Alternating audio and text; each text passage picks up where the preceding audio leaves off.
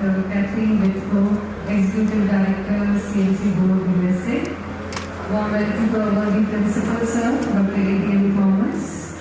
To our Deputy Director Finance, Dr. George Koshi. Principal Physiotherapy, Dr. Sandeep.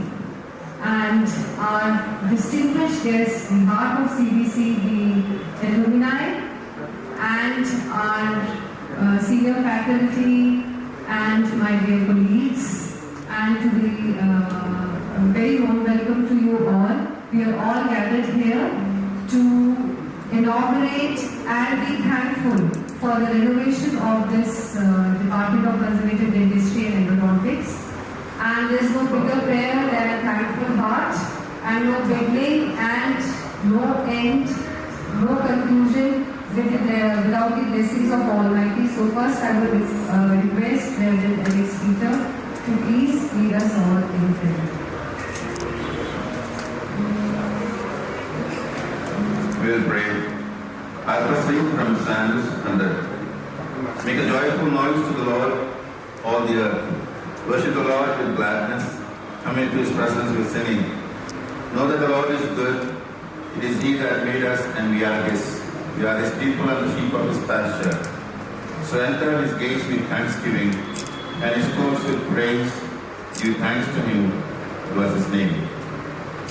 Heavenly gracious Father, thank you, Lord, for this beautiful morning. Yes, Lord.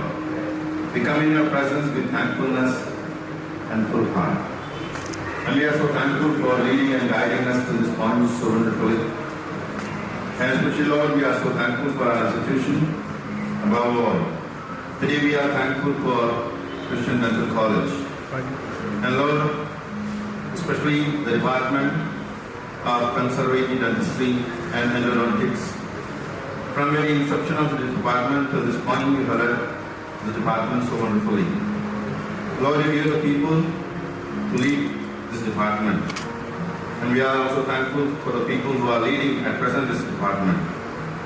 Lord, by Your blessing, they be able to renovate this whole department. And now, it is one of the best facilities of the college. And we are so thankful for everyone who took part in the renovation process. People who provided us with the financial resources. People who did all the work. And especially, Lord, principal, faculty, and the members of the department who came together, joined their hands, and made it possible.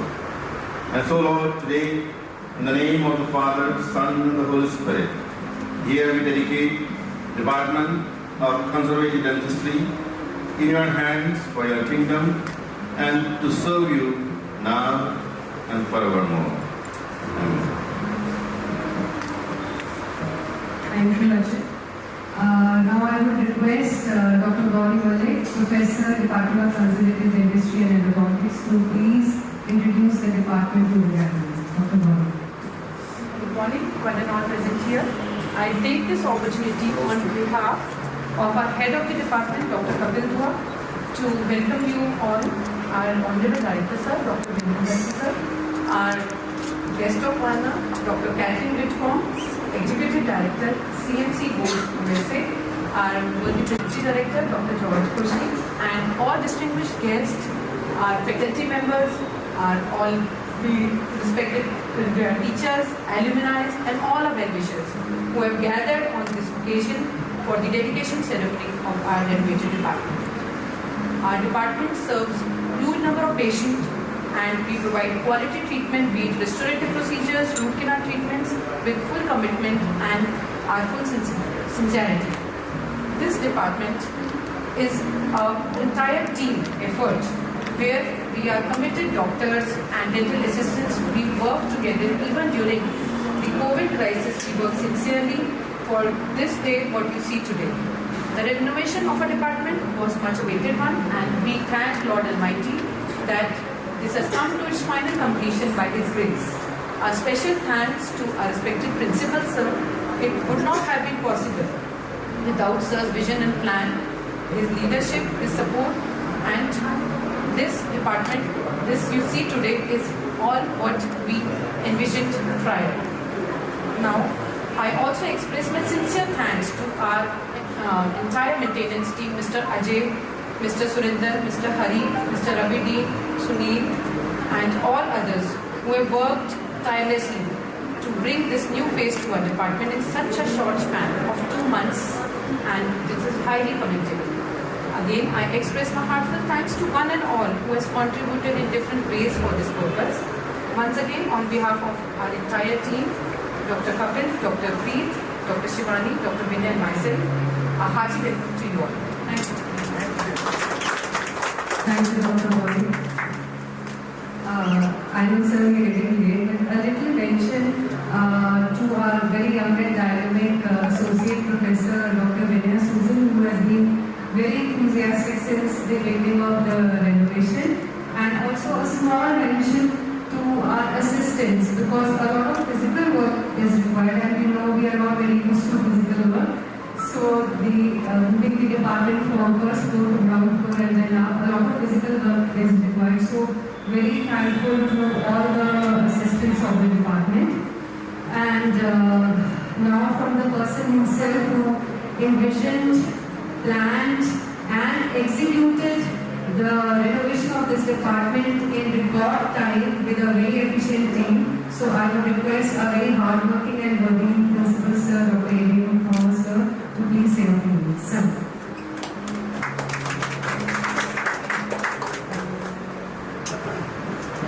Very good morning to all of you. I have a special connection to the Department of Conservative Industry. I did my post-graduation under conservative professor, and when I joined CDC. My first 4 years, I was managing the conservative department as head of the department, and there are some of the people I with me, Dr. Namta Singh, Dr. Vijay Christopher, Dr. Shaila, and some of them were my colleagues in the department. When I first entered the department, as Sir Dr. Joshi told me, when I started working, then I saw when I put on the chair, the water was leaking from every side. I required 2 more suction machines to control the flow of waters to do a patient. After doing one patient, the patient is drenched and the doctor himself also is drenched. And that's where how we started.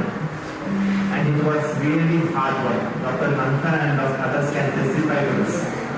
Then we got hold of one technician. I was sitting day and night with him, and he makes 1 chair good out of 4 chairs, then 3 become dysfunctional. Because these were the chairs donated to the Asha branch, which was bought at the beginning of the college. And many of the spare parts were not available, and many things could not be made functional. We struggled a lot. But the work continued. We had an efficient team, and the conservative department was handling the maximum number of patients that time and even now. I give full credit to the present team under the leadership of Dr. Kapil. He would have elaborated much more. He gives a lifetime guarantee for every feeling, every restoration he does. And he's a good communicator. Dentistry is all about communication. And the present thing, I never thought I will be able to do it, because we struggled a lot while renovating the periodontics department.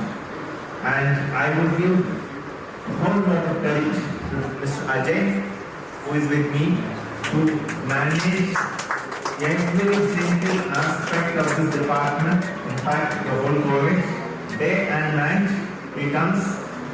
In 2 minutes he is there, because that was made sure to give a good apartment with this nearby staff line accommodation so easier. And with the whole team, we are not very talented. I just take out a couple of people. Mr. Sunil Singh, his designation and what he does is totally different. And this whole electrical thing, the plumbing, designing, and Mr. Hari Singh, Mr. Surinder Singh, Mr. Ravi, Mr. Stephen Sidhu, Mr. Deepak, all of them worked as a team. You could not have seen this without their cooperation. I give full credit to this team. I will not take any credit from the whole of CDC because this design is not done by any architect. Everybody contributed to do like this is to be done this way and just okay we change. And I like to thank Mr. Sharanpreet Gill and the whole DS organization for supporting us at every stage. Whenever I struck, I could be told to me, sir, it will be done. He is like that.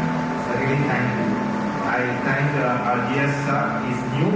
He's familiarizing with the functioning and I have shown him and he was very happy about the work which is happening here. And now I like to thank the artists of this department. You will see these are hand paintings. It's done by Dr. Vinaya, Dr. Namal Kurian, Rohit, Kevin, Yemia, Banitapa, Sophia Nadi. All of them have made their imprint. And every part has there's a touch of human touch. I thank each one who contributed. And also I like to say we have about five more departments to be renovated. This is demand is coming to you, sir. And we are not competing with anybody. And I'm sure this department is going to deliver. Wait and see. It's not. I wanted to thank the alumni now. When we started, I didn't have anything. I told when and when some of the people nearby, they said we will help, but no help came from them. But give us today our daily bread. That prayer literally stands true. We had money for today, and tomorrow there was absolutely nothing. But somehow one alumni sends some message comes, sometimes that's how it is. And everybody has contributed their best. I salute the CDC alumni for their cooperation.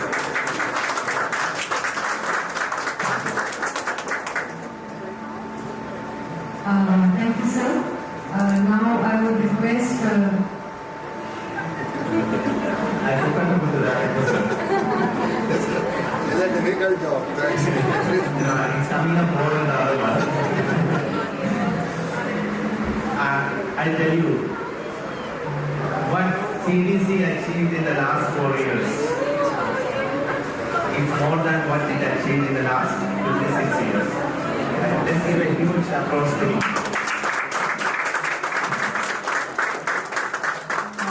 Thank you, sir. Now I would request our Honorable Dr. Jubilee, sir. He is always taking out time to be with us for all the events and occasions and always motivated and supportive. Sir, we would love to hear from you, sir. It's morning. I welcome you all for today's function. It's always good to be in CBC. Visibly, a lot of good work is going on, changes we appreciate. And what I appreciate is team spirit in the entire team under the leadership of Dr. Thomas. And I am sure in coming years we will have more conservation, as he has mentioned. He is into conservation and we will see the change. Once again, congratulations for the new department. Thank you, sir. Now that moment has arrived, the inauguration, and we would like the representatives of Alumni and our honorable directors to please do the inauguration. Can we have the representatives of the Alumni?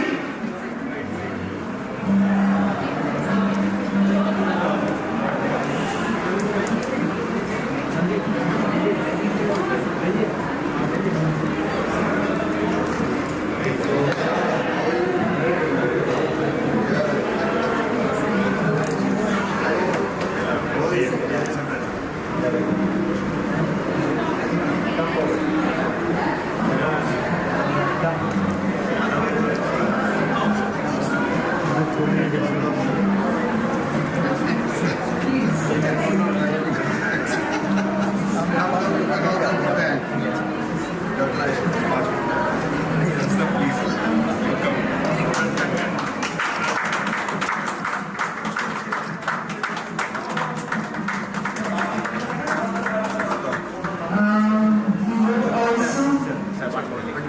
would also request the unveiling of the commemoration card by our director, sir.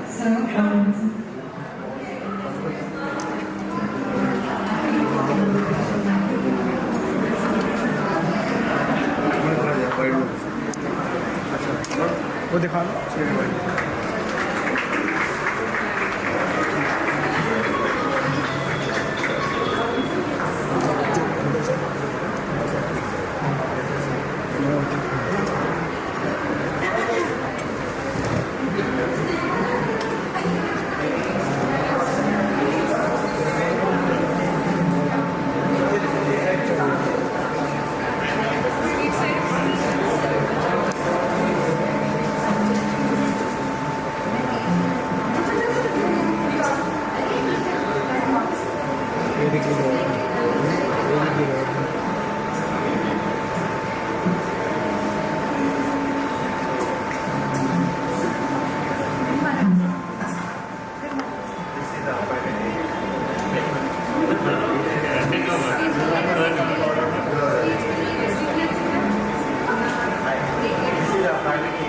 Okay. So patients will wait outside, and then this is the kind of customization that we have to get more furniture. So that's the way. And we have no answer. This is all space right.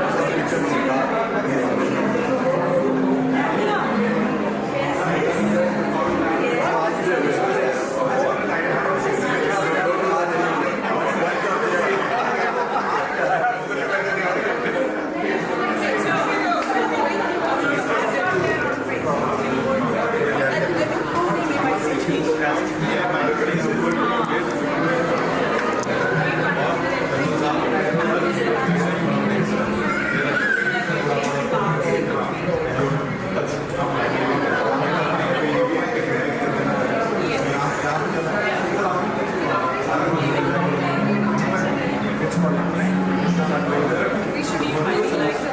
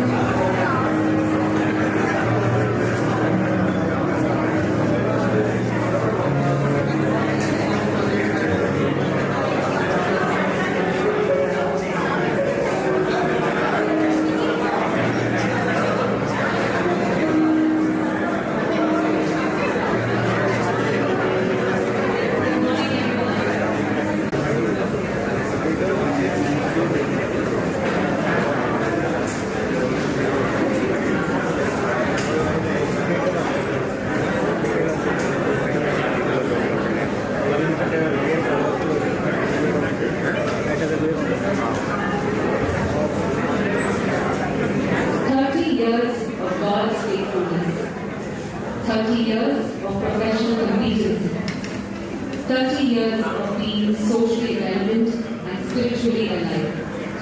Good morning, ladies and gentlemen. Our chief guest of the day, Dr. William Bhatti, Director, Christian Medical College, Ludhiana. Our guest of honor, Dr. Catherine Whitcomb, Executive Director, Christian Medical College, Ludhiana, Board, USA. Other dignitaries, friends, well-wishers, teachers, and our dearest alumni. The day we've all been waiting for has finally arrived. I am extremely honored to stand before you on this prestigious occasion where the Christian Dental College celebrates its 30 years of healing, education, research, and service. A unique and talented mix of students, faculty, and alumni from all over the world have made this happen today. As we acknowledge God's leading these 30 years, we celebrate His presence in our midst this morning with a prayer, "Be Thou my vision." Please join our college choir as they make this our prayer.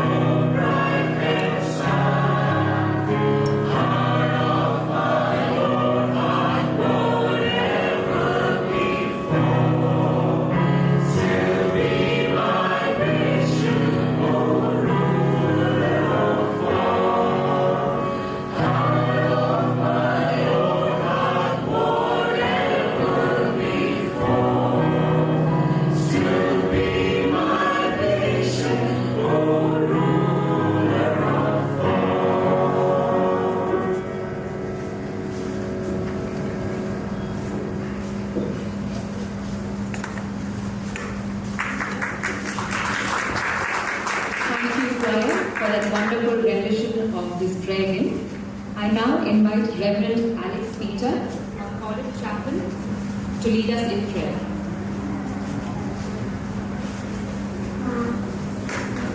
Sing to him, sing praises to him, tell of all his wonderful works. Glory in his holy name, let the hearts of those who seek the Lord rejoice. Seek the Lord and his name. What a wonderful and a beautiful moment. A vision God has given us. And that vision has grown and matured and reached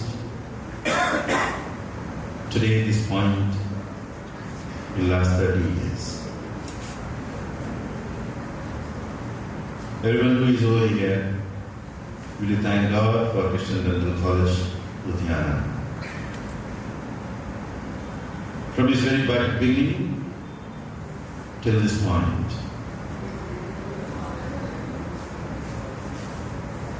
Each and everyone who is here, that one way or other way our lives are connected with this place.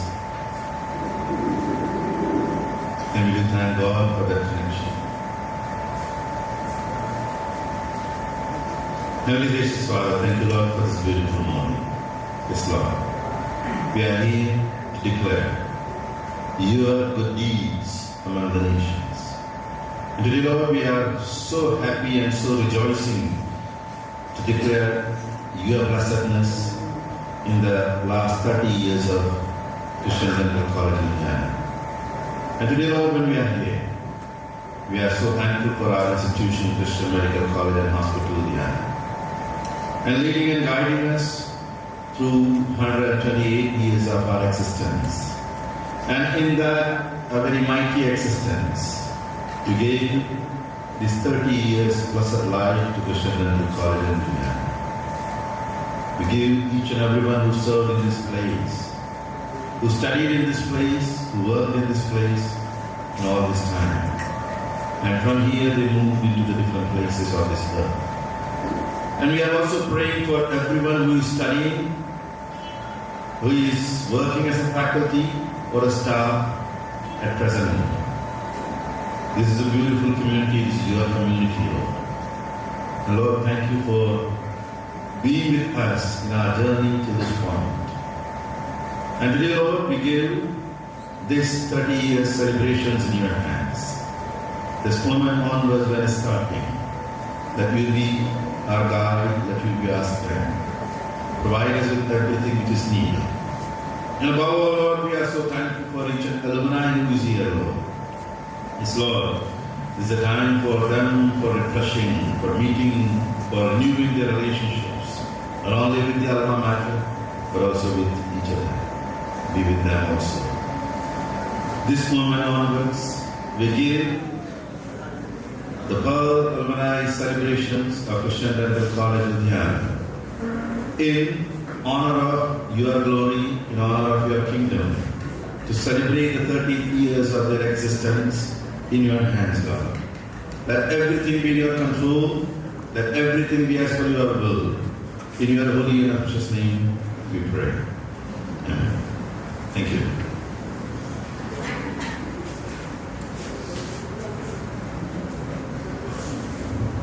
Thank you, Arjun. I now invite Dr. Shaila, Professor, Department of Pediatric and Preventive Dentistry, and Vice Principal, Christian Dental College, who herself is an alumnus of the batch of 1994, for the welcome address.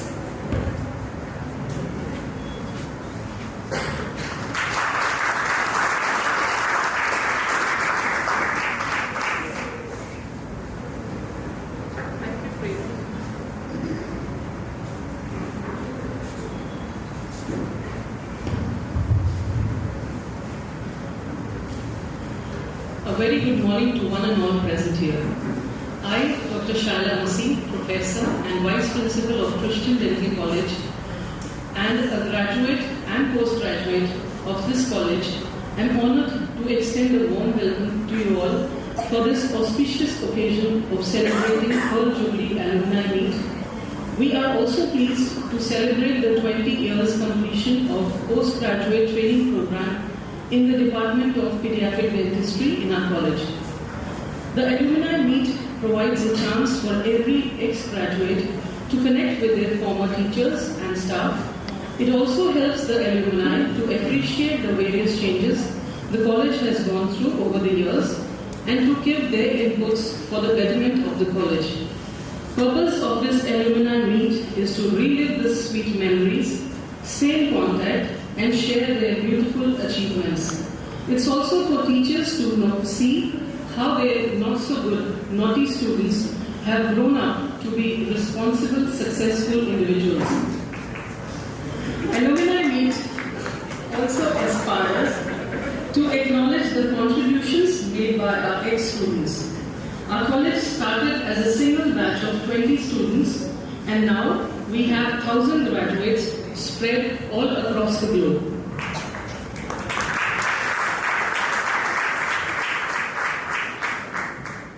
Here, I want to acknowledge the founder principal, Dr. J.R. Joshi, an excellent administrator, a great visionary, and a superb leader.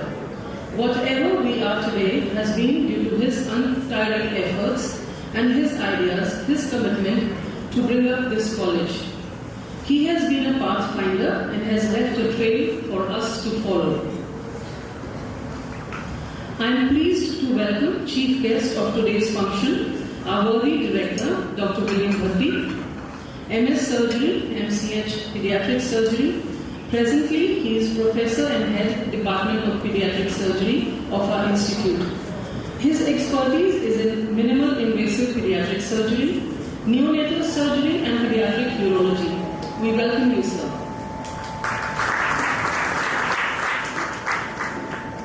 To commemorate today's Pearl Jubilee, we have as our guest of honor an educator par excellence.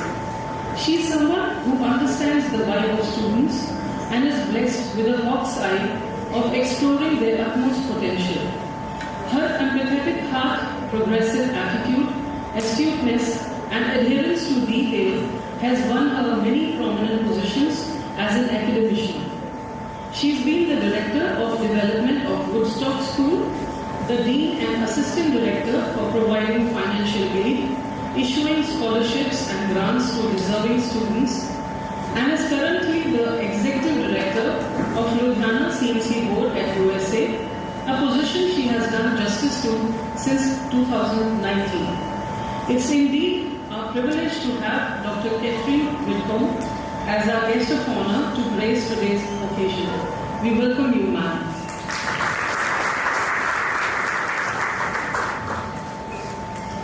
I stand today to also welcome a gentleman who truly deserves this title. Someone who has earned the respect of each member of this institution for his vision, his earnestness, his caliber, and his execution. A gentleman who lives by the maxim of don't just dream, act. Don't just promise, prove. Don't just think, act. Don't just change, transform. To think, plan, execute, and deliver are the hallmarks of his personality. The academic soul, the progressive streak, and the strength of conviction in one's ideas have been provided to each member of this institution by our principal, Dr. E.D.M. Thomas, by setting an example.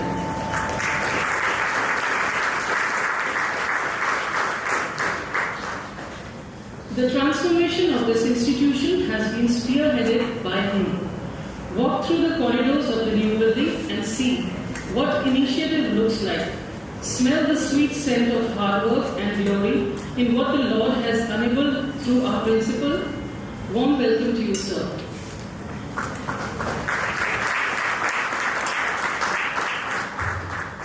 We are also privileged to have all the administrators and faculty of Christian Medical Institute with us. A joyous welcome to you all. A cheerful welcome to our admirable teachers. They not only gave us an entry into their vision and expertise, but also made us realize our own potential, so that we not only rise, but soar high in our aspirations. We are what we are because you made us so. You not only imprinted our minds, but have chiseled our lives spiritually, professionally, and academically.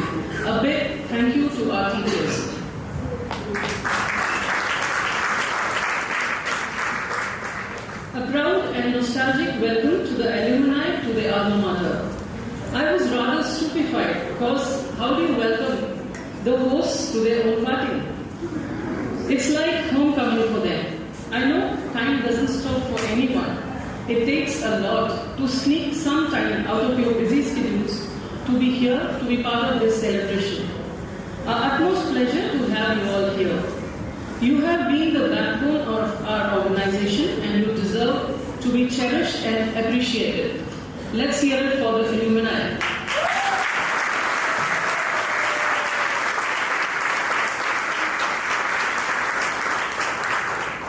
Our program will comprise of most of you sharing wonderful memories, some brilliant singing and dance items from alumni and present students and faculty, and some surprises on the way. So I'm signing off, hoping you will cherish the moments spent here. Wishing you all a wonderful time ahead. Thank you.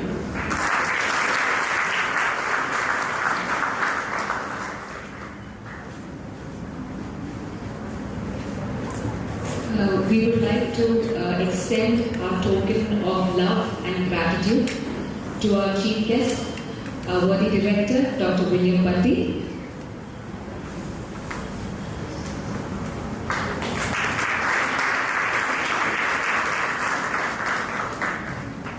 And Dr. Catherine Wilco, our guest of honor.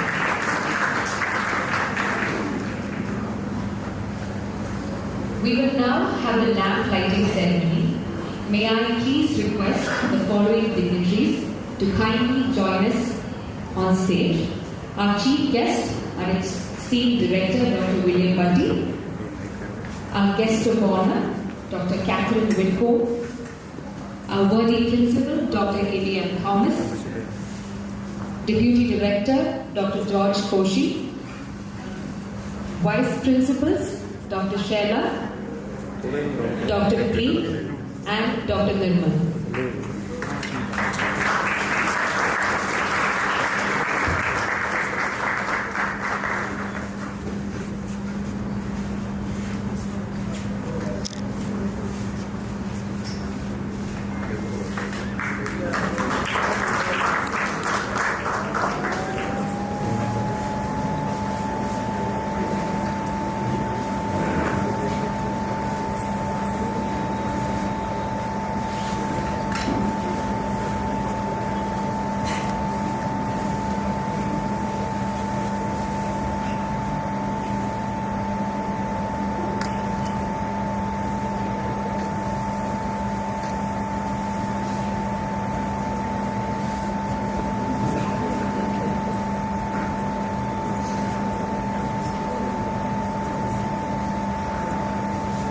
Thank you, ma'am, sir.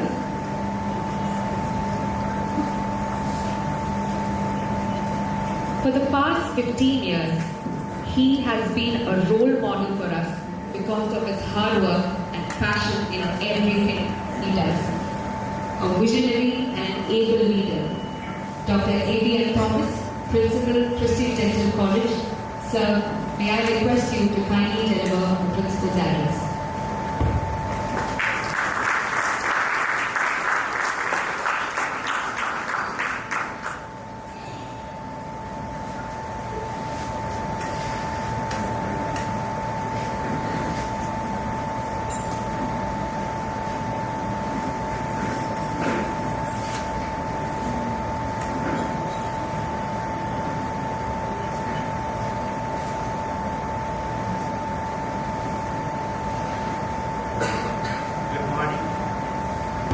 Good morning. Respected Director and Chief Guest for today's function, Dr. William Bhatti, our guest of honor, Dr. Kate, administrative colleagues, faculty, alumni, and students. It's an honor and privilege for me to address you as one who is associated with CDC family for the last nearly 24 years. Out of its 30 years of its existence. I first came here as a novice to Ludhiana on 4th November 1998 and formally joined on 11 January 1999. That is in obedience to God's call. I praise God that I could connect with almost all our alumni from the first batch till now. It's a great privilege and honor.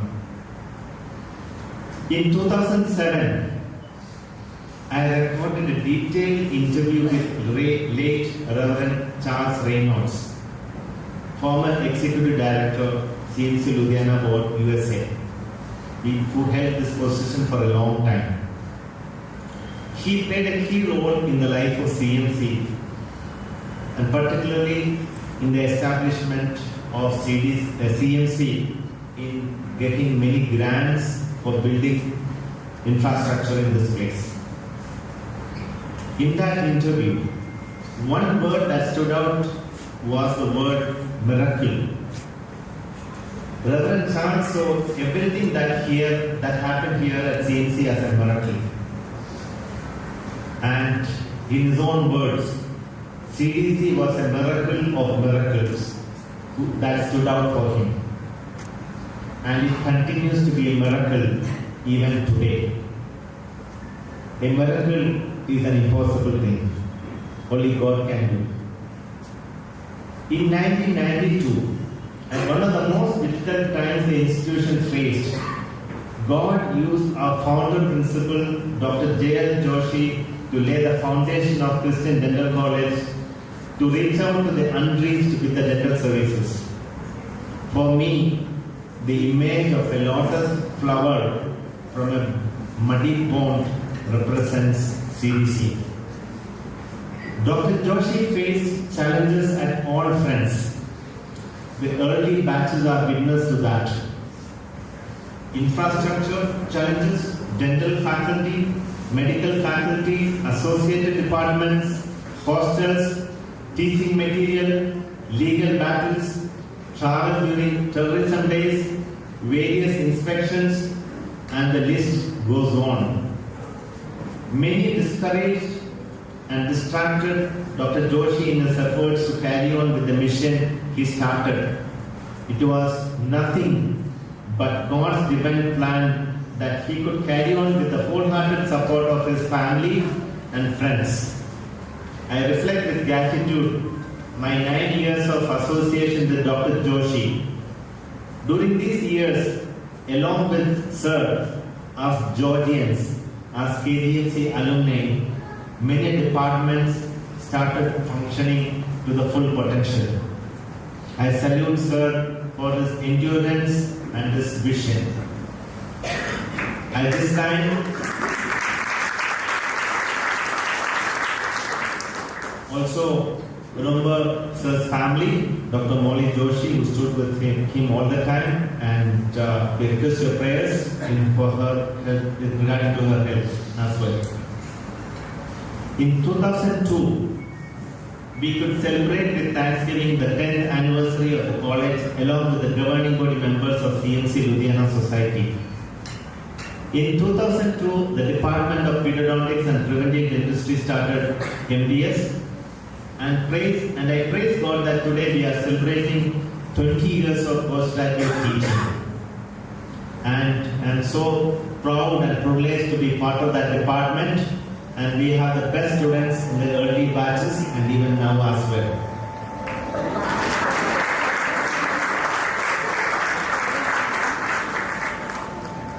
In 2007, in a dramatic turn of events, I was told to continue the work Dr. Joshi started. I praise God for what happened for the eventful last 15.5 years. Dr. George Joshi, as Vice Principal, was beside me in carrying out my responsibilities. I really thank him for his earnestness and sincerity in doing all these things. With the support of Dr. John Pramod, then Director, we could further develop the infrastructure of a couple of departments.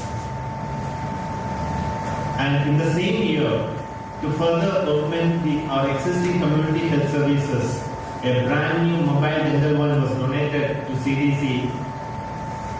This was possible by the sacrificial giving of a senior dentist and friend from the UK. The addition of this van would enhance our outreach and has enabled our community to reach out to all the districts of Punjab and adjoining the states and even Kashmir. And recently, Dr. Vivek and team did one camp at Manipur with the support of Dr. Kapil Committee and his family.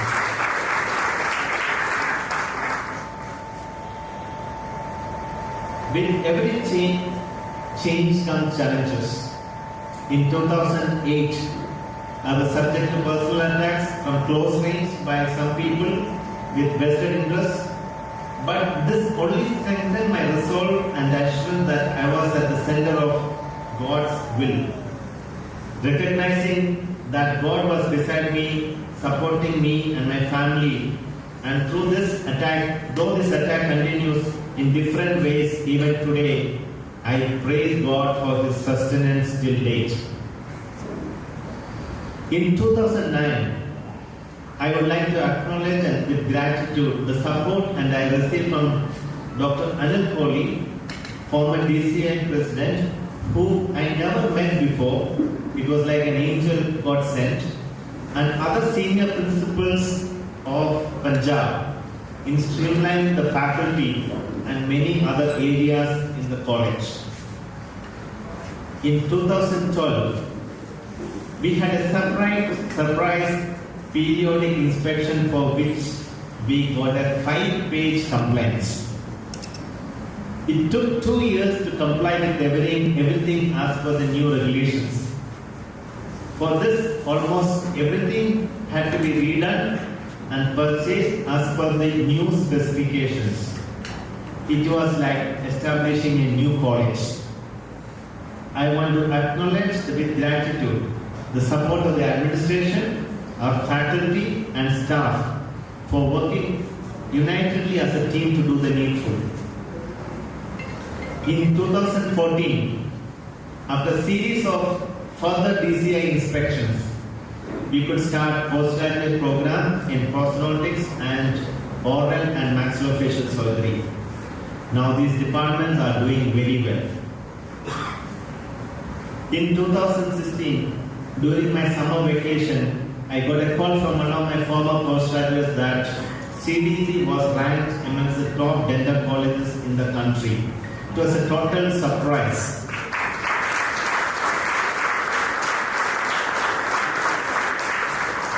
Since then, CDC continues to be in the top 10 colleges. I praise God for His favor upon us. In 2017, we celebrated with Thanksgiving our Silver Jubilee with a 3-day grand alumni get-together. It was a real challenge to organize this gathering. This get-together enabled us to connect with many of our alumni. From 2018, with the wholehearted support of our present director, Dr. William Bhatti, we could do many things. At first, we painted our centenary-old building for the first time, built a badminton court, renovated the oral pathology department, periodontics department, library webinar room, Fanderman lab, college reception, and more recently, the conservative dentistry department. Regular maintenance and upgradation has continued at almost all areas. With the financial strain in the institution, it was not easy to do any of these things. But I thank many of our alumni, faculty, and well-wishers who wholeheartedly contributed to all these endeavors. At this stage, I want to personally acknowledge Mr. Ajay Kumar, who coordinated many projects at CDC with integrity and professionalism.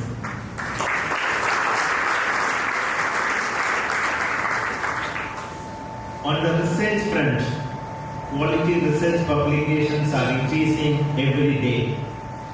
Also, at present, we have 14 ongoing ICMR projects.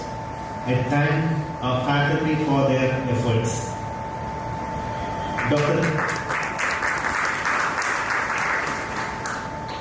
Dr. Deepthi Sharma, Associate Professor in the Department of Oral Pathology and Microbiology, is in her last term to complete her PhD with Baba Farid University of Health Sciences.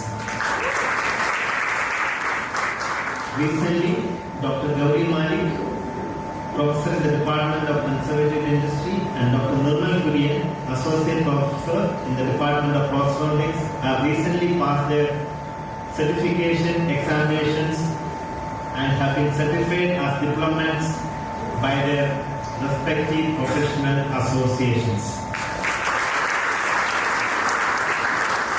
There are very few people who have passed this examination in this branches in our country. We have been actively contributing to the continuing dental education needs by organizing various continuing dental education programs across various specialties to equip not just one graduate but from all across the state and beyond. I must commend our faculty for their enthusiasm in this dissemination of knowledge and expertise. Immediately after this program, we have another CDE program by the surgeons of CDC as well.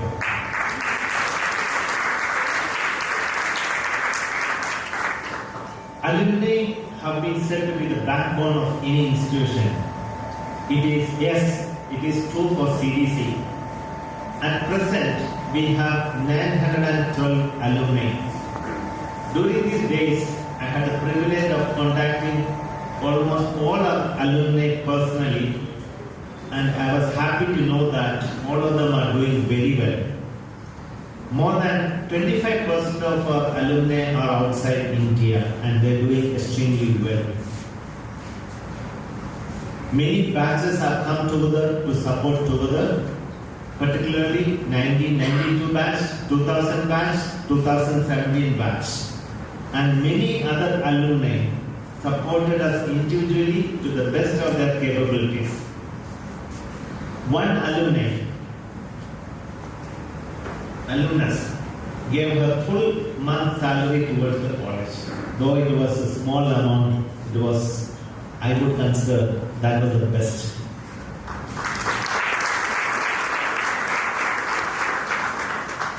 I am grateful to all of you, and I am very happy that many of you are here today. Thank you. I want to acknowledge the financial support given to some of our needy students by CMC Ludhiana Board, USA, and I thank Dr. K for facilitating this.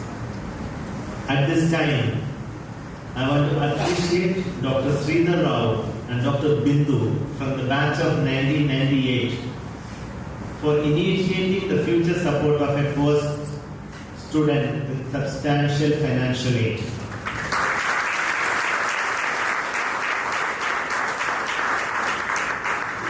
I would encourage our alumni to raise up further funds for our needy and deserving students. In 2010, we started our first international mission at Ghana, Liberia.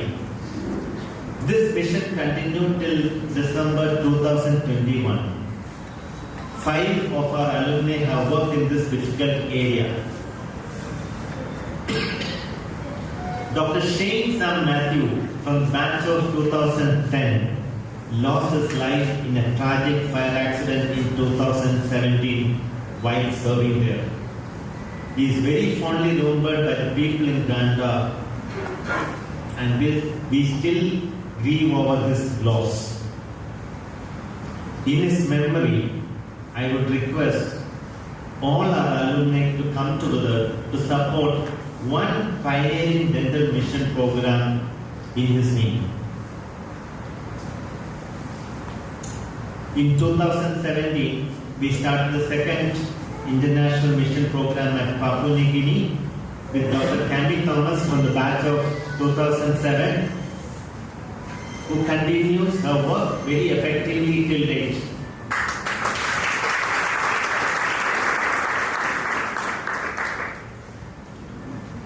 Presently, Dr. Renju Kunjumon, who was there in Liberia before, preparing to start a new mission front along with his wife and children, along with a team from UK and other international teams, to start a training project at Monrovia, Liberia. And this will happen very soon. I request all our alumni to support this project with prayers and finances. We will be disseminating more information on this as soon as possible. Our former Vice Chancellor, Dr. Raj Bahadur, a man of integrity and hard work, was a constant support in all our academic matters. I want to thank our present DCA President, Dr. Majinda, in supporting us to raise our standard through regular inspections. I want to acknowledge and support and prayers of my wife, Dr. Amy, and my children at all stages of my journey in CDC. As I reflect back on the things which we could have accomplished, only one thing I can say: it was impossible, but God made it possible. All glory belongs to Him alone. I thank the team of faculty. I'm not taking any names here because every one of you was part of this. Staff and others, both past and present, for their wholehearted support in all aspects of CDC. Pearls of CDC, you will soon know what I am saying. The 30th year ceremony, the pulse of the institution, which will be released today. I thank the editorial team of Dr. Nikita Pandit,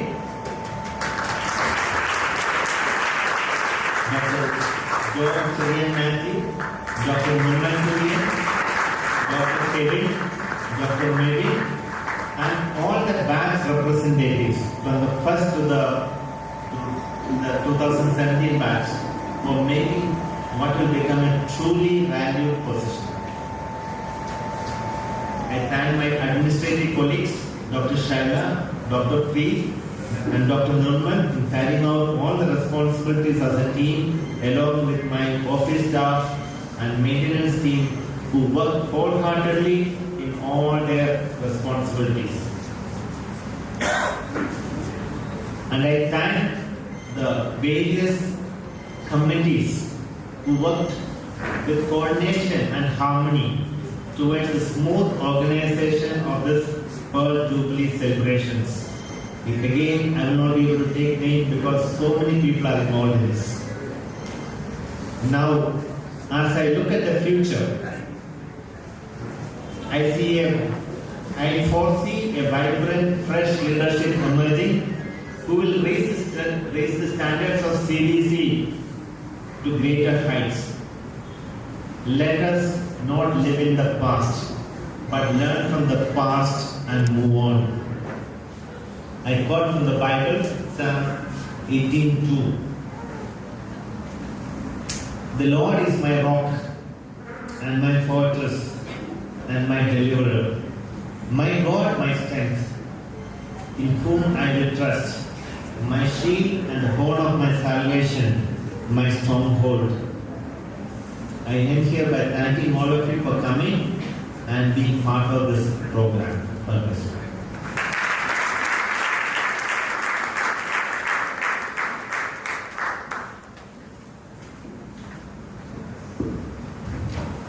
Thank you, sir, for telling us how God has made what is impossible possible for us over these 30 years.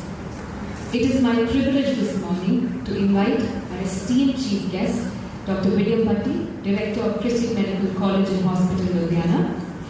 Sir has been at the helm of affairs, leading and guiding this institution from 2018, especially during the pandemic crisis. Sir, I invite you to kindly address the gathering.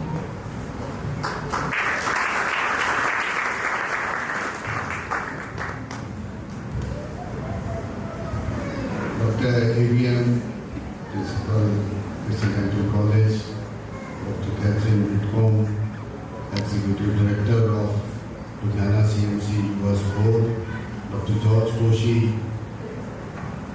staff, students, faculty, our alumni, all those who have joined online. I welcome you all for today's function. At this moment, we are grateful to Almighty God. We can celebrate 30th anniversary of CDC. And while we are celebrating 30th anniversary of CDC, our hearts are full of gratitude for those who had vision, hard work, wisdom. And this moment, I remember Dr. Joshi.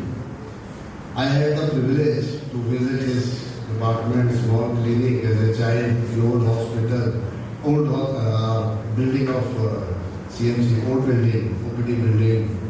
Even at that time, this department used to be different from rest of the entire hospital, with music running all the time, neat and clean. And above all, the way quality treatment sir was providing, it's remarkable. Thank you, sir. And as a medical student and later on as a faculty of surgery department, I have seen personally the way he took interest in touching lives, particularly for the work of CDC. It was his vision, that's what we are celebrating today. And above all, he has taken vision of our founder, Dr. Brown, forward. Because when she came to Ludhiana, she had vision for healing, education and research. So it was one step forward to take the vision of our founder, Dr. Brown, with the initiative of Dr. Joshi. At this moment, I will appreciate the courage of pioneer batch. I know many of them because they had confidence in the leadership at that time. They will get their graduation completed at least. And I know personally how much effort they have made for classrooms and other things. They were part of the team. So we appreciate their effort. It's not an easy thing to go to college when you are not so optimistic about your education. Once a good work has been started, it becomes very difficult to carry it forward. And here, Dr. A.B.N. Thomas, he has played a role with his entire team. I am a regular visitor of CDC as a patient and as such also a visit. And I have seen the keen interest in take at micro level in each and everything. Whatever growth he has mentioned, it is cost effective. I am personally involved in it. It is all because of his effort. We are not paying huge amount for that renovation. So he is running around all the time with his team. Thank you, Dr. A.B., for taking that vision and mission forward with your team. And I am sure in the coming years, we will achieve new heights as far as education is concerned.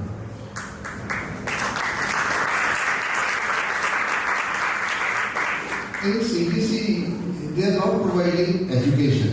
Of course, they are providing world-class education. That's why their graduates, postgraduates are serving all over the world, across the globe. And above all, personally, I have visited several mission hospitals, and wherever I go, there will be graduate of CDC, and not only to fulfill his or her service commitment, just like that, they are serving the rural India. And that shows the lives they are touching in CDC, making them good dentists along with responsible citizens. So we appreciate their efforts, entire team, faculty is contributing towards that. Now, most important part is alumni. Whatever we are doing, they are brand ambassadors. People will come to know through our alumni. We are grateful to them. They are attached to CDC. I am aware of their contribution and their commitment towards their alma mater. And I am sure in coming years, our relationship will further grow, which will be very important for the growth of CDC. With that, I am sure time over here will be fun-filled You will share a lot of fond memories, all of you have, and have a great time. God bless you all. Thank you.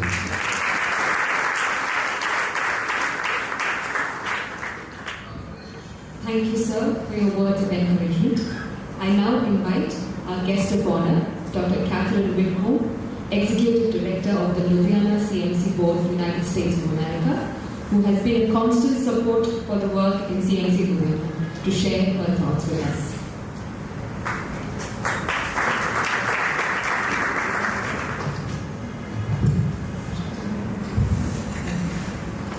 Good morning. It is my great honor to be with you here today. I am particularly happy to see so many alumni. I just recently had an alumni gathering of my class from Woodstock School, and I told Dr. Bhatti that all we did for 3 days was talk. So I know that's what you have in mind, and you probably don't need to hear very many more speeches. But I would like, first of all, to greet Director Bhatti and Principal Thomas, and I see other principals here, Principal Singh from the nursing school. I'm very, very honored to have been chosen to speak with you this morning.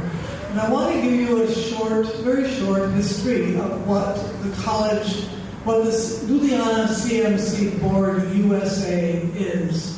We are your partners in the U.S. Charles Reynolds, who Dr. Thomas mentioned, was the first executive director, and I'm quite privileged to now be the fourth executive director of the association. He envisioned an organization that would continue to support Louisiana CMC in the U.S. Actually, the first people who started raising money for the work here in India were a group of women who went around to the churches in 1934 after Dr. Brown became Dame Edith Brown, and encouraged those churches and church members to make contributions to send to India. So that was the origins, almost 100 years ago, in 1934. Then in 1966, Charles Reynolds and other missionaries got together in the U.S. and incorporated our association. We are a tax-exempt association so that people who give us contributions receive, of course, the tax benefit. Our board members, I wanted to just briefly mention to you who they were. We have 15 board members. 4 or 5 of them are alumni of the College of Medicine. I would love to have some alumni from the College of Dentistry on our board as well, because our main function is to raise money. We also have retired missionaries. Dr. Dorothy Barbo had worked here many, many years ago in the OB-GYN department, and she is our senior board member, also a past director of the board. So I bring you their greetings. They pray for you daily. I pray for you daily, honestly. Every morning, as my husband and I have our private devotion time together, I mention all the names of all the principals, because we are a team. We're doing this together. And about 2 weeks ago, as we were reading the upper room, this was the greeting that I read from the Apostle Paul to the people in Philippi.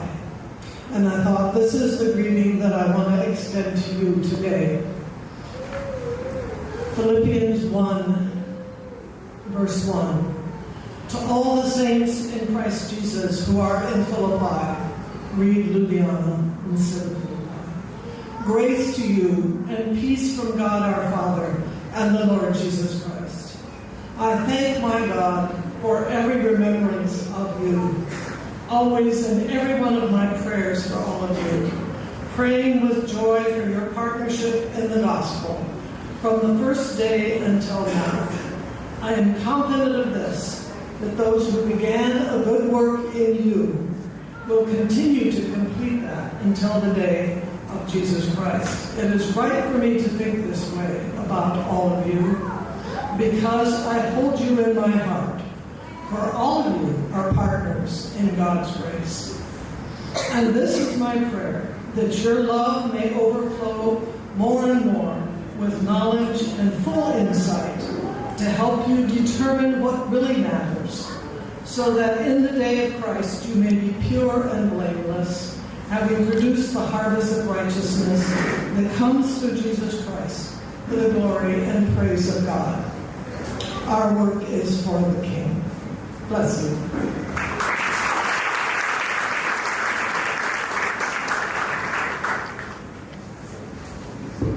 Thank you, ma'am, for taking us through the journey of how the Ludhiana CMC board came into being. We are really thankful for your constant prayers and support. The official souvenir of the Pearl Jubilee celebration, called the Pearls of CBC, is ready for its release. I now call upon Dr. Kevin George Burgess, Assistant Professor, Department of Procedure, one of the chief architects of this work, to come forward.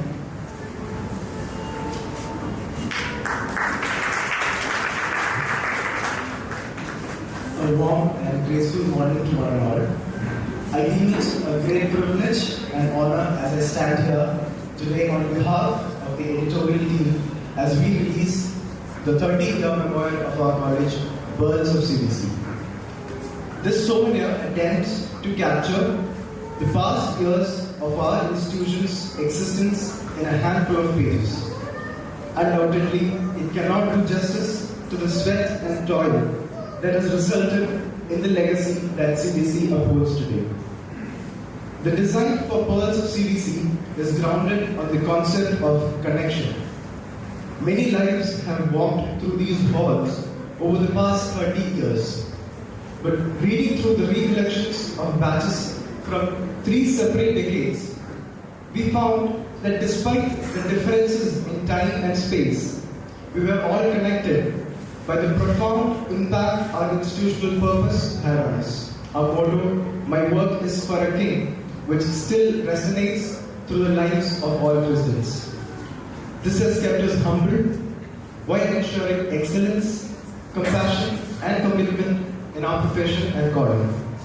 This common thread is depicted in the souvenir through art elements created using a single line.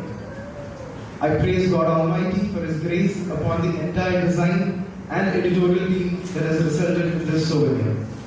I thank our beloved principal, Dr. A.B.M. Thomas, for his vision in bringing together all batches and publishing a memoir with lasting memories that will bring joy to the alumni as they relive fond memories and hope to the future Christians as they navigate through life in these red brick halls. Thank you, Dr. George Koshi, for your words of encouragement and whose active and timely involvement made this publication possible. Your eye for detail facilitated the editing process. A special thanks to Dr. Nikita Pandey, batch of 2011, Dr. Joe Matthew Cherian and Dr. Nirmal Gurian from batch of 2006, and Dr. Kevin George Burgess, batch of 2016, for their enthusiastic participation and involvement in bringing out a memoir of this standard. Dr. Nikita, this wouldn't have been possible without your editorial skills and long-pending desire to bring out a memoir that captures the essence of CBC.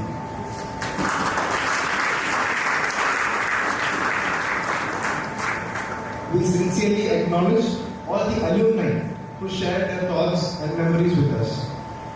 Rummaging through decade-old archives and trying to connect with college batchmates years after graduation is no small task.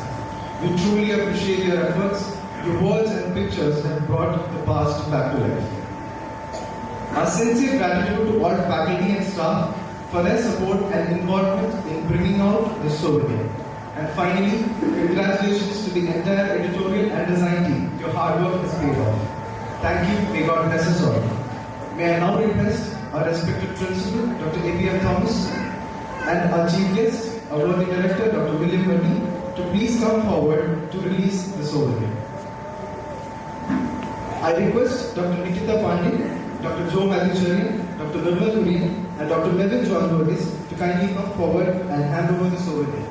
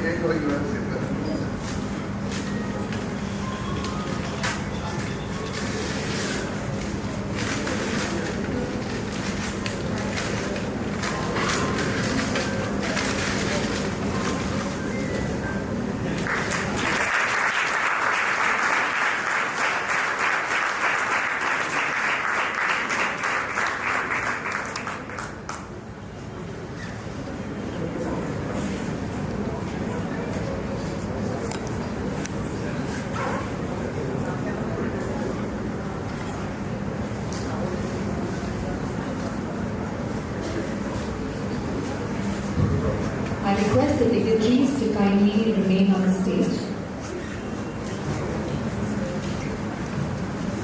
For the unveiling of the merchandise of the 30th year celebration, I call upon Dr. Rohit Sani Matthew, Assistant Professor, Department of Prosthodontics.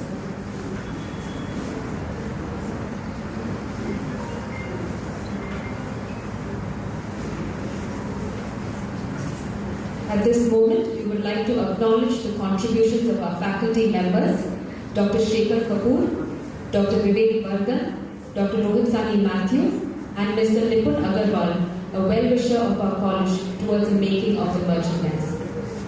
I kindly request Dr. Rohit Sani Matthew to hand over the Pearl Jubilee merchandise to our director and the students.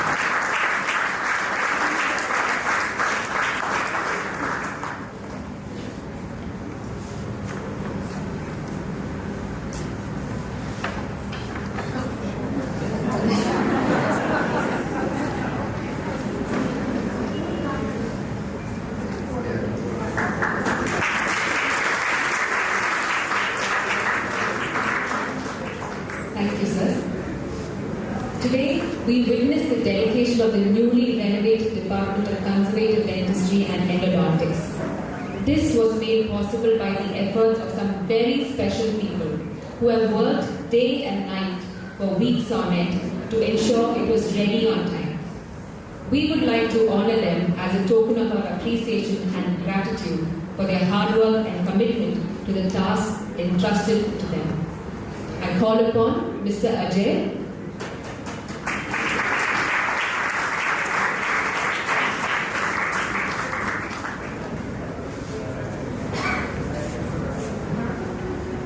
kindly request Dr. A.B.M. Thomas and Dr. William Bhatti to felicitate Mr. Ajay.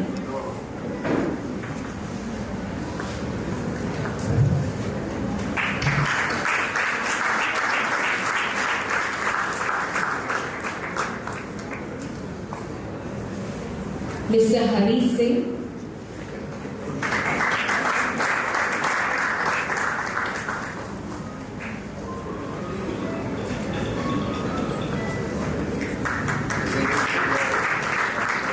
Mr. Surinder Singh.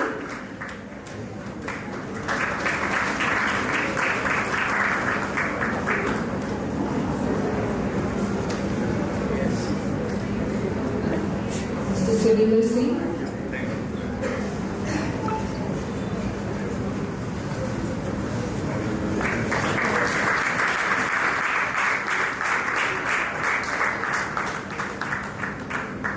Mr. Ravi Dean. Let's give them a huge round of applause.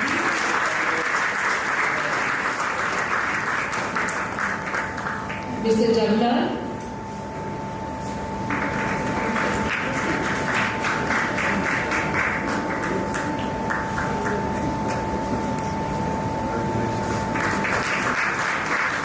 Mr. Sunil Kumar.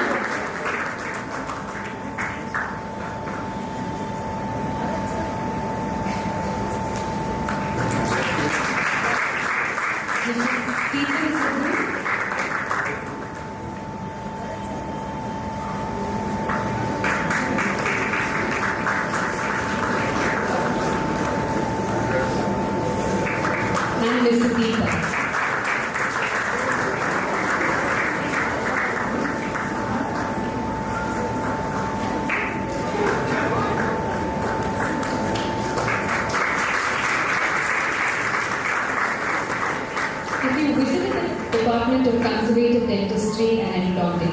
you would have seen walls that express a statement of faith and our message of going green.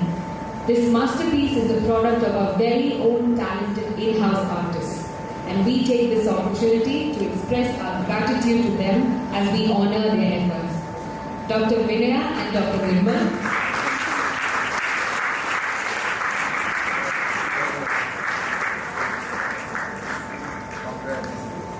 Dr. Rohit Sunny Matthew.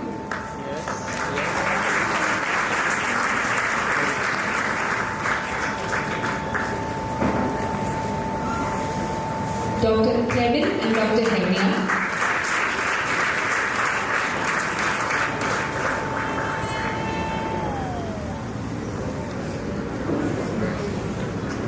Dr. Bani Thapar.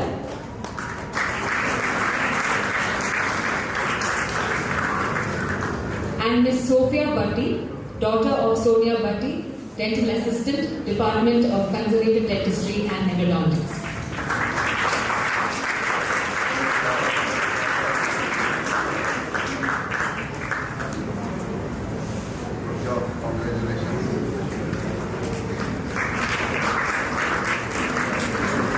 Thank you, sir.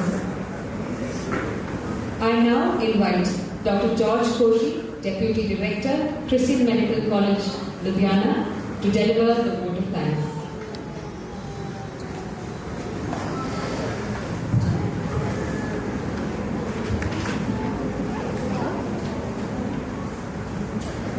Good morning, ladies and gentlemen. And from the morning, it's been such a joy seeing, I wouldn't say old faces, but seeing familiar faces. You guys are still young, and I've seen people who have not changed over the years. You still look the same. So congratulations, we need to find out what the secret of that is. Yeah. But it has been such a joy to see you all walking in, and we just witnessed what God has done in this place and how He has sustained this place. So respected Director Sir and Dr. Kate, thank you for being here today. Our Chief Guest, our Director, Dr. William Bhatti, sir, your constant support and encouragement has contributed immensely to the progress of this institution, as has been vouched for here this morning. And so thank you for gracing the occasion and sharing your thoughts with us. Dr. Kate, thank you for being with us this morning. Your support to us has been of such value because a lot of our students have been blessed by your contributions to their studies here. So thank you so much.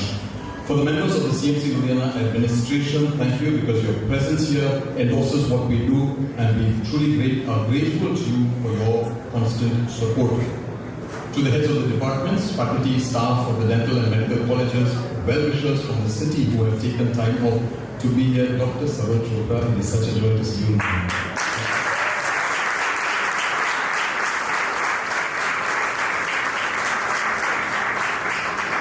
It was so apt this morning to start with the song Be Thou My Vision, because our gratitude goes to the Lord Almighty for the vision, for His sustaining grace, and for His leading that has taken CDC from its humble beginnings 30 years ago and establishing it to be what it is today. And it is in the Proverbs writer in the Bible that says in 29 and 18, without a vision my people perish. And so we thank God for the vision that He placed in the hearts of our founder, Edith Mary Brown, for the seeds sown for the genesis of Christian Medical College and Hospital Ludhiana, and for our founder, Principal Dr. J.R. Joshi, and the then administration whom God used for that appointed time to lay the foundation of the Christian Dental College, Ludhiana, and we're all sitting here because of that today, because of that vision. We acknowledge with gratitude their contributions through many struggles during the early days, as we have been reminded of this morning. The writer in the book of Habakkuk says, write the vision and make it plain on tablets, that he may run who reads it. And 15 years ago, that was what was handed over to Dr. Eli, that vision. And we are truly grateful for this man who grabbed the vision and who ran with it, and who has not just run with it, but he has passed it on to his leadership team who have run along with him faithfully from 2017 onwards. And in the process, he has raised up a team that stands alongside with him with this vision. And a program of this magnitude would not have been possible without a vision, leading and guiding. It is an old African proverb that says, it takes a village to raise a child. And there are so many who have played such a significant role in the progress of CDC, and most names have been taken already. I am not repeating them, but our gratitude goes out to all of them. If you step still into the institution and you take a look at it from the outside, nothing has really changed. You think that the infrastructure is still the same from the outside. It's a different story once you step in. But of course, it may be not in comparison to many of the other palatial institutions that we come across in different parts of the country. But what we make up for in terms of maybe a lack of infrastructure, we more than make up with our human resource. And we have been blessed with all of this people today, our graduate students, alumni, the faculty, the staff, and all the colleges who have taught you. We have based our culture here on the non-negotiables of commitment, integrity of heart, love, compassion, and a servant heart that leads us to do what we do. And the testimonies of those trained here, and we're going to hear many of them over these 3 days. And those who have been treated here, our patients, stand witness to this. So our gratitude goes to all those who have served in the past and those who continue to serve here. We are blessed. And I must say that here this morning. Well, I am drawing to a close here. In the times that we live in, where acknowledgement and titles and positions take preeminence, we are blessed with a group who have tirelessly worked behind the scenes. Faculty who have been busy trying to make this deadline of October 31st because of their ICMR projects have still taken time off to be involved with even the nitty-gritties of organizing this program. Our thanks to you. For the maintenance staff, as we honored them this morning for going out of their way, multitasking to get things ready in the conservative department and even getting this place ready for these 3 days. Then there are those who have sought no recognition, and our hearts go out to them.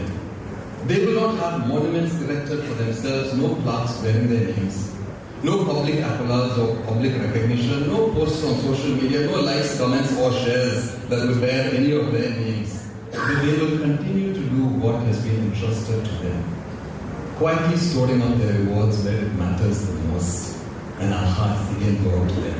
You know who you are, we know who you are, and God knows who you are. God bless you all for all the efforts that you have taken and your life, both of your lives, for these 3 days.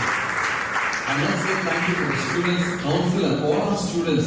Over the next 2 days, you will witness what they have been up to for the last 2 weeks. And we're grateful to the principal for giving them official leaves. I'm sure some of you remember what OL stands for. And so they are truly grateful to the principal for that. But they have gone out of the way again to prepare lots of stuff for you. And a special word of gratitude to our alumni. You are, as we said, the backbone of this institution. Some of you have traveled long distances, some not so long distances. But you are equally treasured here this morning. And to the many who have sacrificially contributed to the renovation of the conservative department, we have a new TT table. Can I say that in front of that? Yes, no, I'm sorry, I'm going to do that because we have the first name there. And Dr. Eddie mentioned one person from Mahesh Hospital who contributed an entire month's salary for this. We were reminded of the widow's mite when we heard of this contribution, so we are truly grateful to her too. And we are reminded this morning of the many who have just contributed by their suggestions, by their prayers, those who couldn't come here but have just sent words saying that, we stand with you in all that you do. And of course, I must say, those who have been very critical of whatever we've tried to do, we are truly grateful to them also because they make us better, and so we're grateful for them too. We may have inadvertently missed things, we may have missed some names, we may not have given due credit where it is due. I apologize for that now itself. But we are human, in case you didn't notice. Some of us have gotten on in age, so we tend to forget things. We have our senior moments, so please forgive us for that. But we are truly grateful to you for just coming here. Your presence here today has just made it so different for us. To know that we are valued, to know that we are treasured in whatever little that we can do. And this is all about reconnecting with you for friendship, for partnership with all of you. So God bless you all and have a blessed time during these 3 days. I know I'm not going to stand between you and the talk that you have to get back to all your batchmates. So have a blessed CD programs that start here and then a blessed 2 days here. God bless you all. Thank you.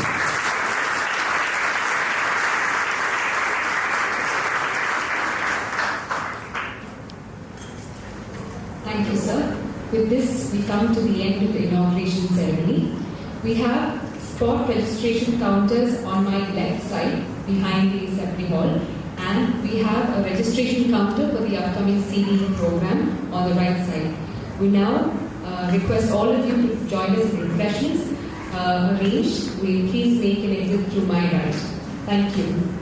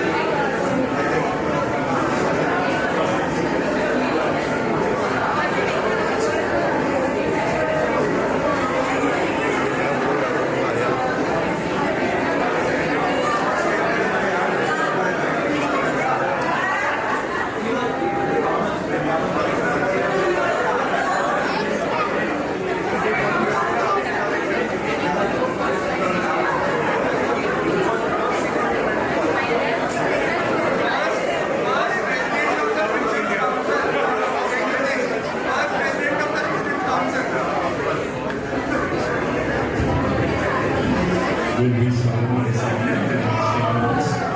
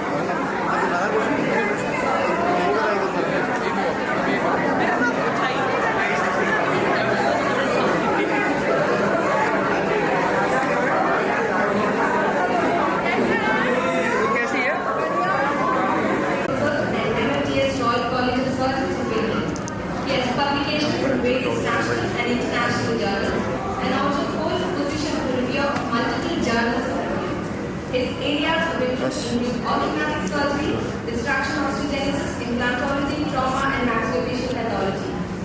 Thank you, sir, for being with us today.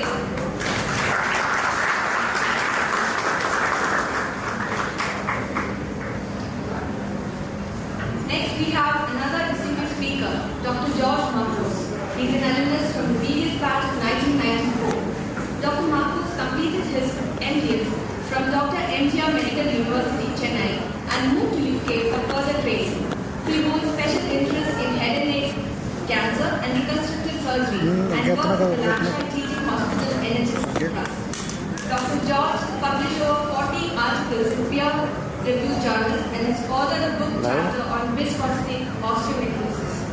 He holds membership of the Faculty of Dental Surgeons, Royal College of Physicians and Surgeons, Glasgow, and MD-PhD from the University of Manchester. He is an examiner of the University of Manchester Medical and Dental School and also for the Royal College of Physicians and Surgeons of Glasgow. We welcome you, sir.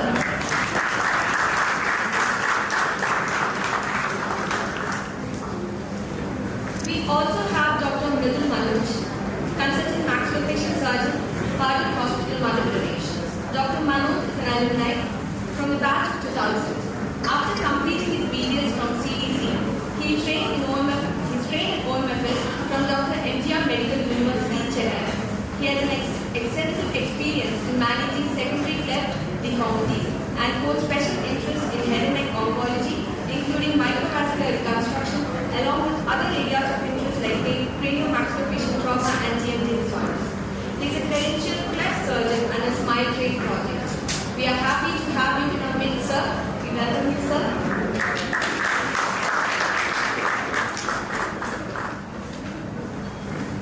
Last but not the least, I would like to welcome Dr. Ashwin Robi Sakaria, consultant and head craniofacial surgery unit, Sessions Hospital.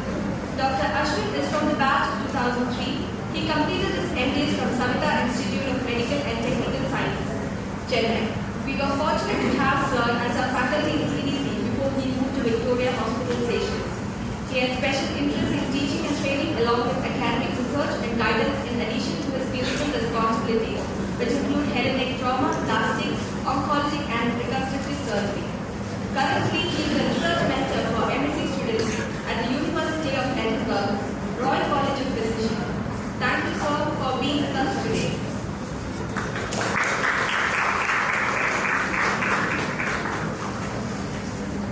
Once again, I would like to extend my hearty welcome to all our alumni from across the batches, senior faculty from CDC and from other ST colleges, undergraduates and postgraduates of CDC and various other colleges. We are looking forward to an academically enriching experience for all of us. Wishing you all to have a wonderful time ahead. Thank you.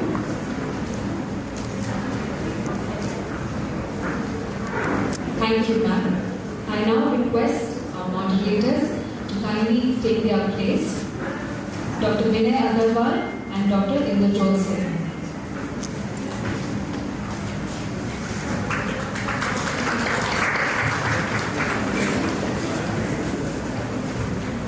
I now request our moderator, Dr.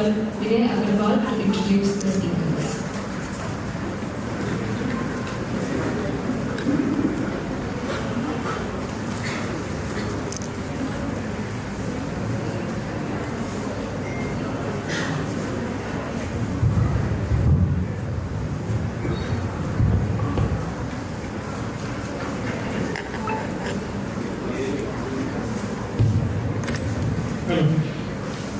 Our first speaker of the day is Dr. Ashish Chatnarayan. He is a Surgeon Commander, classified specialist in oral and maxillofacial surgery, Indian Navy.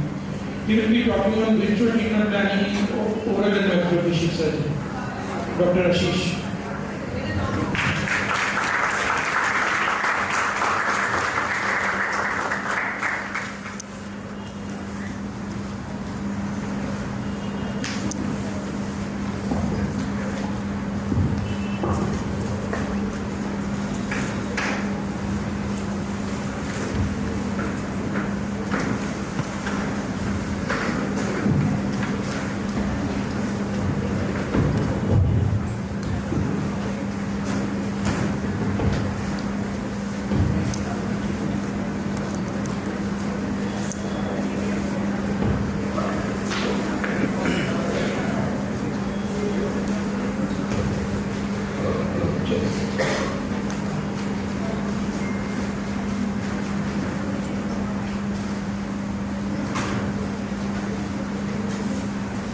absolutely wonderful to be back with.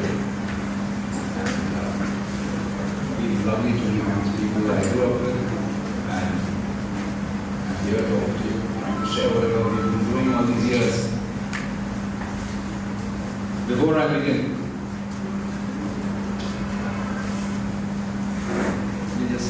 even at the cost of repetition, we just give him one solid round of applause. One more.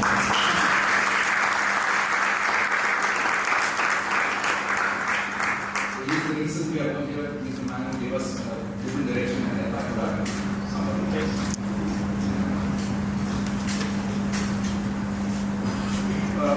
Virtual versus conventional planning in maxillofacial surgery.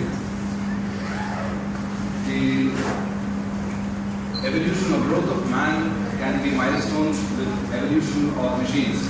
We've seen that from cycles to motorcycles, from carriage-driven cars to motor cars to aircraft to rockets.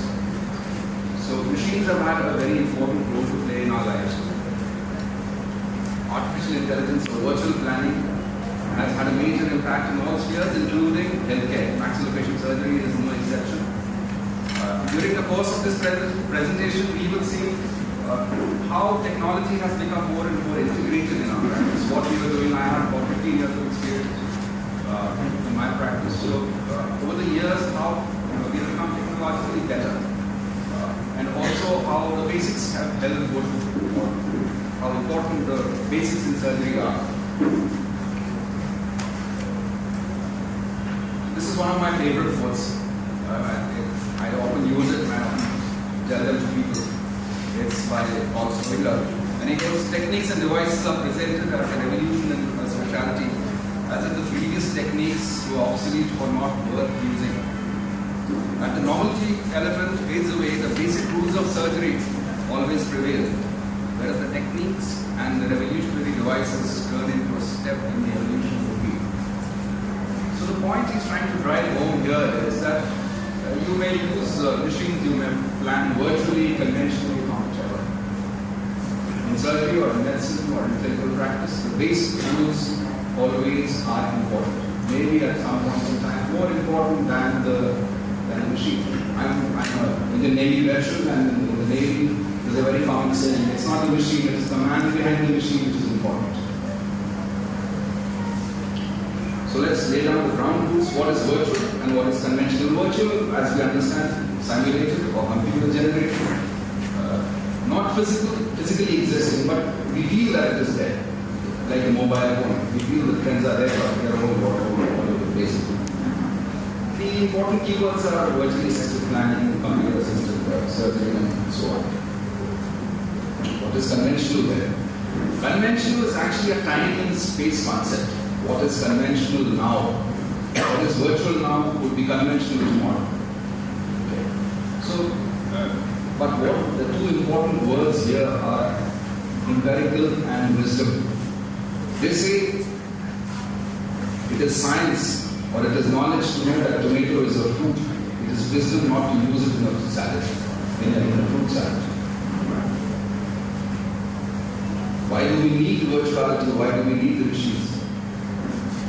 For the very simple reason that it improves efficiency, it improves the cost factor, it reduces the cost factor, of course, because the resources are limited. The abundant history saying is very apt here. I don't think necessity is the mother of invention, which is the more cliched saying that necessity is the mother of invention. Invention, in my opinion, arises directly from idleness, like Swiggy and Zomato here in India. Is it recent? No.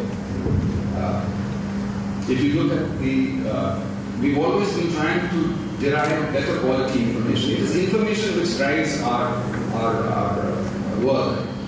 If you look at the stethoscope, it evolved to get better quality information, to make it more hygienic, and definitely less embarrassing for the patient. What does virtuality give you? It gives you an ability to try on. It gives you an ability to feel or practice or do procedures which you need not directly practice on a patient.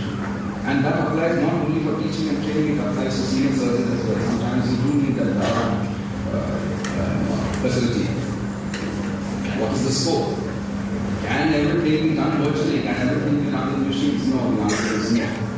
Which is why during the course of this presentation we'll see that there are certain verticals, like the major verticals in maxillofacial surgery, trauma, oncology, orthodontic surgery, benign pathology and deformity and minor surgery. Not all these would be equally benefited by virtual technology. Some of them are, some of them to a lot greater extent, some of them to a lesser. Some things need to be there physically, like the picture will, which is better that way. It's not just maxillofacial surgery. In the field of medicine, those specialties which are more prosthesis driven, or the ones in which the access is difficult, have been benefited more from virtuality or the virtual reality scenario, like the CTV surgery, neurosurgery, and orthopedics. So, what are the different kinds of planning which is existing? Conventional, or how my teachers used to do it, or conventional, or somebody who's training now as how I do it. Then there could be virtual, with the use of machines and softwares. But usually the scenario is that of mixed planning. We use bit of this and bit of that, and we try and mix and match, and then we use it. Planning in maxillofacial surgery starts much ahead of the time when the surgeons hold the knives and brings it down. In the virtual planning has had a very significant impact in patient education, which has, and it's been increasingly pushed now because the cost of antiseptic medicine is very high as compared to preventive. So people are trying to push virtual platforms where the patient is more aware of the condition and can prevent the condition from happening or worsening. Then of course there's diagnostics, imaging, armamentation, and prosthesis, guided and robotic surgery, and follow-up consults. So as I said, if the patient is more aware, if the patient knows better, they're able to prevent better. In medical training, amongst all the things listed above, the ones on top are by and large routine, skills training, surgical, personal skills. The last one is important, that is facilitate empathy. Now, all of us would remember our initial days of giving the local anesthesia injection, and the needle would be shaking, You don't know where it will go. It will go into the eye or somewhere in the throat.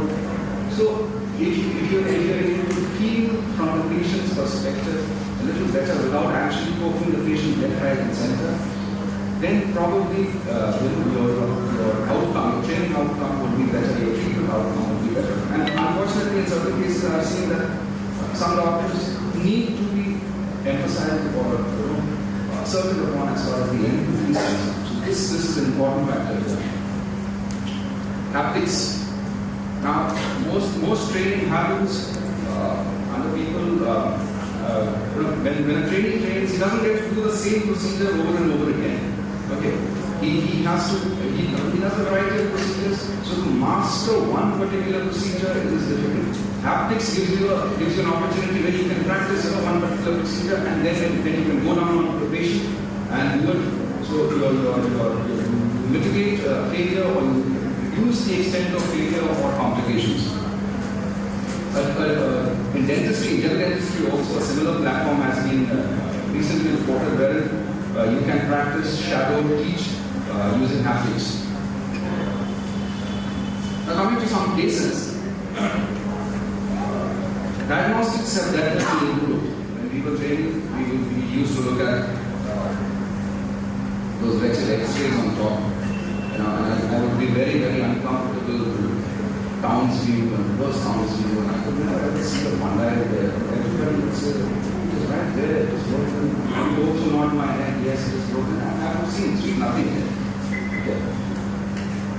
CT scan, MRI scanning, all other kinds of scanning have made our lives so much simpler now. You can actually, on the console, you can hold the training and rotate and see from all angles. So this is one of the important, very important steps or progresses which the system has made, where as a surgeon, my life is much better. Now, specific to maxillofacial trauma, since most maxillofacial surgeons by default operate trauma, hot trauma surgery, acute trauma surgery, has not been very greatly benefited by virtual technology, because for the very fact that it is acute and it has to be dealt with in an acute manner. The integration of the back-end technology and the urgency to treat the case is still in process. Once that happens, then yes, there are reports of haptics being used to first try and fix, in case of very complex trauma, they try and see where the bone segments are going to fix virtually, and then they go onto the table and then try and do a better job there. In atrophic mandible, in edentulous atrophic mandible, there have been reports where, because there's no indexing when you fix an atrophic mandible, so virtual technology can be of help. Old surgery, that is residual deformity, man's case in 2011 sometime. He had met with an accident and he had a head injury, a close head injury with some facial injuries, and because of his head injury, he was in the hospital for a long time and his facial injuries were missed out. He came to me with the complaint of inability to open the mouth. Here it was around 15 millimeters. This was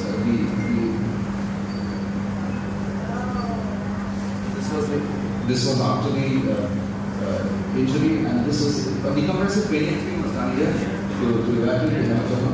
And this is how he came to me, and he was not able to open the mouth. There was another big problem in this case. Now, this was the reason why he was not able to open the mouth, because the entire diagonal moved down and it had buckled, and this is all healed up. The problem was not that. The problem was that he had partial loss of vision in the left eye, on the old eye. Now, the patient wanted me to improve his mouth opening, which would have required me to recreate the injury which had led to the partial loss of vision in the first place. So we took neurosurgery clearances, ophthalmic clearances, and the patient was on board. We explained to him that it could further damage his eyesight. This articulated zygote made this into a one single piece. We disarticulated this complete side, fixed it intraorbital diagmatic buckles, the arch, and we supraorbital. How I wish that we had some stereolithographic models available then, or some 3D reconstructed plates, so that I could have, because this is freehand surgery. I do not know how to mirror to the other side. It is very freehand. Thankfully, his mouth opening improved, and to my surprise and to the patient's benefit, his eyesight, he claims that his eyesight improved. I don't know how that happened, but it did. The X-ray shows fixation in 4 points. So this is a mixed scenario where I would have been happier had I had a little more help with some kind of 3D modeling this side. Now, losing teeth is very common in maxillofacial trauma, and the standard of care in dental rehabilitation is an implant-based tooth rehabilitation. Now, in conventional two-piece rough surface implantology, this is what they advocate. But you take a CT image and it is, it helps in selecting an implant, and then later you can use a computer-guided implant placement. However, there are reports which say that computer-guided implant placement in regular routine cases is probably an overkill. We need to have merit-based decisions for case selection for implant placement. However, this is what I find more useful as in dental trauma management, or even atrophic jaws management as far as implant-based rehabilitation is concerned. Now, this lady came to us with intraocular trauma, maxillofacial trauma, the midface and the mandible was very severely injured. We took her up. There were a lot of, I'm sorry, I don't have a soft tissue injury. The badly injured. When we fixed up the bones, she healed up like this. I say, how do we rehabilitate it? There's no bottom foot plate here. There's insufficient bone in the maxilla and there's insufficient space in the maxilla. So what I did was I pulled off these two lower anteriors, the lower canines, and placed 8 implants here. 4 in the upper, 3 in the lower. That got the prosthesis done. And these basal implants are valuable implants, so you can bypass the hardware used to fix the bones. You need not remove them before placement of an implant. This is the outcome. Now from trauma to this state, she took about 2.5 to 3 months. 3 months, let's say. Which is for a dental implant-based rehabilitation very, very fast. Usually it would have taken about 6 to 8 months. If at all they were able to place the implants in the maxilla because there was no bone there. So as I said, for dental trauma and also for atrophic jaws. Now this patient had been wearing dentures for a very long time, 10 years, and the lower denture was very, very mobile. There was no bone there. So we took this up for implant-based rehab. The standard prescription is 10 implants in the maxilla and 8 in the mandible. They are all vertically engaged implants. Now, as far as virtual technology is concerned, the placement of implants here is in the opposite direction. A beginner surgeon would use a CT or a CBCT and lots of measurements to place implants like this. As you mature, you would use an OPG image to place an implant. So we've gone in the other direction, and this is where the importance of basics in surgery, anatomy, comes into play.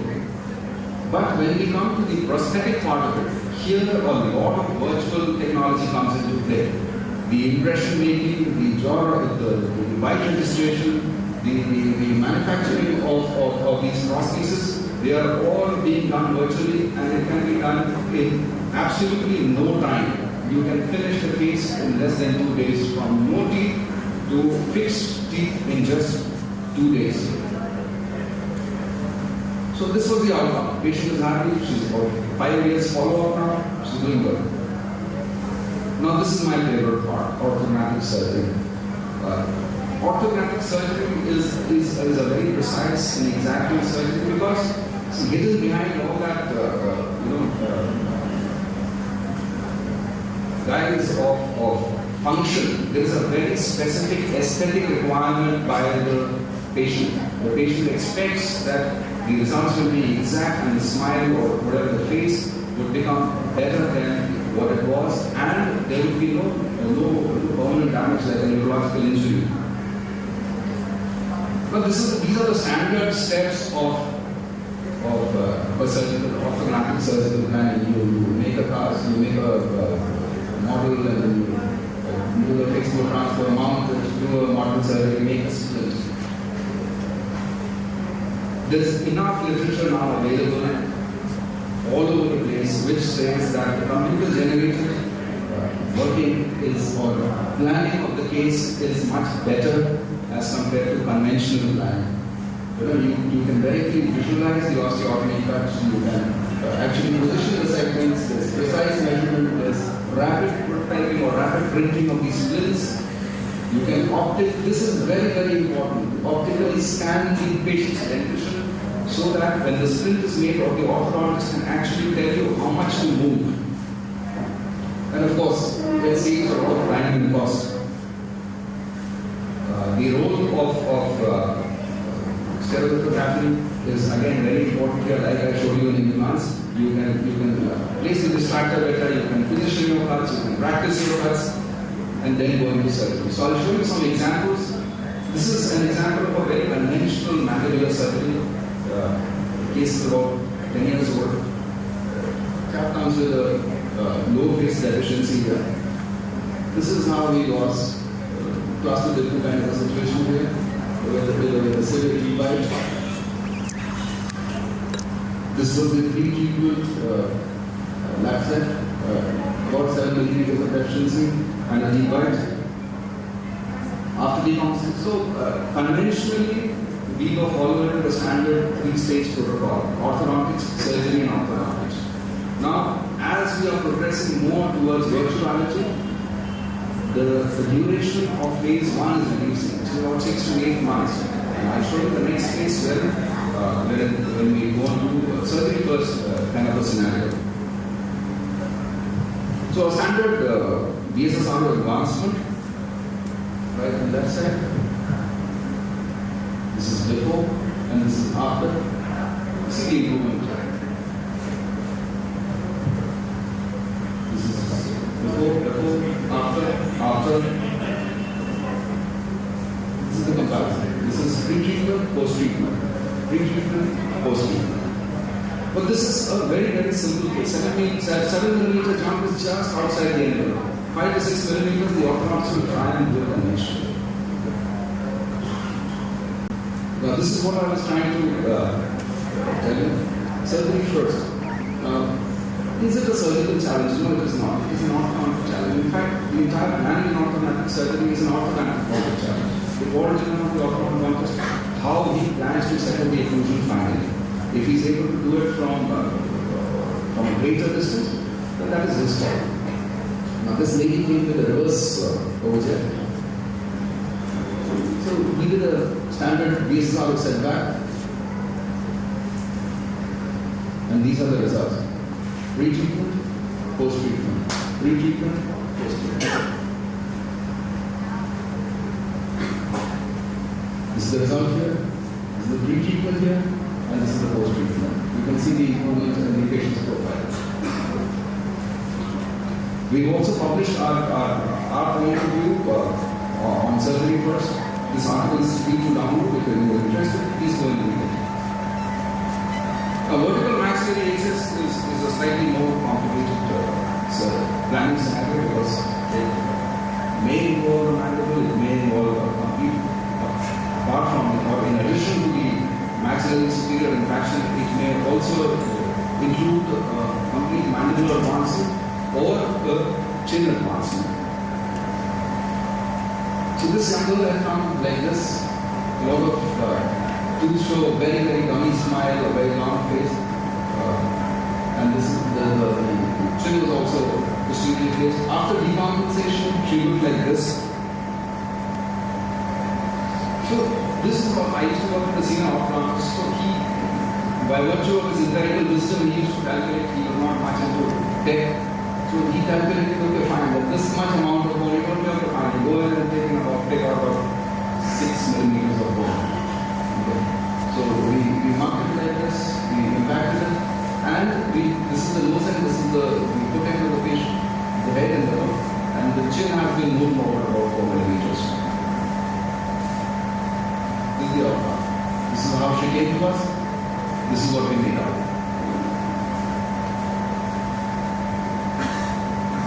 Now, virtual planning. So, for a few years now, I've been working with this guy in Ortho. He is much more tech savvy and he uses this software for planning. So, this is an example of the use of that particular software or virtual technology in planning of a conventional mandibular advancement. Like the 6 gentleman case I showed you, this is also a conventional maxillary advancement. However, there's a twist to the case. It's a transgender. The patient is undergoing a male to female reassignment. So that makes it, when such kind of patients come, the aesthetic demands are very, very exacting. In this case, the patient is bothered, yes, you have to fix my teeth, but the greater requirement is that I should look like a woman more. So that's perfect. Now the dictum in transgender surgery or facial feminization surgery is not a BSSR advancement. It is a genoplasty and the angle softening surgery or debulking of the masseters. That is what. So we try to convince the patient that we will take you up for a complete comprehensive work. That is, we will advance the maxilla, the mandible, get your occlusion in place, and also try and make you look like a woman. However, there's always a chance that we may have to do an additional genoplasty later because Mrs. may not have given the necessary chin profile which she would have desired. This is how she looked. At the age of 30, she was diagnosed with gender dysphoria somewhere in South America, and the patients and the parents' major concern was social acceptability. She was undergoing various kinds of hormonal therapy, speech therapy, and psychotherapy. This is how she came to us. You can obviously see that there's a deficient mandible here. This is the occlusion, pre-treatment, deep bite, diastema, and this is the pre-treatment matrix cephalogrammy, which shows a deep bite and a class 2 molar. The pre-treatment OPG, which is not very remarkable, nothing is a regular OPG here.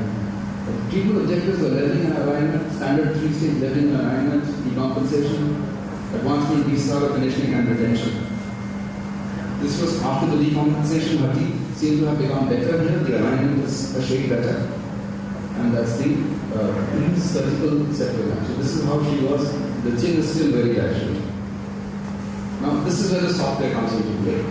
So this is the pre-treatment picture, this is where the profile, the desired profile is, this is where the software predicted. So pre-treatment, the software prediction. This is what we were using conventionally, the virtual treatment objective. We'd ask the patient to put the chin forward, and we try and see how much it has moved forward, what it will look like, and then empirically, based on experience, we will decide how much movement is required. So a splint was fabricated, so bases are done. After the bases are post-surgical settling with the splint in situ, the post-surgical OPG. This is what she became after surgery. See the improvement in profile. And this is the inclusion. I'll show you the comparisons as well. So post-treatment cephalogrammy, you can appreciate the hardware in situ and the improvement in the molar and the central side position. Pre-treatment, this is the prediction, this is what we deliver. Adolescent, pre-operative, post-treatment, 1 year review. This is the comparison, this is how she came, this is what we sent her with, and this is how she looks now. We published this, it is available for you to download, you can read it. Now, mandibular asymmetry.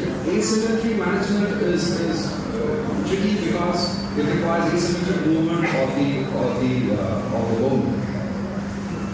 Now, this guy came to us with a complaint of poverty placed jaw, but more importantly, his chin was shifted to the left. You see the deviation to the left, the deviation to the left. And of course, the right was in reverse. So, this is how he came to us. And you can appreciate here in this picture that there's an asymmetric movement of the lower jaw there. There was a bit of a condyle hyperplasia on the right side. The treatment objectives were lower profile axis, leveling and alignment, correction of mandibular asymmetry and prognatism. So after the decompensation was done after longitudinal, we became helpless. And this is the picture. You can still see the alignment is better, but it is still edge to edge. So this is the pre-surgical OPG, pre-surgical CBC. Now Grumman's the basic analysis was done, and now you can appreciate that it is almost half a tooth length out to the left. This was the midline, and the objective was to get it here. It was here, and the objective was to get it here at the chin. So we did an asymmetric BSSR setback. A standard setback would be straight, asymmetric would be like this and like this. You correct the midline and take it back. And this is the post-operative result. This is the settling. He's using the surgical splint to settle the inclusion, and then after splint removal. And this is what he became. I'll show you the occlusion pictures as well and the comparison. So this is, now you see it is aligned. And the chin is also back. This is the post-operative operation showing the plates in situ, CBCT. Now you see, it's matching. Pre-treatment it was like this, pre-surgical and after treatment, and this is the occlusion. He came in like this, the midline was here, and the midline is matched now.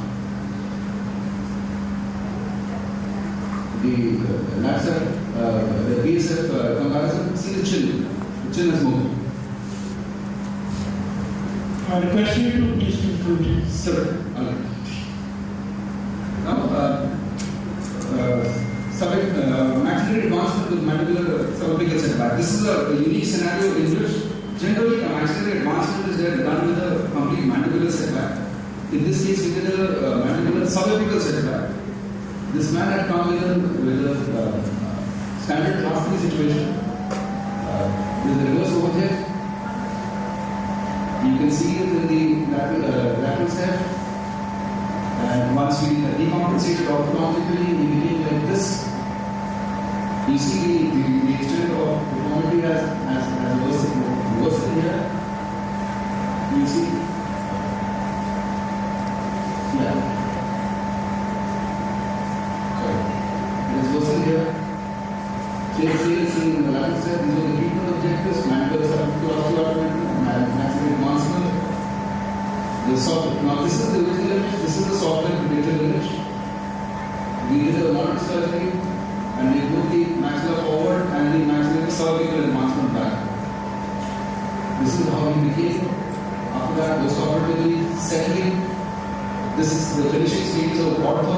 We still kind of close the space here. And this is how he became after the treatment. So midline match, his reverse bite has become into regular class 1 bite. And he's much better. And this is the post-treatment loading. This is the comparison, pre-treatment, prediction, and post-operative. Now, distraction of this is important. Distraction is more machine virtually benefiting because it gives you a lot of time to react. So this is a standard case of mandibular advancement patient is with mandibular deficiency of 11 or 12 millimeters. This is how he came to us. We did orthodontics and decompensated. We placed 2 distractors on the right and left side of the angular mandible, and this is how she. During distraction phase, 1 millimeter, 0.5 millimeter per day, a total of 1 millimeter or 11 or 20 days. We did that. So this is how he came. This is how he became. Pre-post, and post. This is the improvement. Total treatment time about 3 to 4 months. This is the pre-treatment pictures, and you can appreciate the improvement in the mandibular position. Now, this is much more complex than the mandibular advancement. Learn here, this is an operative place of pelvic and palate. I have done bone grafting, and he had this bone grafting to join the maxilla. This is how she came to us. This is the improving state.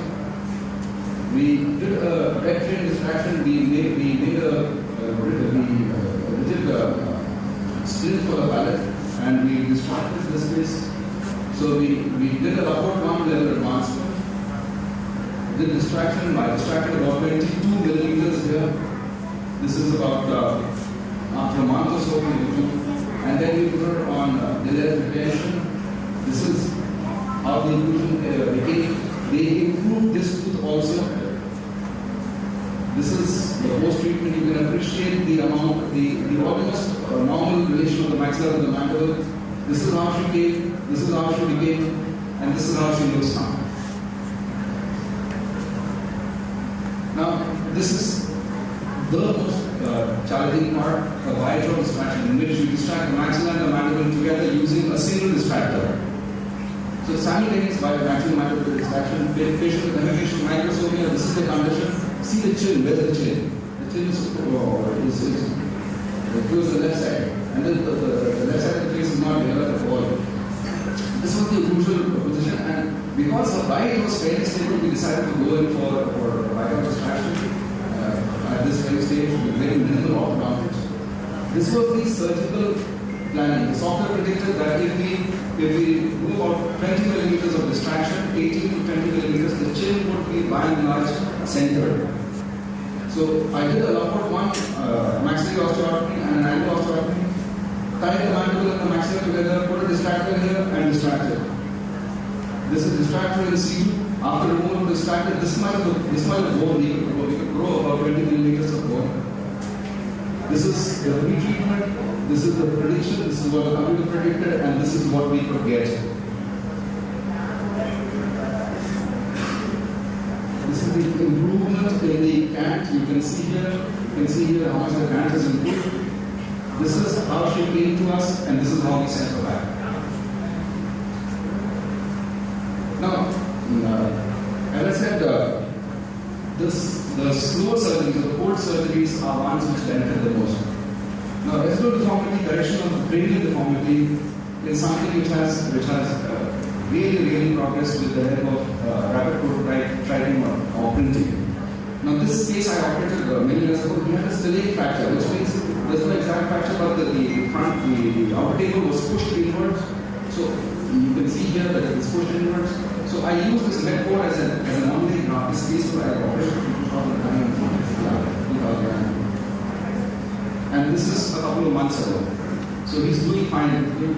But that was very simple surgery, and it should be done with conventional practices or facilities. This is the other way of doing it, which we were doing about 5 years ago for cranial defects for molar surgery or decompressive procedures. So you just take up the mesh and cover it and bind it works. How does virtual planning work? Now, this is a big defect. This is a decompressive training which was done, and the patient came to us, patient didn't have the bone. Now, no kind of bone graft I can house from any other part of the body which will cover this much defect. It's a very big defect. So we sent CT data to the manufacturer. They use 3D technology to print. This is a printed titanium plate. It's after you have a printed plate, the surgery is very easy. Open, put the plate, put some screws and close. This is how he became, and his cognition improved. The person generally improved, and the family members were very, very happy. Now, large defects. Large defects are something which are difficult to manage, especially the ones which cross the midline. I'll show you a case. I won't show this case earlier. This is a very good case, and I'm showing you as an example as to what we were not able to do for this patient. Now, this patient came as a case of trauma, and he had various injuries. He had a lot of facial fractures and edema on the head, and he also had a loss of vision in the left eye, in the right eye. He also had some maxillary injuries. Now, this is how the bony injuries were. The clinical impression was head injury, loss of vision, frontal bone fracture, or tooth right, or fracture, parametric split. The neurosurgery planned a decompression and neuro repair. The maxillofacial surgeons planned open reduction and internal fixation. Now, when we opened him up, he was like this. These were the fractures. The neurosurgeon took a big craniotomy to decompress and we did a neuro repair. This is the neuro repair, and then we fixed him up like this. We repaired his orbital floor, we repaired his orbital grill, we repaired the upper level fracture, and we closed him up. After 1 week, he presented with diffuse edema on the face, and this is how he became. He presented with very sinuses. He developed some kind of an infection or reaction to something which we had probably used in surgery. He had discharging sinuses on the right temple in the mid-frontal area. Diagnosis, post-operative infection in an operated case of craniofacial trauma, and plan was moved to the debridement.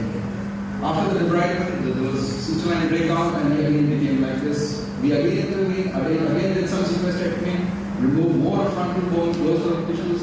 He again broke down, and he became like this. We removed more bone. We kept removing bones in such time we found viable bone. And this was after the fifth surgical intervention. Sixth time, we took a very generous flap. We moved some fascia from the back of the head to the front with some skin graft, and then finally, by God's grace, he healed up. But he became like this, and this was 2009. After that, we had no option. We ran out of options. We didn't know what to do.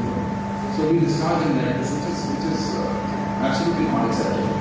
because those helmets were also operating. So the prosthetic colleagues made some kind of a helmet, and this is what we started. Now I'll tell you how the virtual planning has helped such kind of questions. This guy, almost similar. This case I operated somewhere in June this year. He had already been operated twice by the neural surgeons. Once by primary decompression and picked up the two big brain abscesses and the neural has twice again, openly. When he came to me, he was like this. When I opened this, no humor, this is all the very picture which is there. This is the bone which was, this is the titanium printed plate which was developed using virtual technology.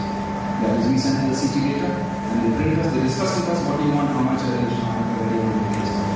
And this is what we do us. Open, take easy as it. Open, put the plates, put the fixer with screws. We move this in 2 minutes and we find out. This is how he was before surgery, this is how he became after surgery. This is immediate post-op. Rear, immediate post-op. This is how the plate looks like. It is impossible to reconstruct with any other release or using native bone. This is last week. This is how it looks now. See, the what has been restored to that. It has protection. The signs of trepanation syndrome have reduced. This is much better now. So just a few more cases, sir. Just a few more cases, sir. I'll take 5 minutes.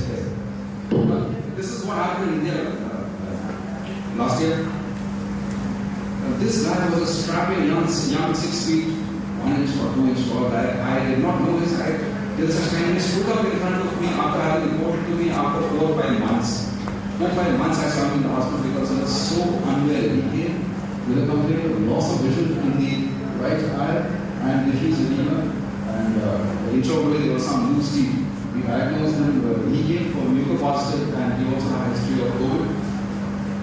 I removed most of his maxilla, I removed his eye, this is the eye being removed, delivered from the mouth. And this is how he became. After the surgery, this is the quantum of residual deformity which is there.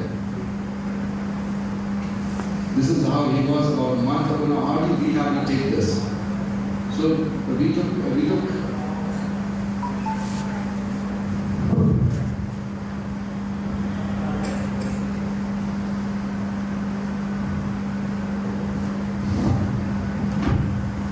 so basically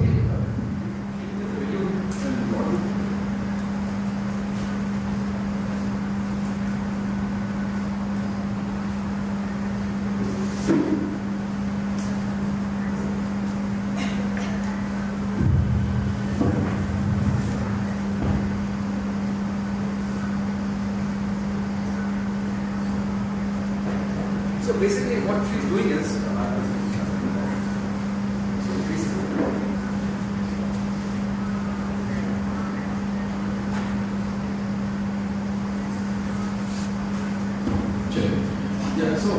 what we do is we send this data to them and they are based somewhere in Gujarat. I don't know the chaps.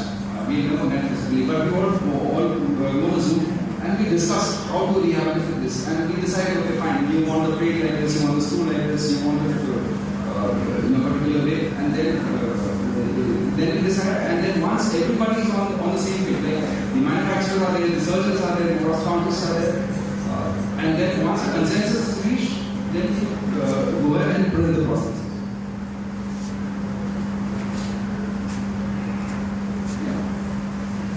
So this is the prosthesis which was printed. This is for the eye, and this is for the maxilla. This is the prosthesis in situ. Then the prosthetic guys took over. They made the impressions and they made this obturator here. And this is the wax track and the edges. I wish the video would have.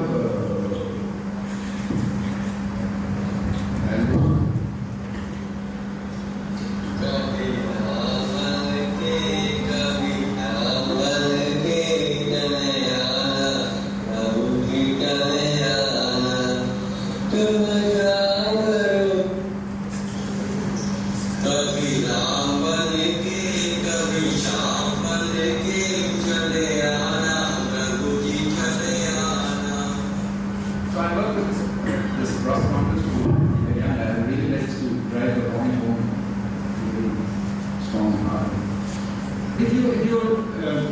the other way of doing a maxilla. Now I showed you the use of virtual technology. But if you're skilled like this guy is really good, he puts an implant into the glabella here, and he puts double or triple zygomas and double and triple zygomas, and they rehabilitate the midface. The energy, the cost is much less. The time spent is about 3 days in doing that. The time spent in doing the virtual is much more, and the cost of factor is also much more. So I'll conclude in a few slides. Virtual technology is also been used to quite an extent in orbital floor reconstruction, Alumni reconstruction. I don't have any experience, but for completion I'm telling you. There's also a lot of role in TMJ surgeries because they are complex surgeries, and virtual 3D technology is being used here. And so is robotic surgery. The speakers after me would deal with oncology. They might be touching upon this aspect. So I'll finish by telling a small what we've done. Back to basics. So we published this article, redundancy in the visual identification of lingual and the bilateral split in a software procedure. It does not involve any kind of virtual technology or new technology. Now this is for maxillofacial people who know this is the Bible of orthodontic surgery. And on the page 254 he says, the medial osteotomy should never be performed without positive identification of the lingular. The panoramic radiograph may be of help. However, the lingular is often difficult to see because of the convexity of the internal leakage. If visualization is difficult, he goes on to say that it should be reduced with a large trimming work.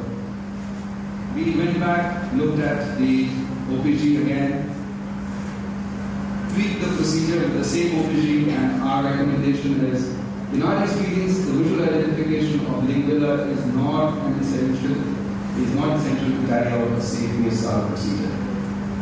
Now, the book says right, we say left. It is for you all to put it to use and give us a feedback if what we say is correct.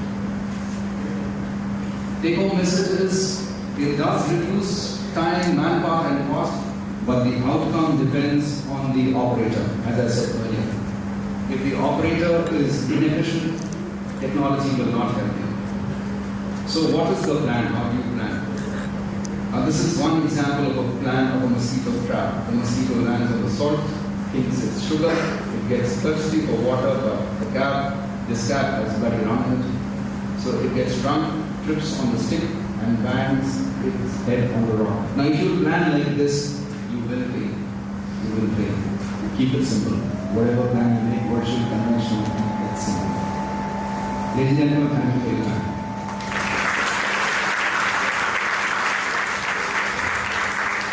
Thank you, Dr. Ashish. It has been a very thoughtful and very informative presentation. We would have liked to hear you more, but because of the time constraint. Thank you again. I would ask the audience if there is any questions about this.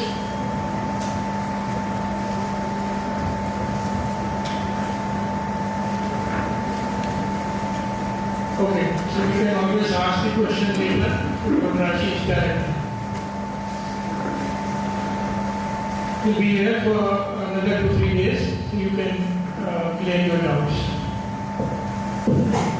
I now request our respected moderators to kindly felicitate Dr. Ashish Chattanarayan for his talk.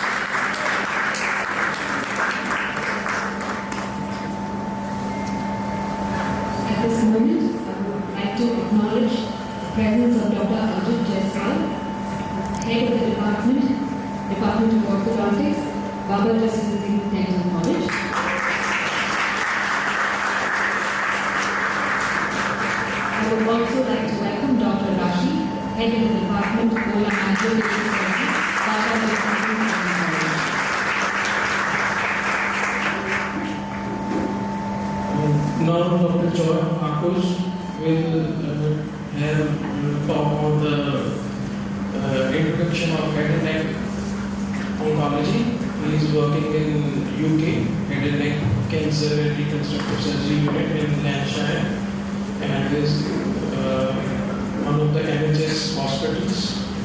Just over to you, sir. Thank you for having me. Those of you who are falling asleep, try not to snore and keep it simple. If you look at things that we've learned over the years, and this seems an apt time to be celebrating our World Jubilee, we tend to look back at things that we've done well. But it's important, and I think more important, that we reflect on things we've not done well, because making mistakes is fine as long as you learn from them. And in surgery, if you look back at the history of surgery, over the last 50 years, we've had more advances than in 2 centuries. And so we are all lucky to be in such a crucial time where things are developing. And we call it a surgical theatre, and that's because in the 19th century, it used to be a surgical theatre. The surgeon at the front of the stage, operating on this patient who would be held down by able-bodied men, the patient and the able-bodied men drunk. And the quicker the surgeon, the more you got to cut. There was no question of reconstruction. It's only in the 1800s we introduced general anesthetics, local anesthetics, which we're all common with now. And that helped us to provide treatment in a more humane way, in a way that could be more lengthy, more complex. And if you look at why the last 50 years have been important, it's because of a large number of small, important changes. Most importantly, histology. The one thing you didn't like in oral dentistry. But that's so crucial because it's told us now how cancer grows, where it spreads, what's important in cancer. So we now know that we're having neural invasion, and this is almost like getting one of you to go across to get out of the auditorium. It takes time to get to the central eye, but then you can run. And as soon as any of your cancer cells get into the nerve, it's a free highway. And some cancers have a predilection to do this, and these are more aggressive. We also know that perivascular spread is important. Some cancers do this, they try and invade into the vessels. We think of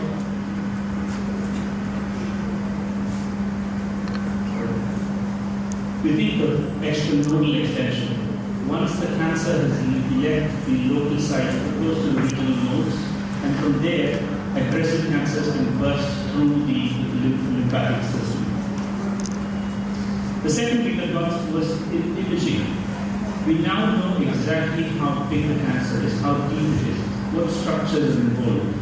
And this is important because from just resecting the tumor, we are also thinking of reconstructing it. So if you're going to build something halfway through your surgery, you need to know before how long is my surgery going to be, what structures am I going to take back, because I need to reconstruct them. We also have CT imaging, which PET radiography, possible emission tomography. Areas where you cannot find tumors. If a patient comes to you with a lymph node and you don't know where the primary is, you can do a PET scan and it will tell you exactly where it is. If these tumors are spread to other parts of the body, it helps you identify it. There's no point treating a single tumor if it's already spread to other parts of the body. Importance in equipment. Something as simple as a surgical loop allows you to see things with much more clarity, allows you to stop cutting that nerve, because once it's cut, it's done.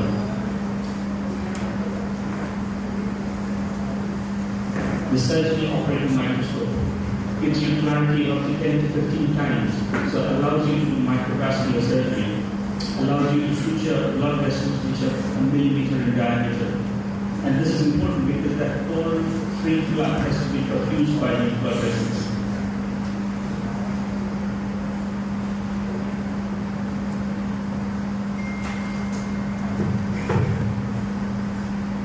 We think about transoral robotic surgery. The advantage of this is that without significant access into the body, you can remove areas which are not three components mainly. The operator console, which is on the left, you see the patient on the middle of the table who has a surgical assistant providing suction and mobilization. The screens.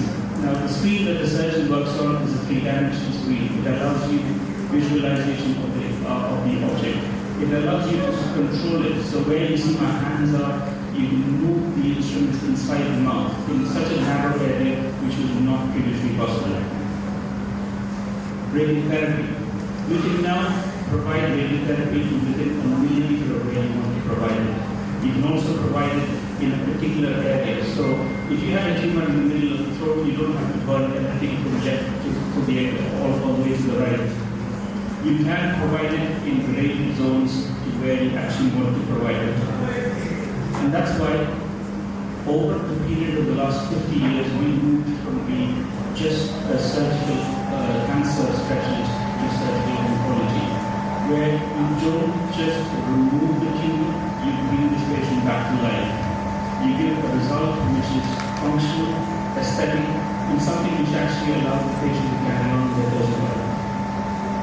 So, if you have the point of this whole presentation is for you to be able to see a patient with cancer, identify it, and give him that initial input of what to expect. Give him hope that there is treatment available, to tell him what to expect. So if you can stay awake 10 minutes, this is your session in hands down.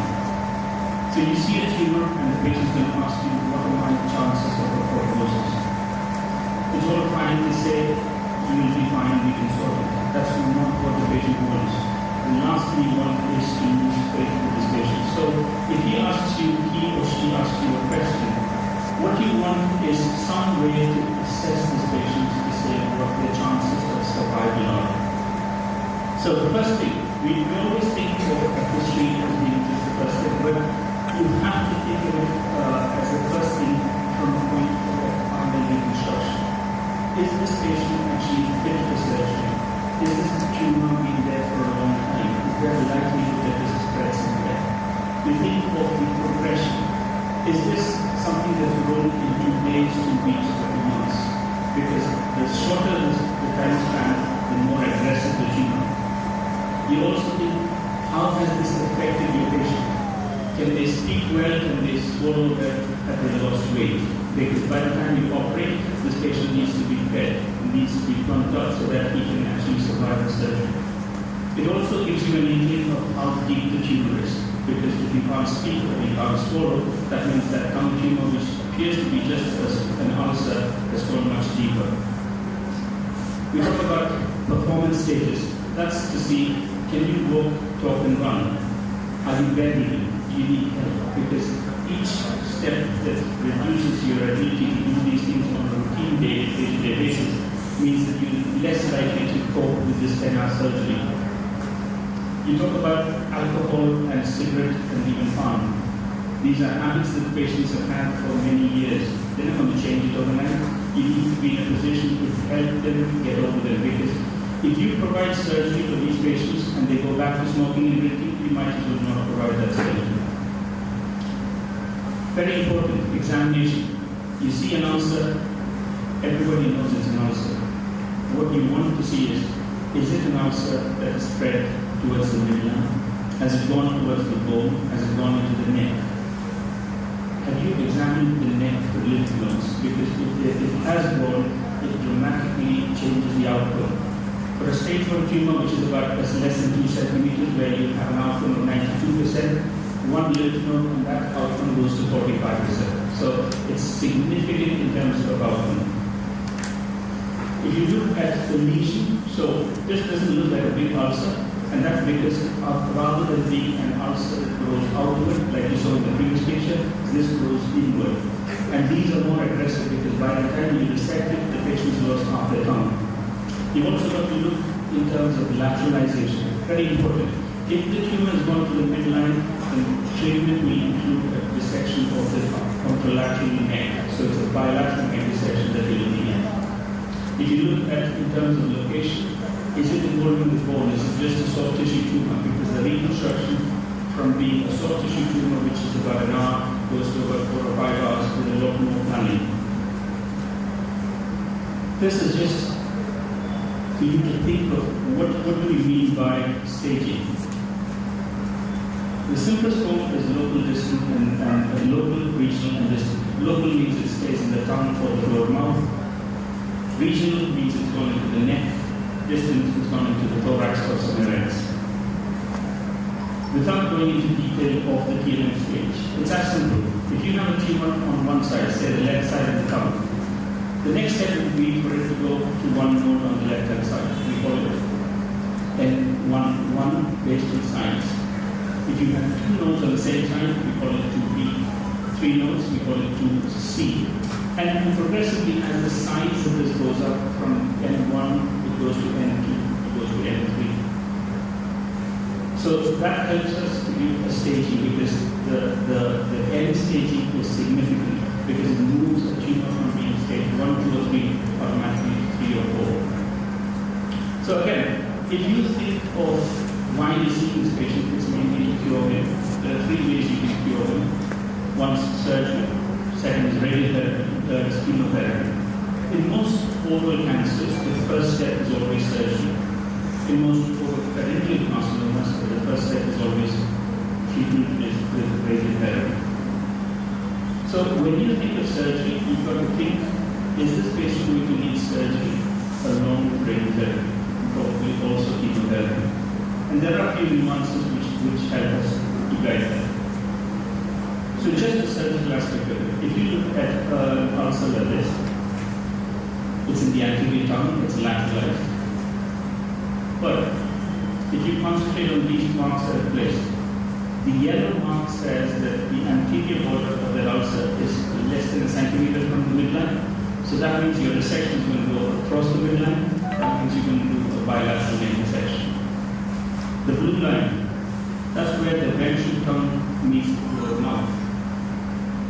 In the tongue, you can have a centimeter or a centimeter and a half of tumor and it won't make a lot of difference.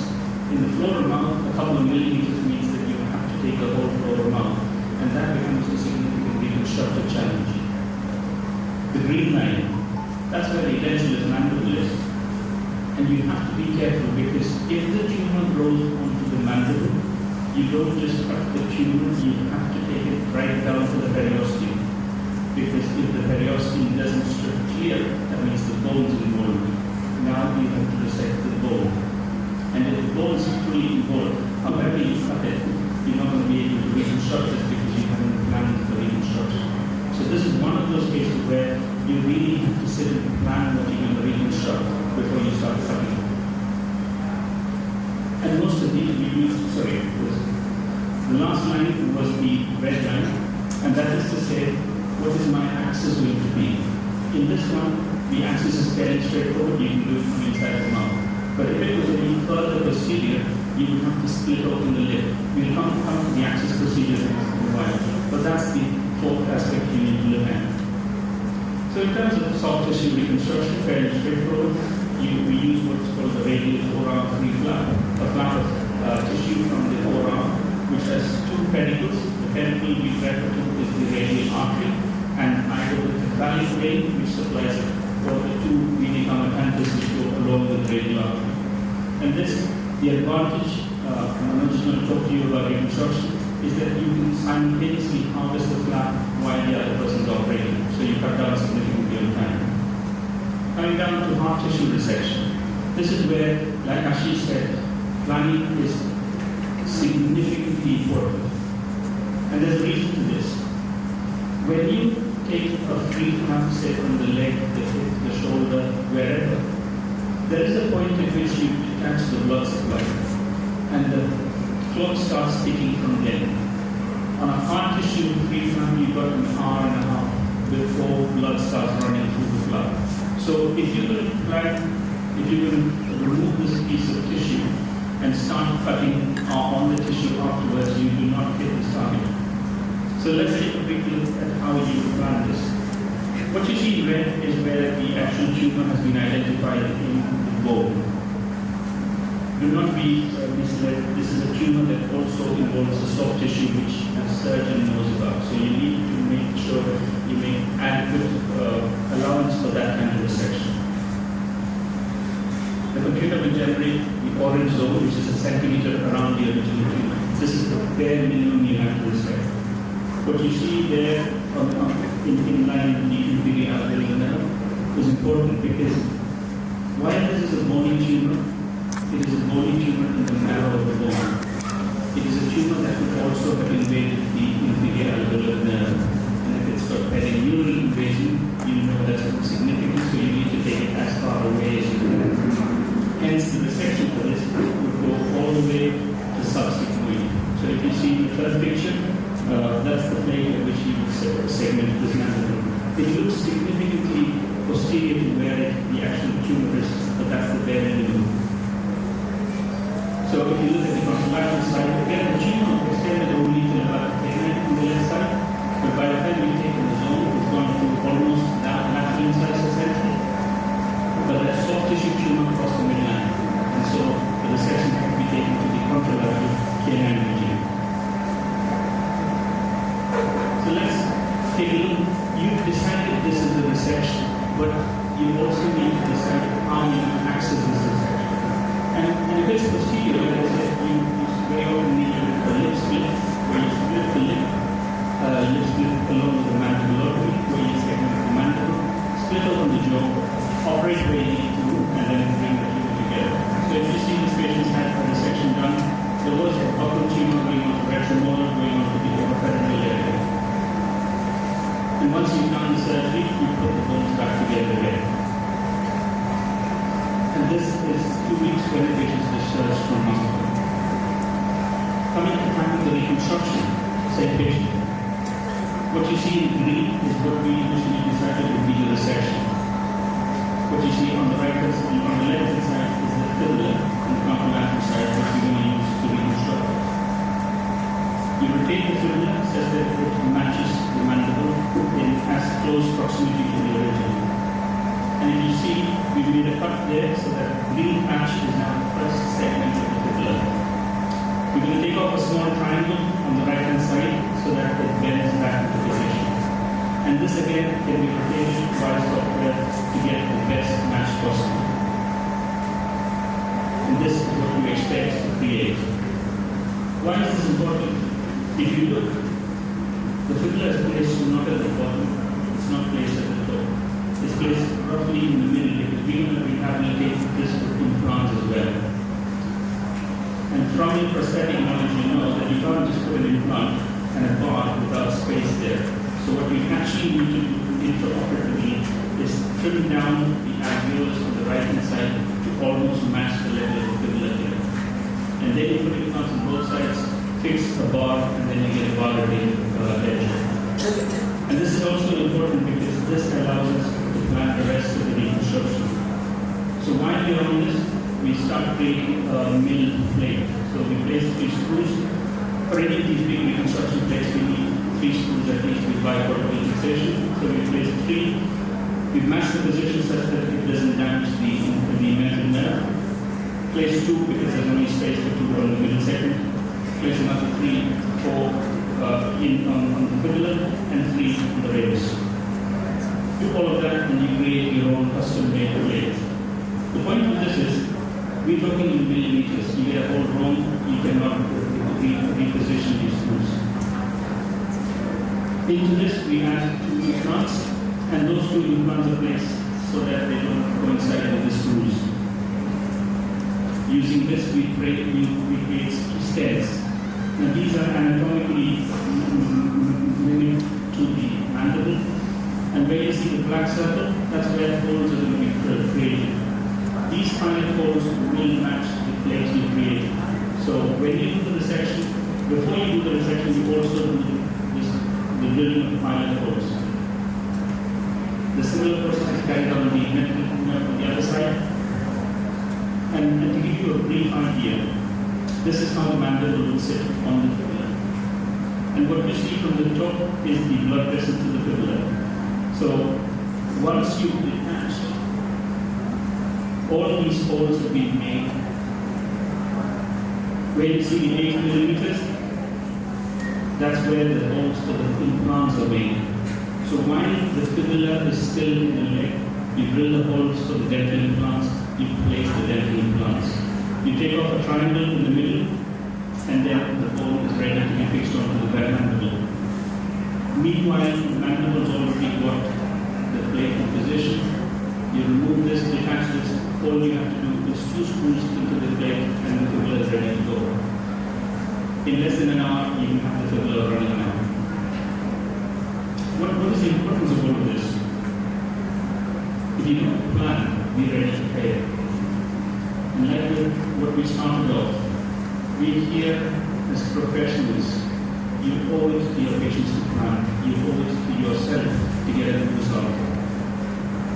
This is as brief as you can take a hard tissue and soft tissue resection. But all of this, where you come in, is where you assess the patient. Not just from the point of this patient got responsible carcinoma.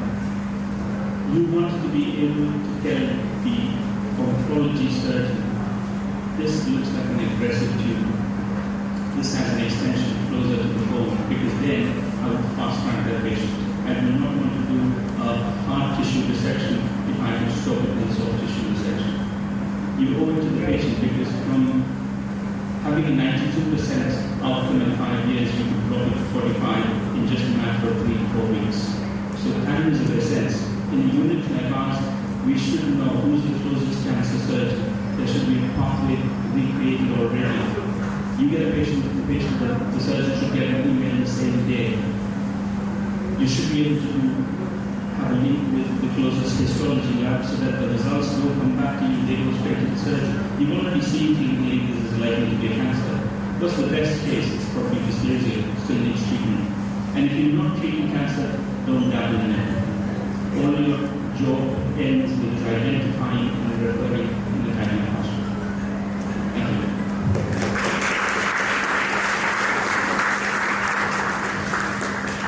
Any questions?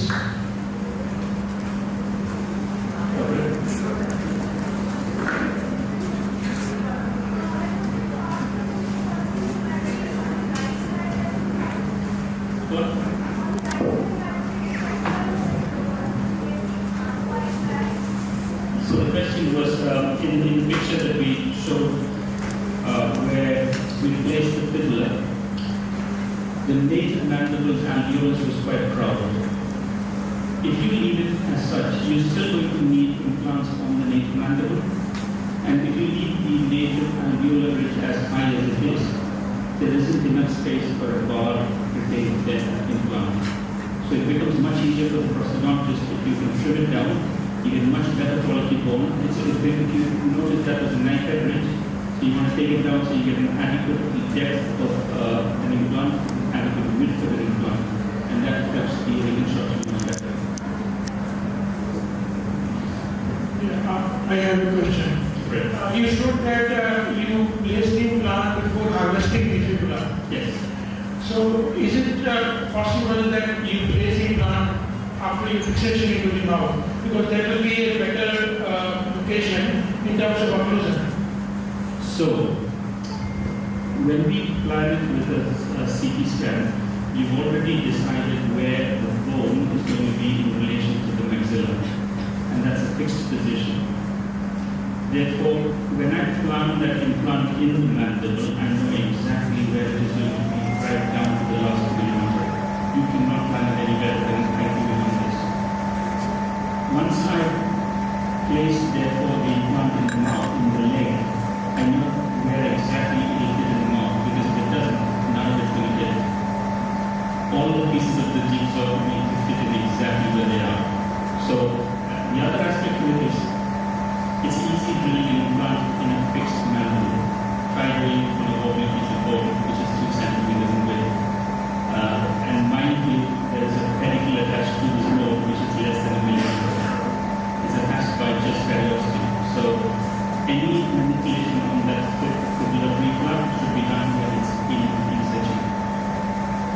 We tried it the other way around where we've forgotten to do it. That's where I say you need to remember your mistakes and make amends.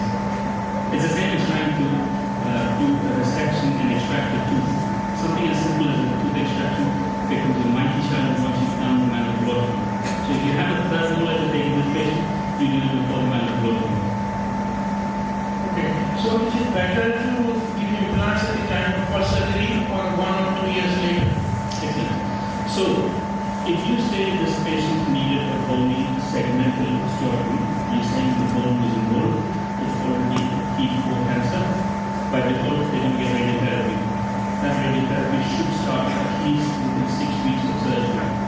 My only chance of getting an implant to osseointegrate is at the time of surgery. Once he's had radiotherapy, then mind you, these are significant doses of radiotherapy because it's on the direct primary side. The risk of osteonecrosis is much higher.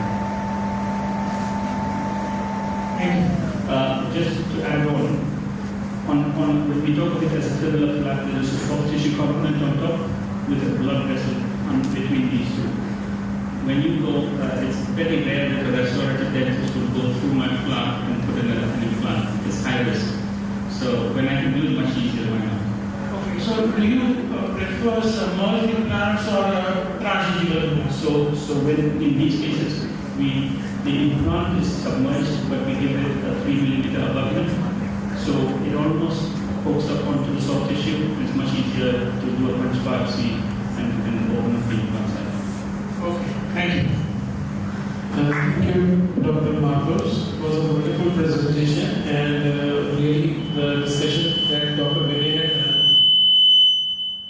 in implants. So we have come across these kind of things. Usually the patient has been done with fibular grafting and he comes and we want some implants. So you should write back to the surgeon. You should write back to the surgeon and tell him to do it at the right time. Okay. So that has to be now advocated. And to be honest, even if you can't plan it on the fibula, as long as you can get an implant in there, it's only a denture you want to retain. It doesn't have to be perfectly positioned to the last millimeter. You can still put a denture on it. But it will not be compromising that grafted area which is there. Yeah. If you're ever going to put it in, the safest is when you put it in the first time. Okay. Thank you. Thank you for the presentation.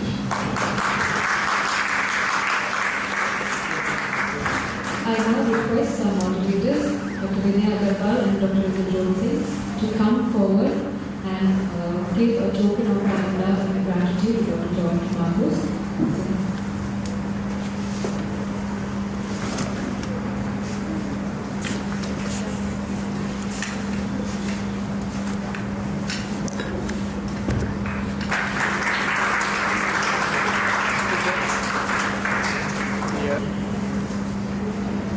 Our next speaker is Dr. Vidul Manoj. He is a consultant maxillofacial surgeon in Pilot Hospital, Madhya Pradesh. He will be talking on microvascular reconstruction and head and neck defects. Dr. Manoj.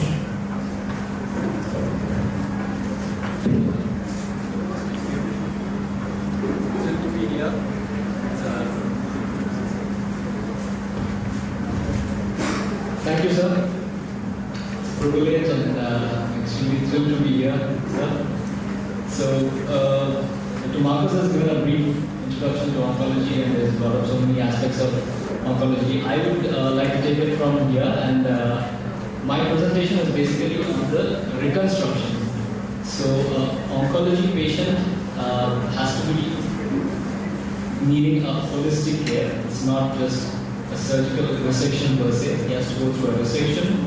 The neck has to be addressed for the clearance of the lymphatics, and another team which has to come and do the reconstruction for the completion. So, yeah.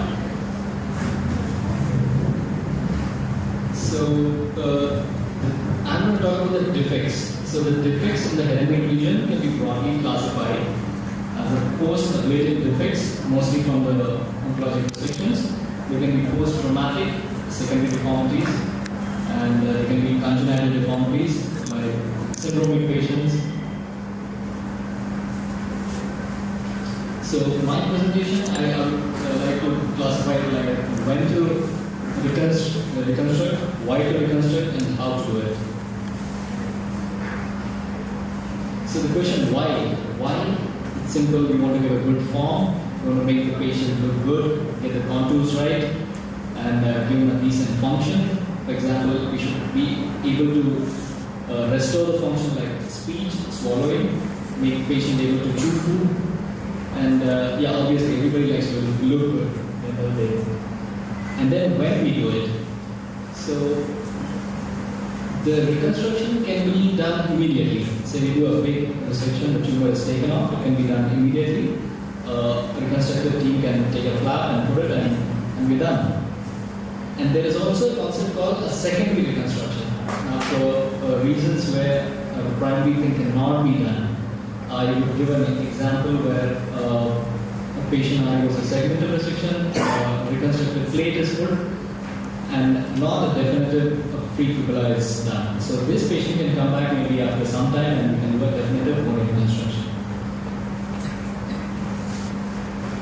So the head defects, this is a simple classification. I would like to say they can be just mucosal defects. Say for example we do a small mucosal excision of the lip or the buccal mucosa, it ends up as a small mucosal defect. So it's a little deeper, it's mucosal and the muscle defects. And at times the defects can be really big. They can include the muscle, mucosa, skin, and sometimes the bone also. So before we understand what reconstruction is, we have to get a gross idea of the reconstructive ladder, how we choose flaps. So it is a ladder, and the free flaps I'm going to talk about are going to come in the top of the ladder of reconstruction. So the simplest way, I mean, if you see, we can just leave a wound, don't do anything, just let it heal on its own. That's healing by secondary intention. And the second is when you suture a wound together, that's primary intention, and a delayed primary closure. Then we have skin grafts, the simplest way of reconstruction, and expansion. A local tissue transfer is something like using a local flaps, like a nasolabial flap or a submental flap, and so on. And finally comes a free tissue transfer. So at this point, I would like to say what a flap actually means. I mean, from a postgraduate point of view, we have to get your mindsets out from a subperiosteal flap. What I'm talking about, mostly flaps, the tissues having their own blood supply. So every flap will have one artery and mostly two veins. So the artery takes the flap, blood goes through to the flap, through the artery, and comes out, goes back to the veins.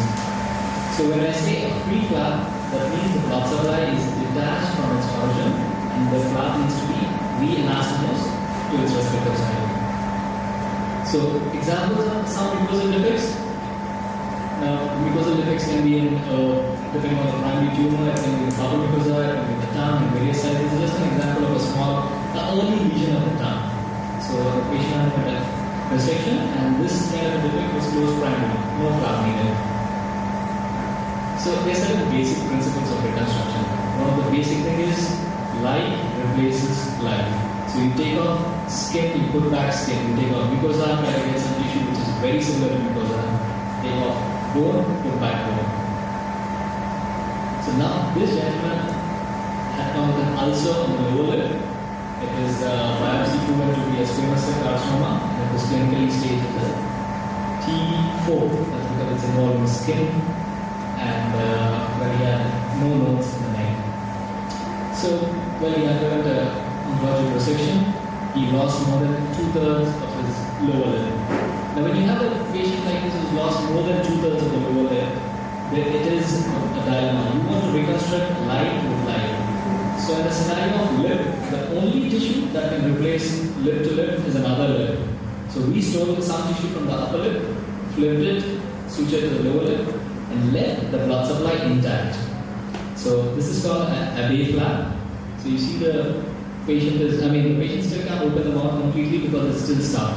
So after 3 weeks, under local anesthesia, the flap can be divided. So this is an example of light replacing light, and this we call it a local flap because it's taken from a very closer side to the defect. Okay, this is a picture of a peritodectomy defect. The patient had a mucoepithelial carcinoma stage 4. So underwent a neck dissection, and total peritodectomy was done. The nerve was not preserved because it was involving the nerve. Well, he had a reconstruction with a submental flap. The submental flap is good in this patient because he had hairy skin. We wanted a tissue which is very similar to the color match. Well, that's him after, I think, a month after surgery. There's beard on his cheek. There's a decent amount of contour. So that's an example of like replaces like. Now, when to choose a free flap? Well, when we can do small flaps like this, then why choose a free flap? Well, the current concept says that whenever possible do a free flap, but I don't always agree with that.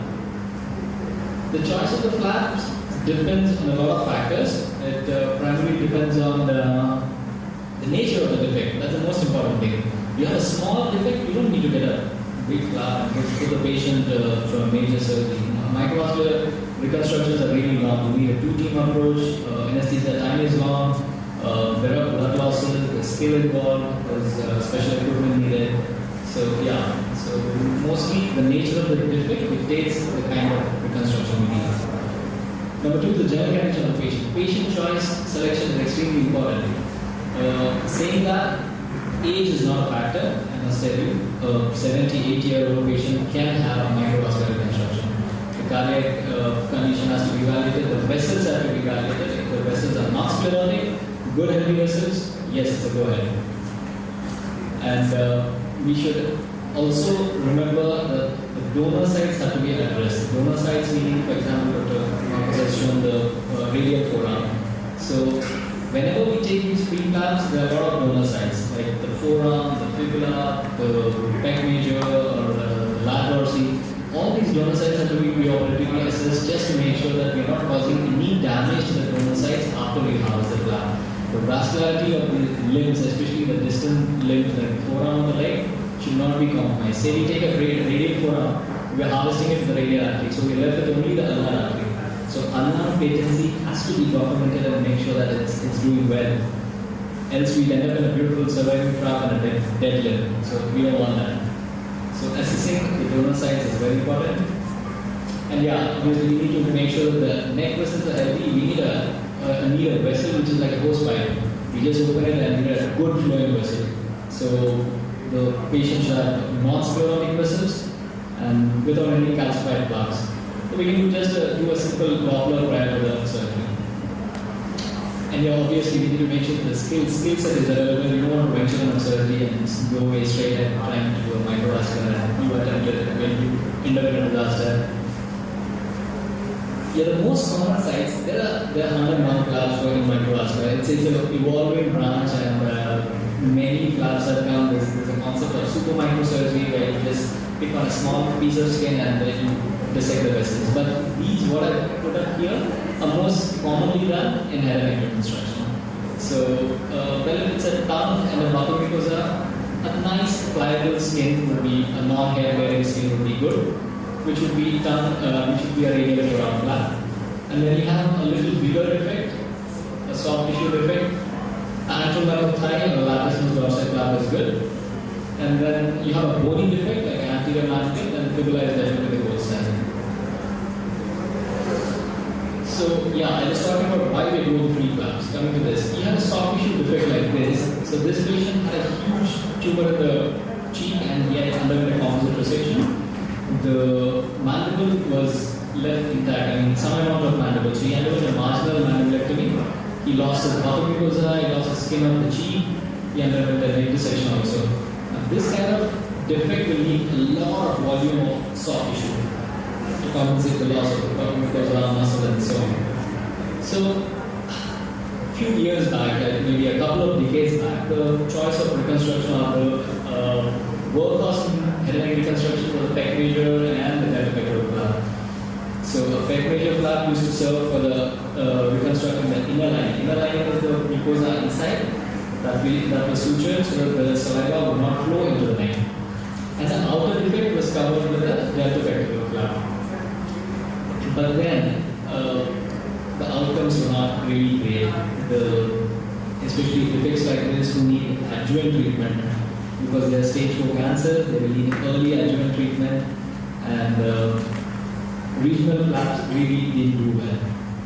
So what current standards is that you have a big defect and definitely free flap is your choice, and this patient underwent an anterolateral thigh flap. So this is a single stage reconstruction as a free flap and done for good. So that's a ALT free flap. So that's a flap which is detached from his blood supply in the thigh, which is reanastomosed in the neck. So this is an example of a complex bony defect. Now this lady, young lady, has a defect on, has a lesion on the cheek, biopsy proven squamous cell carcinoma. So, and she also had a metastatic nerve. So the intent of the treatment would be curative because she is young, it is an operable disease, we want to give her the best function, give her a best quality of life, we want her to survive as long as possible. So yeah, you don't want to put only soft tissue compromising the function. So here we do some. That's the defect we ended up with, and that's the specimen that's out. So yeah, this would definitely need a bony reconstruction, and yeah, we planned a fibula flap, and there she is. So that's the immediate reconstruction. And the anastomosis of the peroneal vessel was done to the facial artery and the peroneal vein to the IGA. So there's another gentleman who had a tumor in the anterior mandible. Now, some patients who have tumors involving the bone in the posterior mandible can be addressed with only a soft tissue cover, but not in the anterior mandible. Anterior mandible, if you don't reconstruct bone, they can end up with something called an anterior mandible, which I will be showing in a while. So this gentleman, since it was involving the anterior chin and anterior bone, had to undergo bilateral intersection because it has lymphatic drainage on both sides. And yeah, it was reconstructed with the fibula flap. And well, the skin panel has to go inside also, recreate the mucosal defect and the chin defect and the lip as well. So that's a complex defect. And yeah, microanastomosis was done at the left neck. So now what happens if you don't reconstruct an anterior bony defect? Now a patient might end up something like this. Andy Dog is a cartoon character. So a patient might look something like this on the left. For some reason we could not do a bony reconstruction for the patient on the left. So well,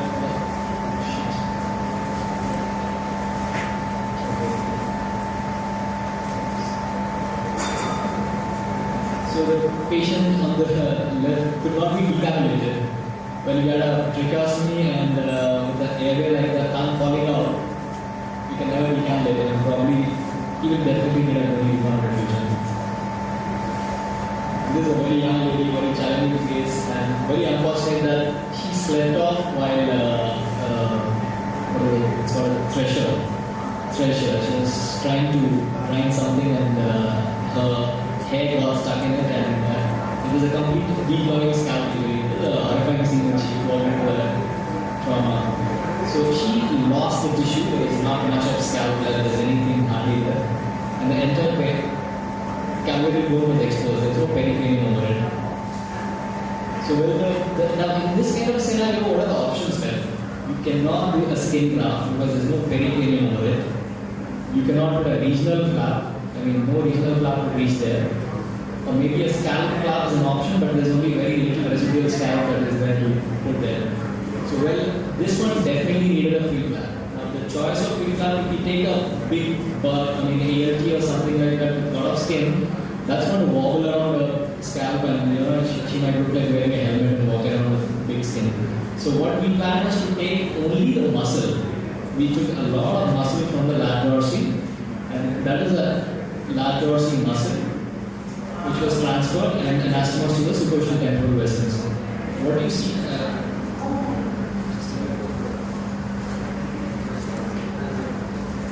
so what you see on top there is a small skin island that was just kept as a monitoring flap.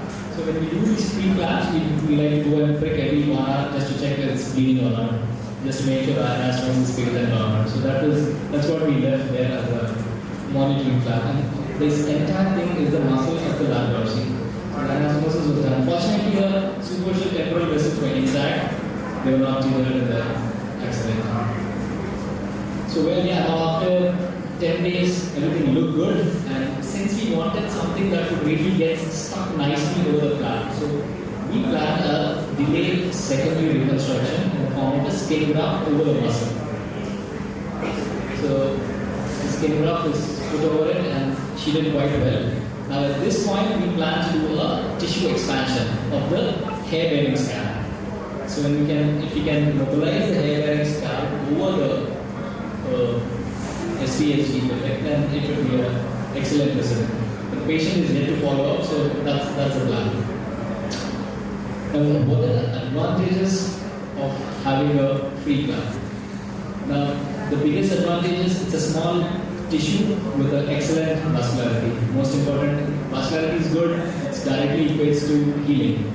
So a small tissue which is being pumped with a vessel like maybe a facial artery or superior thyroid, which is a high flow, definitely would heal much better with high oxygenation.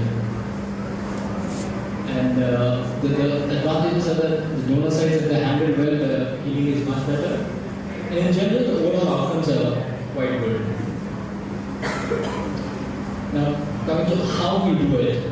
I'm going to briefly discuss about this, not in detail. Most important is preparation, like George was talking about planning. Planning is everything we need to do. And the patient needs to be optimized. A patient who's planned for microvascular surgery has to have his lung function to be good, his pulmonary function has to be good because it's a long anesthesia, the hemoglobin should be good, the cardiac function and the neck vessels should be assessed. And yeah, since the surgeries are long, it's always nice to have two teams. While a team resects the tumor, it's always good that another team does the flap harvest, so minimizing the duration of the surgery. And definitely it's a skill, and I'm sure most of us here are skilled persons, we can definitely get our hands on this. And the traumatic handling of vessels are like babies. I mean, you handle them not in a nice way, they throw a thrombus and the coagulating cascade it's on and that's the end of it. The anastomosis has to be totally tension free, and there are different anastomotic techniques like end to end and end to side. And we need to use only a single anticoagulant. There's a lot of literature about choice of anticoagulants, heparin, dextran and aspirin and so on, but 95% this is a technical issue. Anticoagulants might make you feel good, but it is purely a technique. Vessel length is a very important thing. When we do microanastomosis, the most important thing is that the vessel has to reach the donor vessel. If it doesn't, then you're stuck. We need to get an interpulsion graft, and it's going to do the whole procedure. The donor vessels, like I said, should be perfused well, should be like a hose pipe with good flow and good caliber. And we need to use really fine sutures, diplomatic sutures like nylon. And the irrigating fluid should be nice fluid. Yeah, this is a scenario where the vein did not reach the internal jugular tributary. So the entire internal jugular had to be ligated and flipped, and it was an end-to-end anastomosis to the IJ.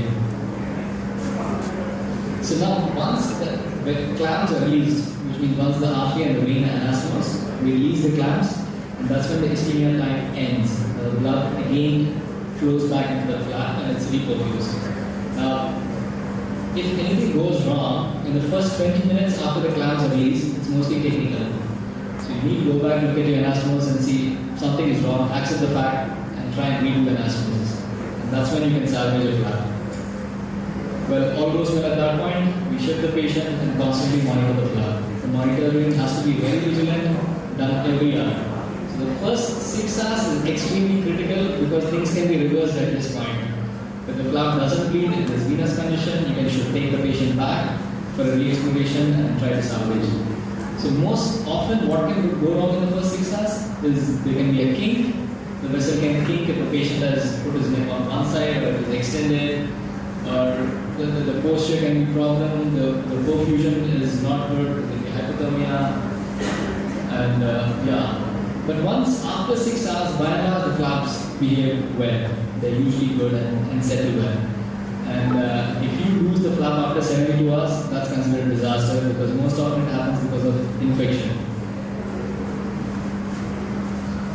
So like I was saying, the flaps should be vigilantly monitored in the immediate post-op. They should be, we should train our nurses, or we should train the team members to identify subtle changes.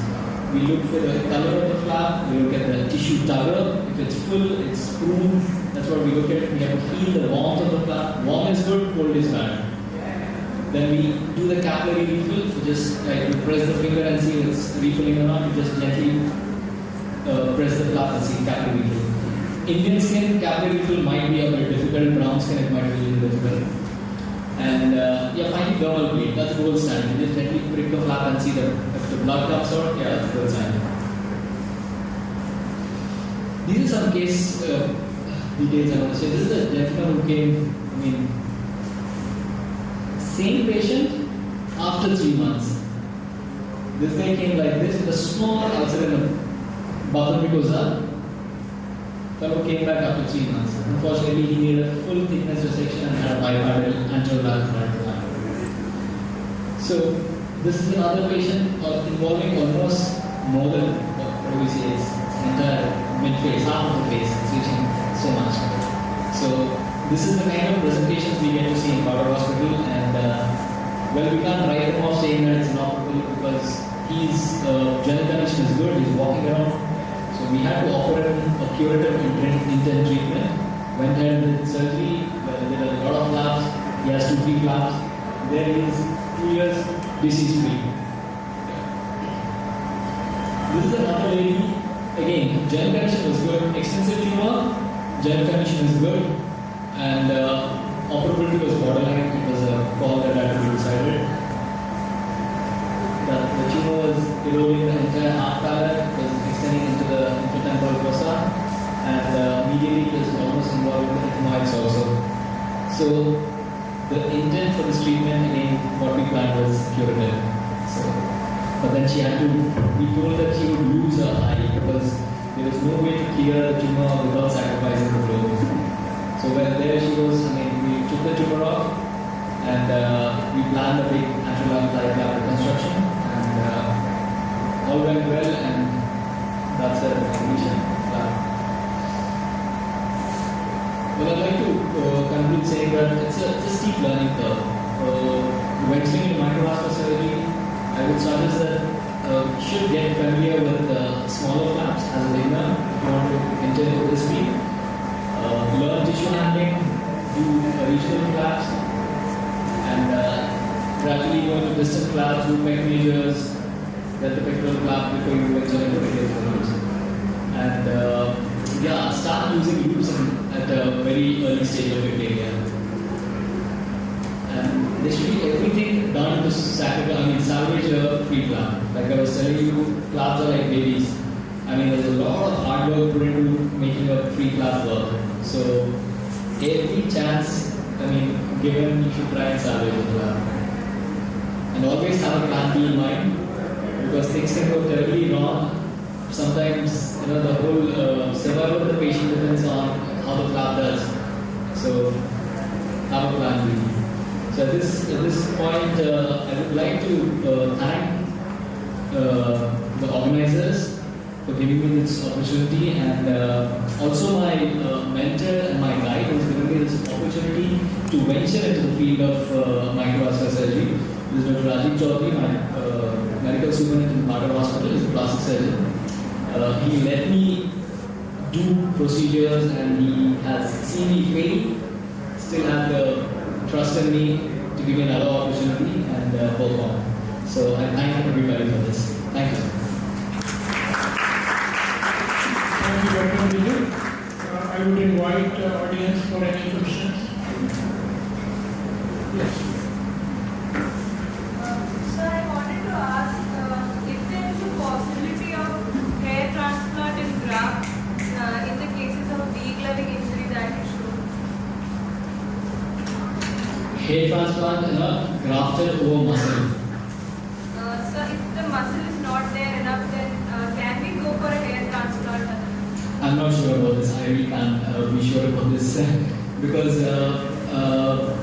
in this kind of a scenario, what I suggested, expansion would be a best option, because the hair transplant in a healthy bed, the survival is much good, but I really don't know how well it will do on a land or sheet bed over a second round. I don't know. I mean, I have no experience about this. You mentioned that in case of chin deformity, where you have to set the chin, it's absolutely must to give the bone graft. So, are there any deformities like segmental effects of the posterior mandible, where you can just do with the soft tissue? Yes, sir. Any defect behind the second premolar can be addressed only with the soft tissue reconstruction without compromising on the function. We can do a simple soft tissue like a pec major or some endogram. That's fine. Patient would not really have a significant deviation. Anything behind premolar, it's fine, but reaching the parasymphysis, then yeah, you should definitely consider bone reconstruction. Thank you, Dr. Bello. Thank you, sir. So it was a very enlightening talk. So thank you very much.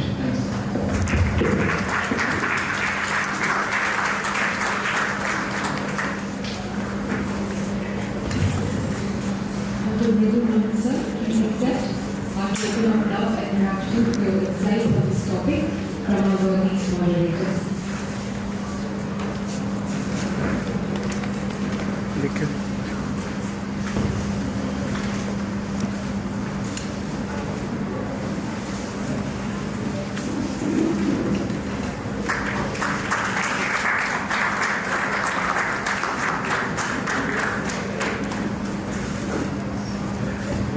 Thank you, sir.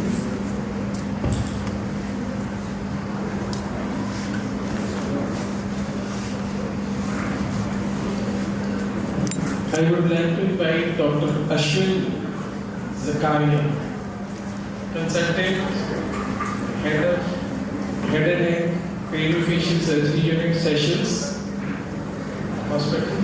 You will actually talk on spreading your wings in head and neck region. Dr. Ashwin,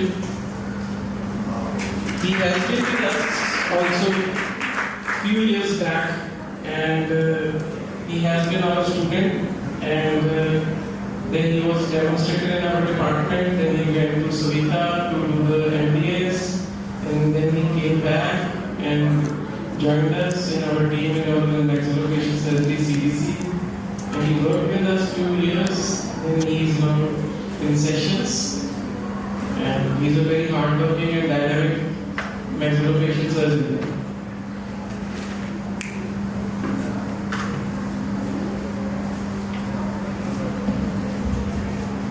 Thank you, Dr. Njot, for your very kind words.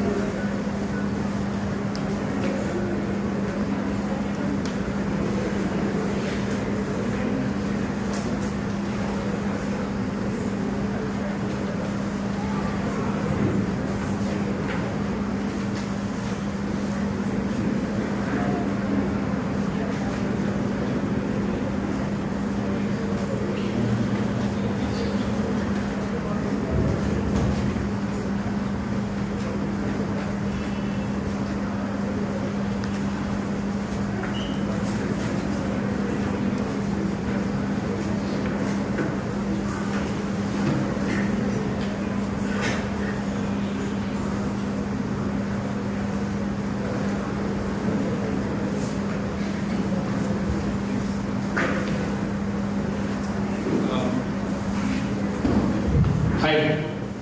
I think I'm the tail runner this afternoon, ending this CME program. Thank you, Dr. Njot, for your very kind words. It is indeed an absolute honor to be back here in the same halls where I have trained, as many of you here, and under the fabulous stewardship of the two esteemed gentlemen. I'm going to keep it a little bit light. It is also the shortest presentation, only 19 slides. And I am going to be your motivational speaker this afternoon. You've seen the fantastic work that the people in our field do, right? The gentleman before me, you've seen how much is possible within our field or our specialty, as we like to call it. So my goal here is to kind of like explain and emphasize how to get into this broader world. So to start, I actually like to ask if we have any undergrads in the audience. This is going to be a little more dialogue based. Yes, wonderful, lovely girls, lovely boys. One of you can stand up for me. Who would stand up for me? Thanks, you're the first hand up, right? Which year are you? Final year, okay. I'm going to ask you one question. Which department is Dr. Angel head of?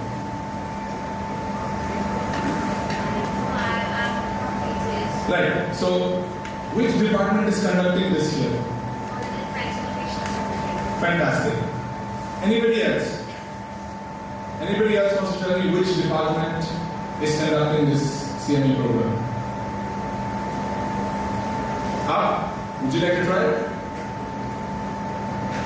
The gentleman in the blue turban, would you like to try it?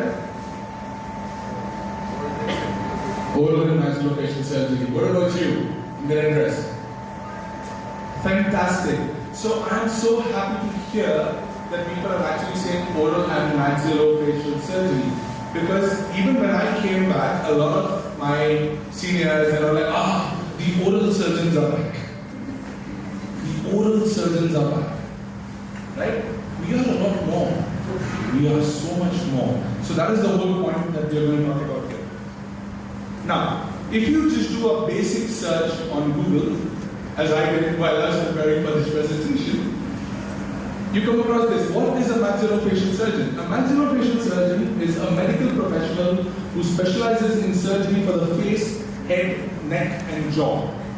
Right? Now, the term medical professional here is an arbitrary one. It is predominantly for IP-based services. By IP, I'm sure you all know, inpatient-based services. We are an inpatient-based specialty. And that is why I've used this terminology here. The goal of this, at the onset, the goal of this talk is not to tell you how to get your degree. That is an entire different talk in itself. I'm only here to explain to you the scope of this field that we are also honored to be part of and how you can dwell more into it.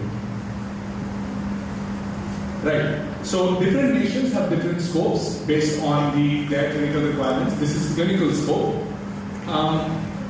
So if you look at it, this is predominantly accepted in the Western world. I also work in the Western world and in the developed world. So what we like to call is that they specialize in diagnosis and treatment of diseases, injuries, and defects affecting the mouth, jaws, face, neck, and associated structures.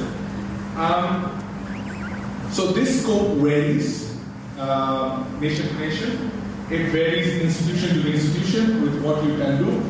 Sorry for a bunch of points on that slide, but it basically shows you what we treat, from facial trauma all the way down across the impacted teeth, cystic tumors, skin, all the way down to head and neck cancers and salivary gland tumors.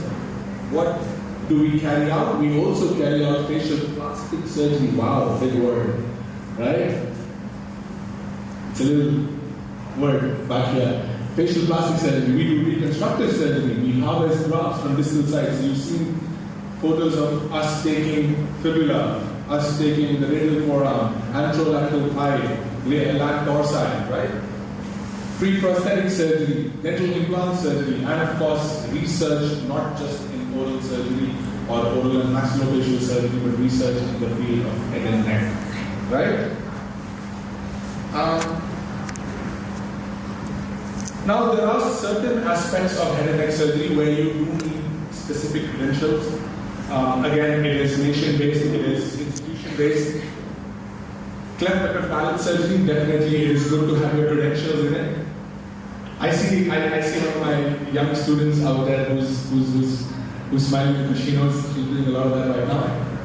For pediatric genital craniofacial anomalies, we need to do this. It's important as well. Oncology, for sure, ablation is step one. Once you are absolutely confident with ablative surgeries, you can look at options in reconstructive surgery, as Dr. Manoj had spoken just a little bit earlier, and of course, laser surgery. इसमें तो मैंने भी अभी तक अपना हाथ नहीं डाला है, to be very honest. I'm still a little bit of an old-fashioned surgeon. I like my dissection scissors and stuff like that.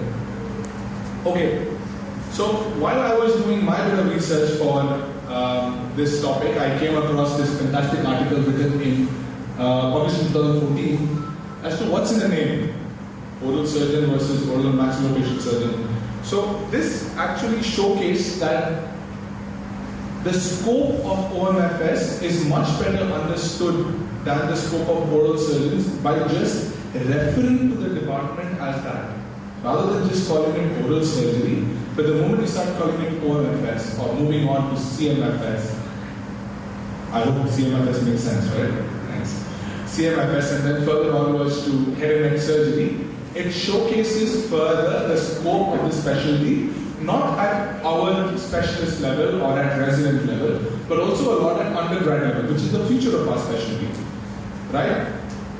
People in final year like her today, I am hoping that the four of us stooges have probably inspired you well enough to, take up this specialty and go all the way up instead of just staying somewhere else. Great. Another fabulous article, which is actually just published last year, was the perception of the scope of our specialty. And this study, just conducted in America, sadly found out that it's only 25% of the public that truly knows what OMFS is truly about. Right? Quite often, I myself have experienced this, where a patient has been sent to me for a large skin tumor on the nose, and he's like, Badani, why I was sent to the dental department? I have come for a big lesion on my nose. So it's also public perception, they don't know. But with CME programs, with radio shows, TV interviews, this is also changing.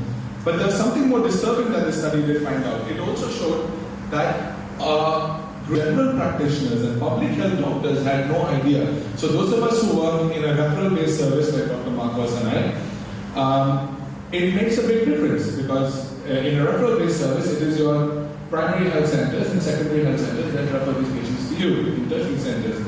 So these general practitioners or these public health doctors are not truly aware of what patient should be sent to you, which is why quite often you will come across anomalies. I had a 9-year-old child who had to wait 4 months going from pediatrician to pediatric surgeon before eventually they thought of letting us in on a parotid swelling, which turned out to be mucoepidermoid carcinoma, and as you know, which is pretty bad news in terms of parotid CS, primarily because of what Dr. George had reflected on earlier, because it has what spread?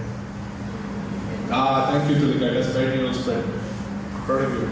So, these are all reasons which make us want to, you need to educate those who refer to you. So you have your referral base. You will enter a system where you are in a tertiary center. So you need to educate, you need to put forward, you need to conduct seminars and CMEs and showcase what you do for them to know what you are all about so that they can then send further on to you. So that begets the question, are you happy where you are? Are you happy with wisdom teeth? You can make a lot of money with that. Are you happy with implantology? A lot more money with that? Or would you like to get truly into the life-saving business? Yeah? And the life-saving business is fabulously gratifying and it really pushes your boundaries. Don't be settled with where you are. You need to keep going, keep challenging yourself, pushing yourself till you don't have anything left in the tank, right? So like I said, you are the future. The young dynamic residents I see here, I'm sure there must be some young specialists as well. We will also have undergrad students. You are the future of this specialty. You are the driving force for this. And a lot is now going on about how we can change this specialty and take it beyond just the realms of oral or even oral and maxillofacial surgery to take it far beyond, with many subspecialties forming. You have oncology and reconstruction, aesthetic surgery, you have your hospital-based practitioners, you have your office-based practitioners, those who are dual degree medically qualified. So, before I say this, I'm going to give a little bit of history. During World War I, there were a lot of patients who had a lot of facial traumatic injury with loss of tissue, right? And the specialties of MaxPac or the specialty of plastic surgery did not exist back in World War I case. So these patients basically were left with these large ugly defects and they had to wear masks.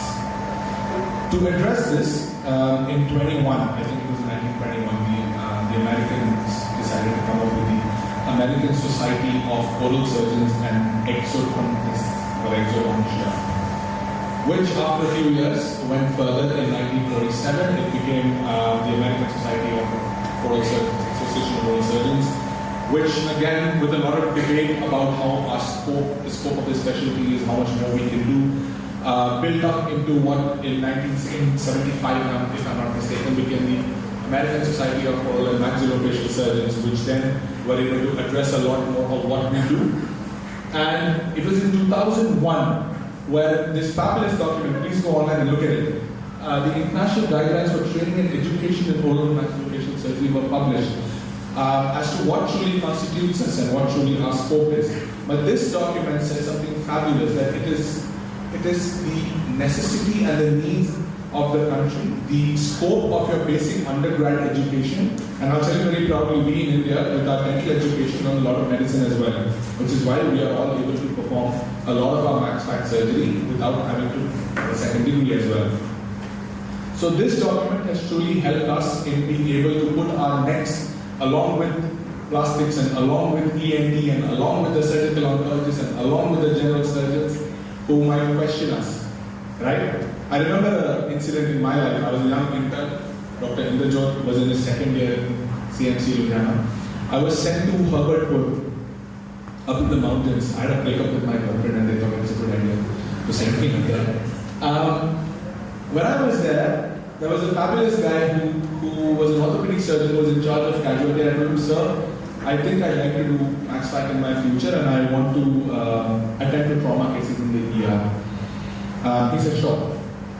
So while I was in my very second day suturing the cheek on the skin side, a couple of young general surgeons who were from CMC Vellore were there on their bond and they were like, what is the dentist doing in ER? On the face. I was an intern. I was 22. Before I could even think or muster up the courage to say something, there was a very senior surgeon over there who looked at me and he said, no, the way he's holding the needle holder and the forceps knows he knows what he's doing. That's what we should learn to do. So these are all small things that you have to develop, you have to inculcate, which will actually take you further in our field, right?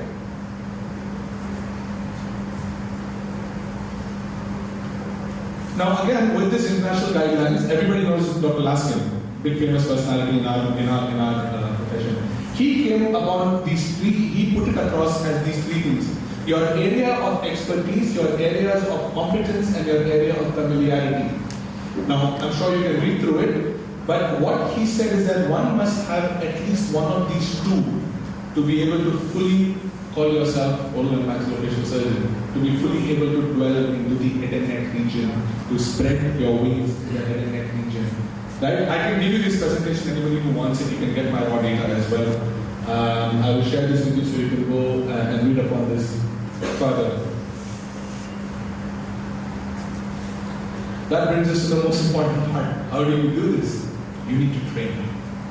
You need to train. You cannot just finish your MBS and say, oh yeah, I am today oral and maxillofacial surgeon, I am going to, where is that neck? Give me that neck. No. It's not going to happen, right? You need to train. There was a very important person in my life, in my journey, who was the head of department between these two esteemed gentlemen, who taught me very valuable life lessons in being a surgeon. The first was to be a good surgeon, you have to first be an assistant, a very good assistant. Even as an assistant professor, I stood on the trolley, handing out instruments. No shame in that. Absolutely no shame in that. And he also told me that to be a very good surgeon, you need three things. The first, you need a thorough knowledge of your subject, anatomy, physiology, pathology, what you're going to do. It's very easy to cut with a defect, but like Dr. Manoj has mentioned, form, function, aesthetics, you have to reconstruct. Today's day and age, gone are the days when you just chop off the mandible and put a recon plate and leave it there. Unless you have functionally rehabilitated your patient, you have not finished your treatment. Right? So the first step is a thorough knowledge of your subject. The second thing he taught me was you need to have humility in your subject. Because if you are overconfident as a surgeon, you will make mistakes. And humility also allows you to accept your mistakes, as Dr. Marcos so rightly had said. You need to know when you made a mistake, you need to accept you made a mistake, you need to go back to the drawing board, go back to the books, see where you erred, and come back stronger. The third thing, I'll leave it to your imagination, I cannot say it in this audience. The third thing, you need to be a good surgeon. Those of you who've been my students probably know what I'm talking about. But you can meet me afterwards and I'll tell you what I'm talking about. There are a lot of windows, especially nowadays in India. We have within our midst also kids who have utilized these opportunities to do fellowships. The Indian Association of Max Fac Surgeons, the International Association of Max Fac Surgeons, AOCMF. Now observe, it is never AOS, or AOMFS. It is always AOCMF. Because cranium is part of our area. Right? If she can ask so confidently, can we put a skin graft on the scalp? It's also for us. Right? So, smile training, Ethicon, there are so many institutes that offer you training, offer you a doorway, an entry pathway into entering the world of head and neck and expanding your horizons beyond what you have trained just with your MDS. Now, I'm going to show you just 4 photographs. You've seen a lot of heavy-duty clinical images. I'm just going to show you 4 imaging photographs. And I want you to tell me what you see. Do you have a point at this one?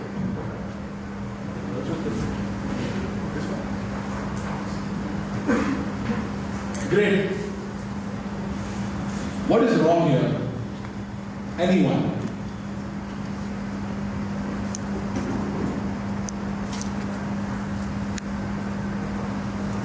Something seems off, or everything looks good? Wonderful. What? No, we have to. What's your clothes? Yeah. We'll let the residents go for it. Who said that? Anybody? Styloid. Very good. Look at that styloid. Look where it is.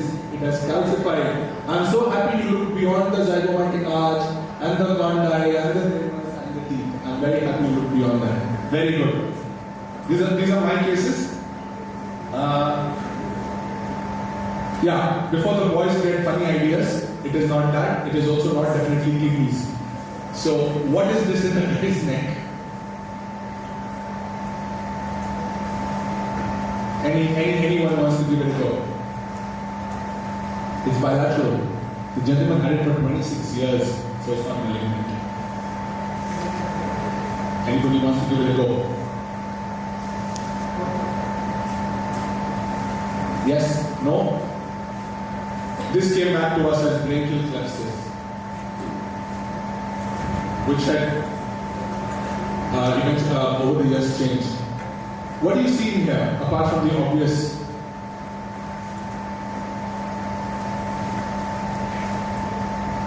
What do you see here, apart from the obvious orbit, maxilla, frontal bone में कुछ तो हुआ है? What has happened?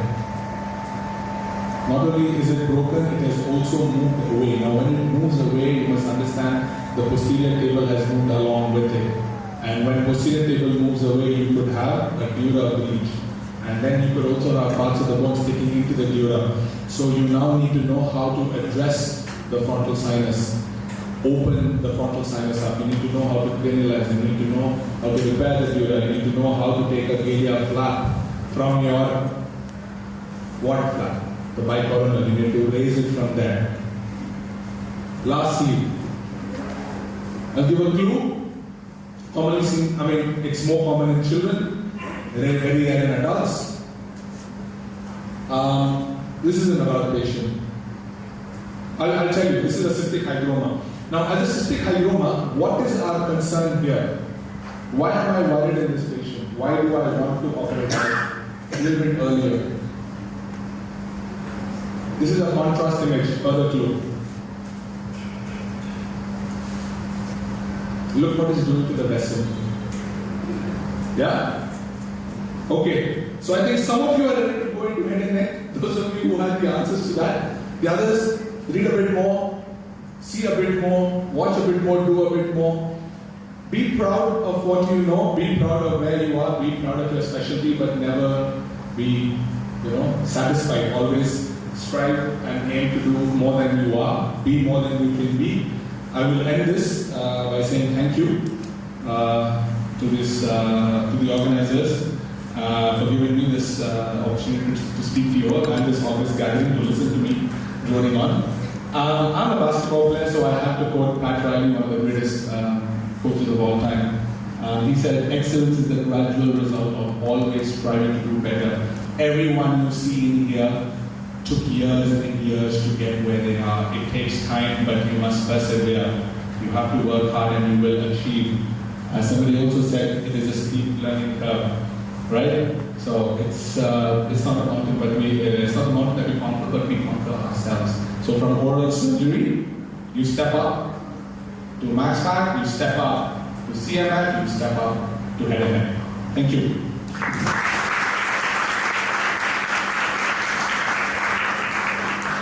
Thank you, Dr. Ashwin. Any people in the audience would like to ask anything regarding this? Any questions?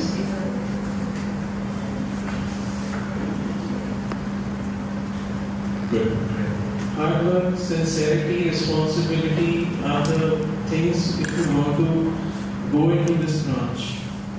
You need not see anything else. Just hard work and sincerity and responsibility accounts in the end, what you have in your hands. I think that will make you a good oral and maxillofacial surgeon. Okay, very well said. Very well said.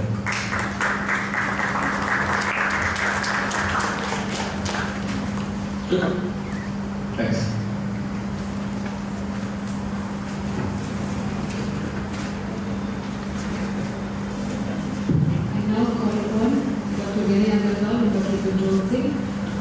Dr. Ashwin Bodi Zakari for this topic.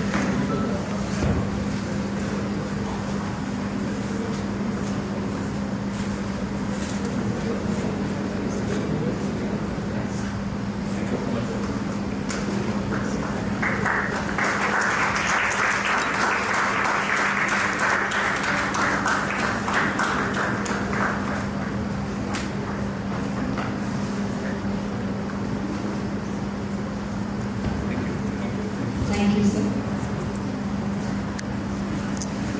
We now have a talk by Dr. Vinay Agarwal on basic injection technique for local anesthesia. Thank you, sir.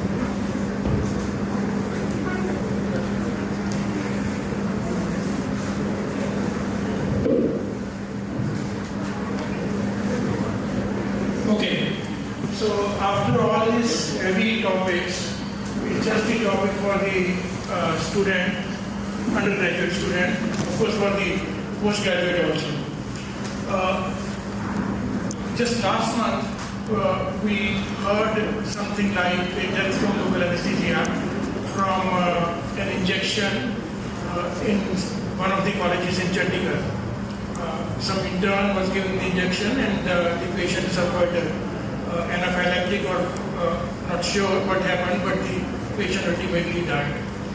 So many of my students called me that we feel very scared giving local anesthesia now because it has recently happened, and many people they actually do not feel confident while giving the anesthesia. So I'll just talk about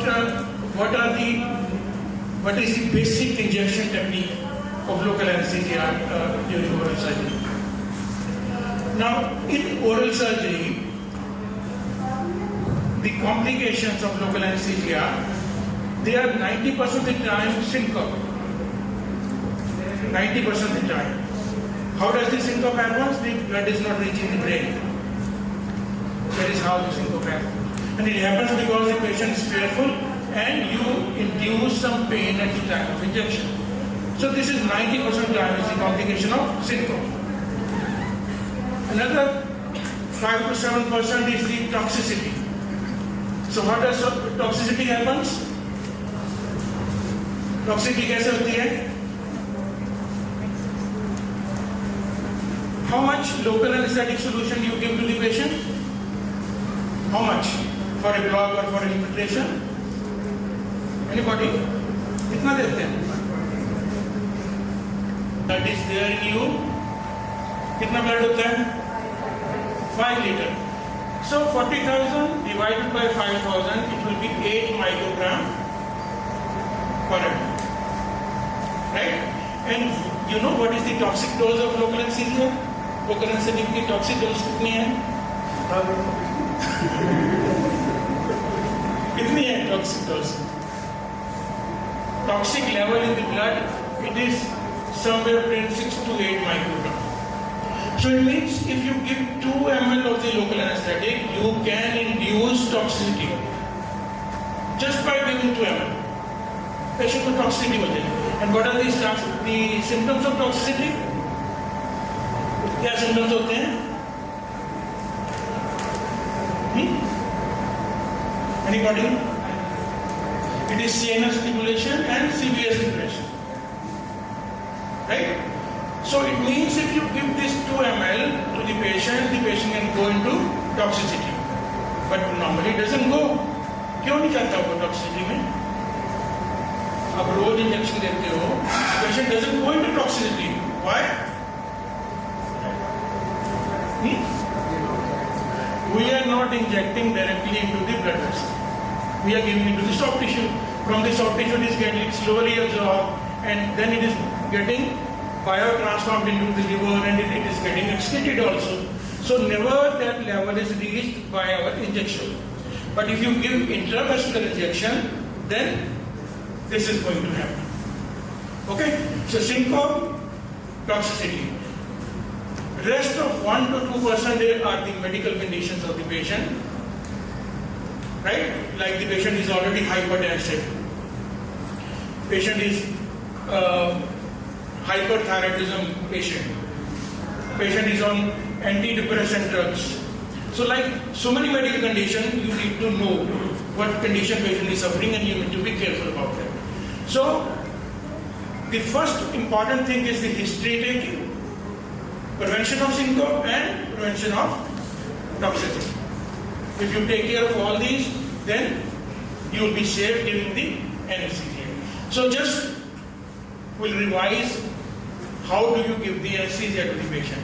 The patient walks into the practice, you take the history and you ask the patient to sit in the dental chair, right?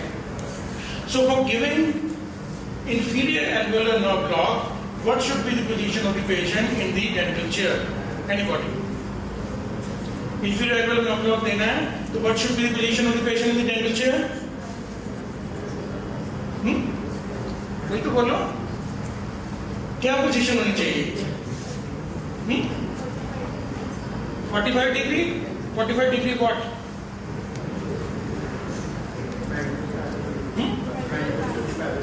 Mandibular occlusal plane should be parallel to the floor and maxillary occlusal plane should be 45. This is what everybody thinks. और अगर maxilla का देना है आपने एक PSA block तो same. This is totally wrong. This is totally wrong. We have mixed up the position of extraction, position of oral surgery, to the position of local anesthesia. Yeah. for any injection, say you give gluteal injection, you give injection in the deltoid, anywhere in the body, whenever you are giving injection, you need to prevent the syncope. So syncope को prevent करने के लिए the patient should be in the supine position. The head and heart should be at the same level and feet slightly elevated. This is the position for giving injection anywhere in the body. Okay, इसको oral surgery की position से mix up नहीं करना. ठीक है? So once the anesthesia is effective, then you change into that position for extraction of the lower molars, working on the mandible, it should be parallel to the floor, and for working on the maxilla, it should be at an angle of 45 degrees. The operator elbow should be at the level of the occlusal plane, right? So these positions are for the working positions. But for positioning the patient for anesthesia, it is only one position. वो क्या है? मेरे पीछे बोलो. Head and heart at the same level and feet slightly elevated. Always. If you do that, 90% of your fear of the local anesthesia complication will go. Okay? Right? Then, now we take it step by step. You are going into the tissue, so you visualize in your mind what is your target area. क्या target area होता है? I give you the planes. One is the epithelium, subepithelium, submucosa, muscle, paraperiosteal, supraperiosteal, and subperiosteal. ये सब planes हैं ना tissue के, जहाँ हमने इंजेक्शन लगाना, right? So what is your target area? कौन से टारगेट एरिया में आप इंजेक्शन लगा रहे हो? सबक्यूटेनियस लगा रहे हो? Anybody?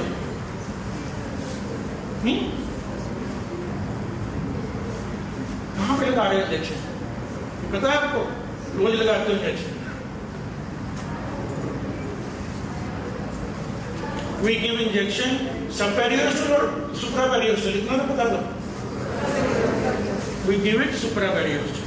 We do not give subperiosteal because it will be very, very painful. Okay? So our target area is paraperiosteal or supraperiosteal. So you load this syringe. Patient को जो syringe load करनी है, it should be at the back of the patient. Patient के सामने load नहीं करनी, just like in the movies. Patient के सामने नहीं, at the back of the patient. Then you eject a little liquid to check the potency of the needle. You see, visually inspect the needle tip. It may be barbed. नई needle भी barbed हो सकती है. You need to inspect that. Okay? So ये सब काम patient के पीठ के पीछे करना, उसके सामने डराना नहीं. Right? You understand? So you fill this syringe and then the preparation of the area where you are going to inject. Right?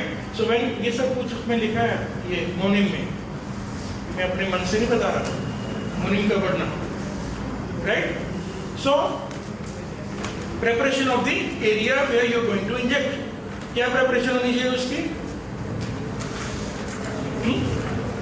Application of topical anesthetic, then application of the topical antiseptic. Betadine लगा दो, spray कर दो, and then the tissue should be tight like what? लिखा है मोनिम में, इसने पढ़ी है मोनिम. You stretch the tissue as much as, कितना stretch करना उसको? It should be stretched like a drum skin. ढोलक जो होती है ना, ढोलक की skin की तरह tight होना चाहिए. Because it is lax, it will be painful to go. It will be painful to insert, right? So it should be tied like a drumstick. You pull the tissue like this. Then you enter the tissue. As you enter, you start depositing a little by little of the solution. ये नहीं कि पहले जाके आप bone को ढूंढते हो. ऐसे करते हो ना? You just go in, hit the bone and try to know where your landmark is. It is very painful for the patient to explore that way. So the moment you enter, you start giving the anesthesia bit by bit, little. तब aspirate करने की जरूरत नहीं है. Just go in deep till you hit the bone. Right? So when the bone is hit, फिर क्या करना है आपको? Aspiration नहीं, वहाँ तो कुछ है ही नहीं blood. The blood vessel is where it is supraperiosteal. We have hit the bone. We need to come out of the subperiosteal position.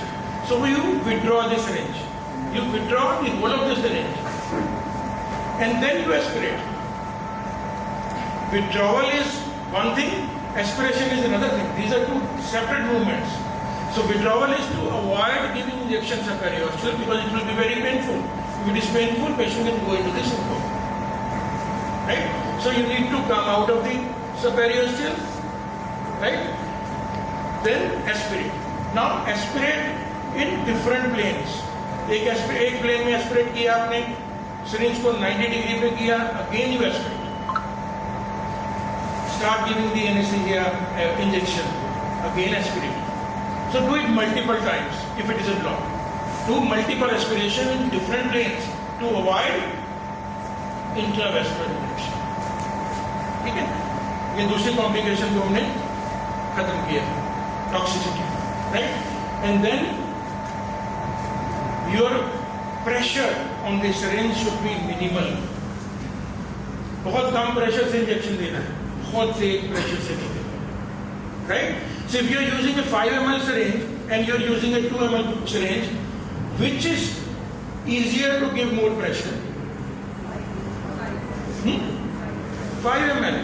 10 ml दोगे तो और भी ज़्यादा pressure से जाएगा, because you don't know वो आप कितने press कर रहे हो and more of the liquid is going, right? So better use a 2 to 3 ml syringe. 5 ml use ना करो because that will be painful to the patient when you give more pressure, right? And then you give slow injection. How much slow? कितना slow? What is the speed of injection? क्या speed of injection होना चाहिए? 1 ml in 1 minute. तो 2 ml का injection हमें 2 minute में देना. 2 ml in 2 minutes, very slowly. Right? So very slowly you give the injection, and then you will be good to go. This you should follow always. Position, slow injection, and avoiding the intravascular injection. So then you will not be fearful of giving the injection. If the patient gives any history of allergy, do the allergy test before giving the injection. Okay? So this was just unprepared. Several question. Yes. Nowadays, a lot of companies are everything that cartridge injection can be more safer and less painful. Is it so? Yeah, cartridge injection is actually very safe because when you take out the material, the injection from the vial multiple times, it gets contaminated, right? So cartridge injection is for one patient and it is the best. And then you can actually do the aspiration in the cartridges also, because the cartridge syringe has got an anchor which gets anchored to the plunger on the cartridge. So you can aspirate with that also. So always use the cartridges for injection, right? So no need to be fearful because such incidents only happens once in 100 years. So don't be afraid of that. Just stick to your basics. क्या? History taking, good history taking, avoiding the syncope and avoiding the toxicity. That's all. Okay, thank you.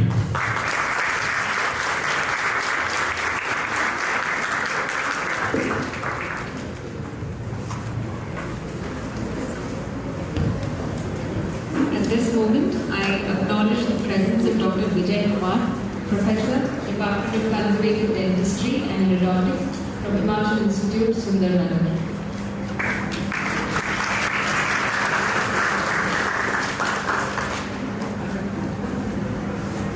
I now invite Dr. Ajit, Head of the Department of Orthodontics, BJS, to kindly present. felicitate our moderator, Dr. Vinay Agarwal.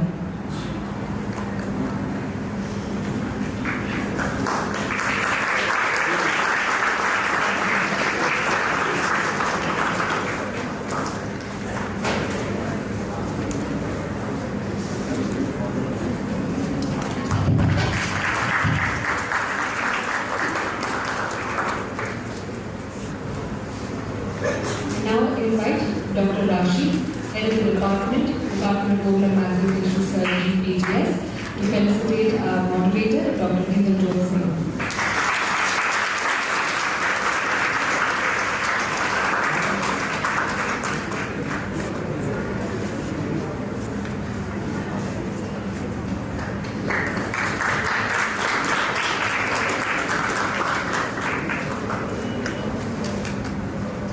I now invite Dr. Hindal Singh, Professor and Head, Department of Bone and Maxillofacial Surgery, Christian Dental College, to give us the vote of thanks.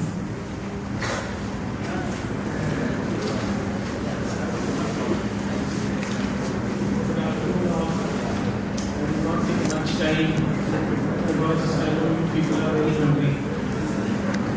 And after such a elaborative and scientific session of treating patients, virtual clearing, and then spreading the wings, I will take a little bit of time. Good afternoon to all. So it has been such an honor to be a part of this unique and wonderful CD program.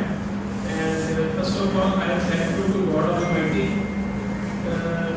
for His blessings and for making this program and really meet so possible in these days. So on behalf of this institution, I would like to extend my heartfelt gratitude to our esteemed guest, Dr. Vinay Agarwal sir, Professor and Head of Maxillofacial Surgery, CCC, for taking his valuable time to grace us with his presence today. Thank you, sir. And I would next like to thank the speakers who have come across the globe from everywhere and taking on their time. Dr. Ashish, Dr. George, Dr. Jadul, Dr. Ashwin, for their so inspiring and informative lectures. And it is truly a heartwarming and proud moment to see all the alumni of this institution who have achieved so great heights, and they are working so nicely in their respective fields and coming back to their alma mater and sharing their valuable knowledge with all of us and with the people around in our country. So a special note of thanks to our worthy director sir, Dr. William Bhatti sir, and our deputy director Dr. George Koshi, and last but not the least our principal, who is always guiding us and leading us the way. And my sincere thanks to all the senior faculty who are there and dignitaries from other colleges and hospitals, and for being here and taking out their time. And I also thank everyone who has been working directly or indirectly in making this event a success. My department of oral and maxillofacial surgery and my postgraduates, Dr. Jay, Dr. Arzu, and my team, all the members, Dr. Anita, Dr. Yogen, and Dr. Joseph, Dr. Daisy, last but not least, she has always been there behind us and leading this into a successful event. And finally, I would like to thank each and everyone present over here and taking up the time with us today and making this event a great success. Thank you all, and I wish you success, great success. And I think we have in mind a lot of good things from our surgeons who have come from across the globe. Thank you all.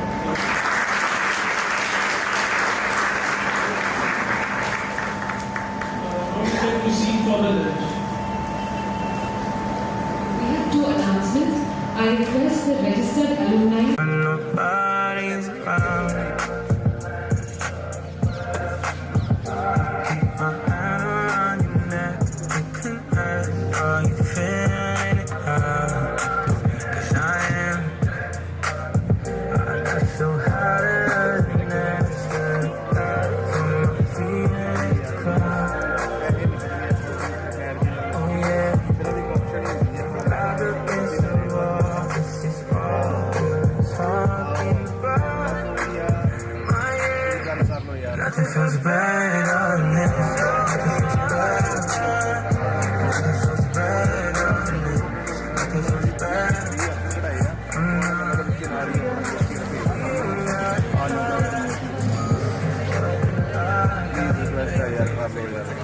Mic check. Check, check, check. Check.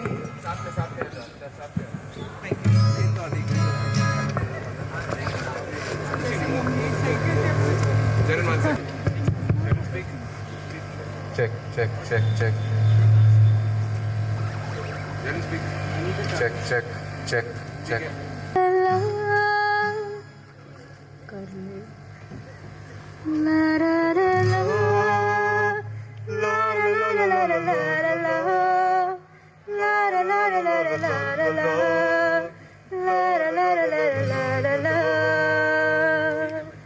गुलाबी आंखें जो तेरी देखी, शराबी ये दिल हो गया।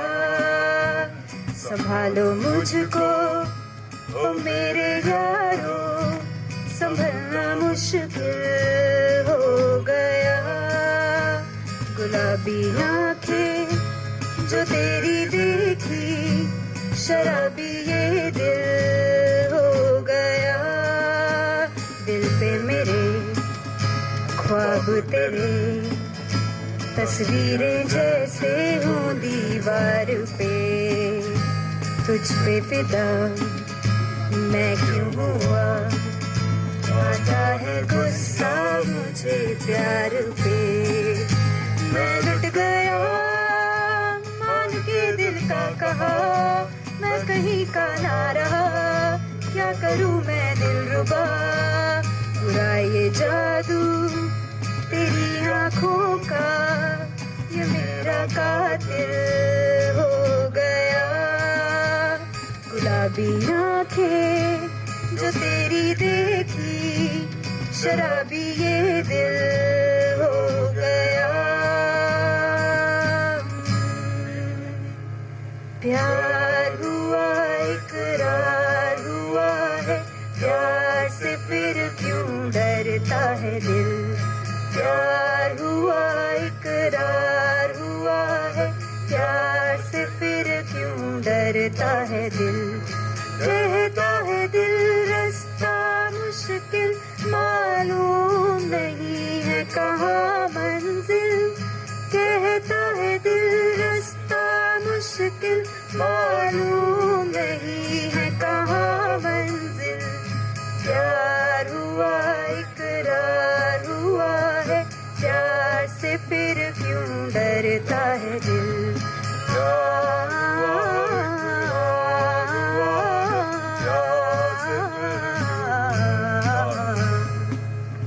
Thank you.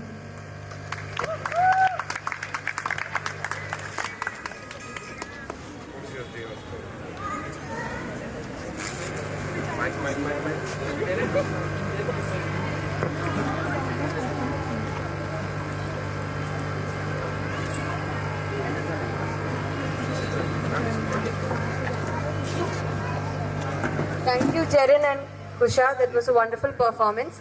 Next up, we have Riza, who is our youngest Snowy. Riza.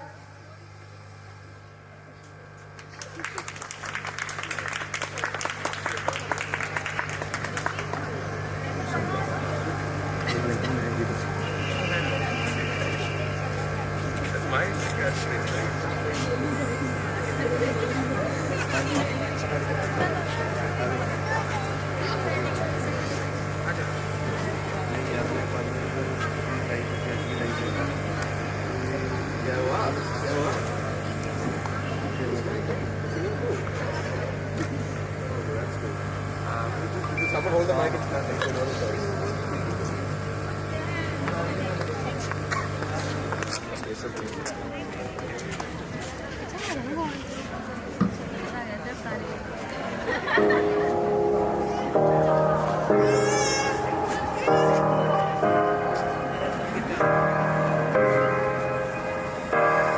Hey, I was doing just fine before I met you. I drink too much and that's an issue, but I'm okay.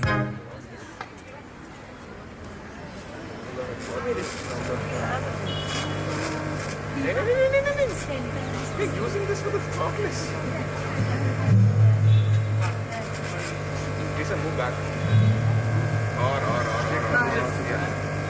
Yeah, but lunch on.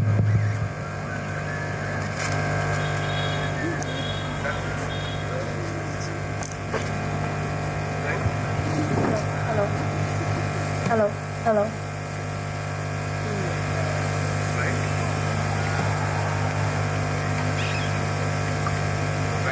Hello. Hello. Hello. Is that okay? Hello.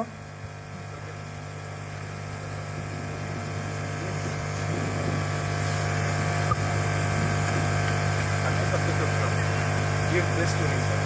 Give this to me, that's better something that goes to the problem. Hello.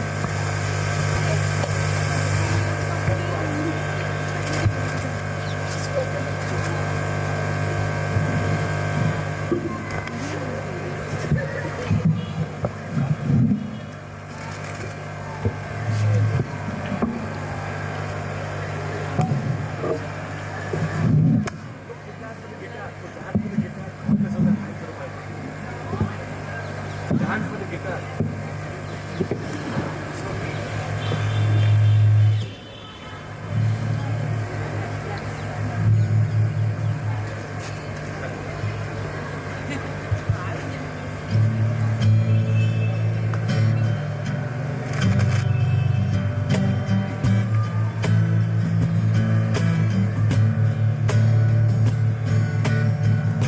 Looks like we made it. Look how far we've come, my baby. Not a too long way. We knew we'd get there someday. They say, I'll bet they'll never make it. But just look at us holding on. We're still together, still going strong.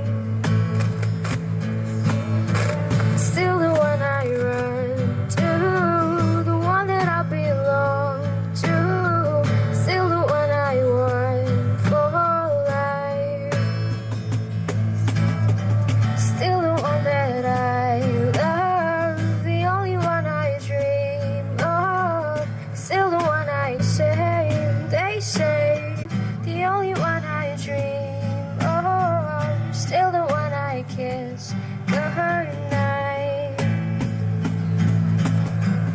I'm glad we made it. Look how far we've come, my baby.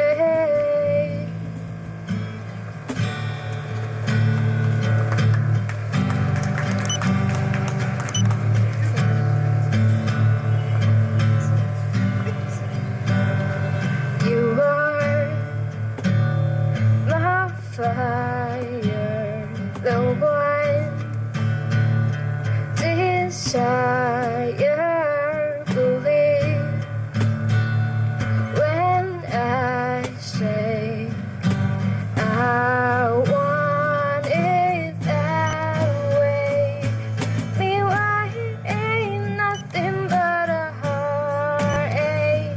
Tell me why ain't nothing but a mistake?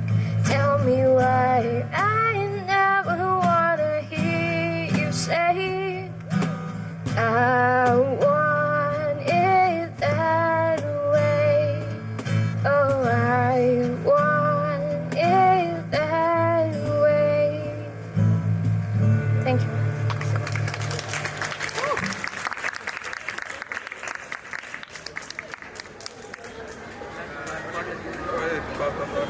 Let's go. I found a love.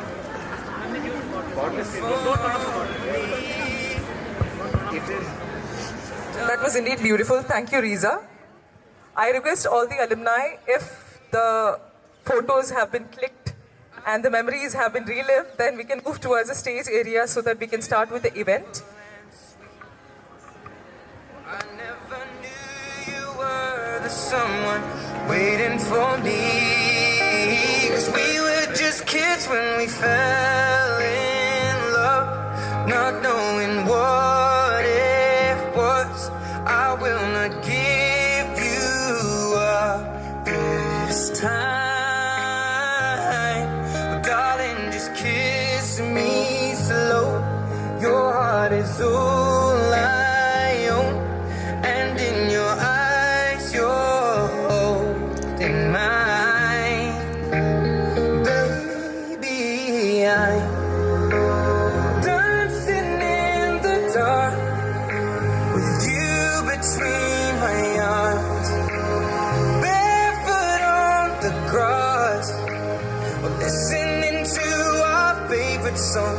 When you said you looked a mess, I whispered underneath my breath, but you heard it, darling. You look perfect tonight.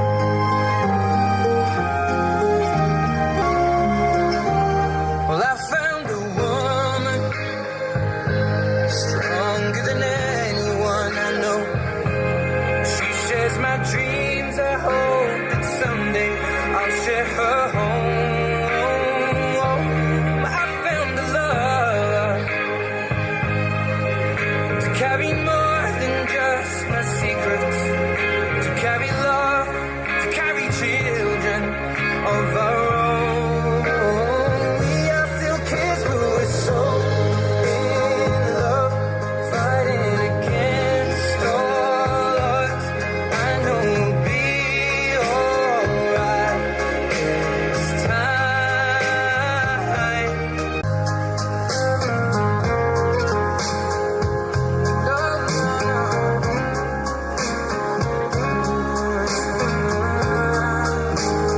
Baby,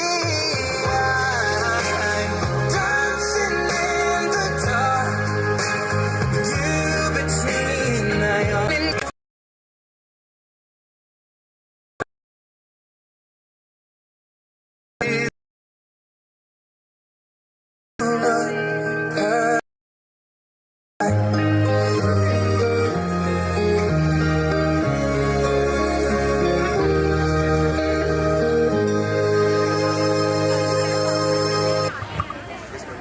Good evening again.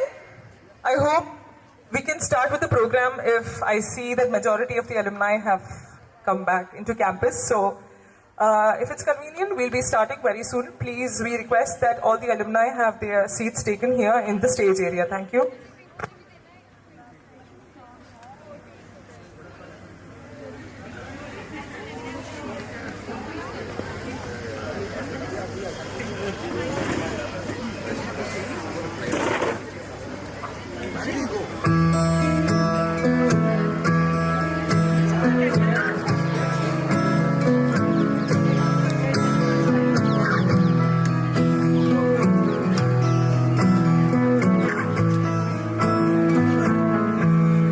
Loving can hurt.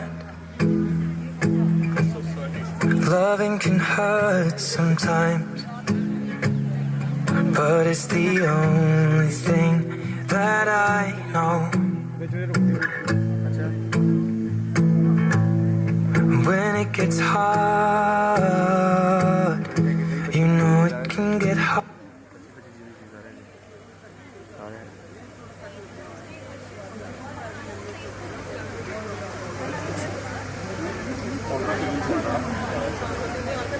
Joshua, where did Joshua go?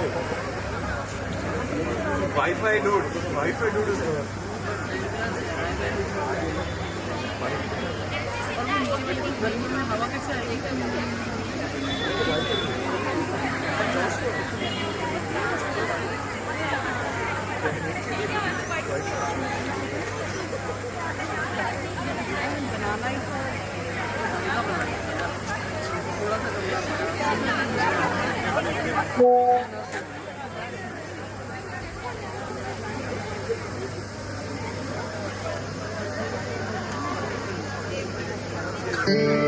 But when your legs don't work like they used to before,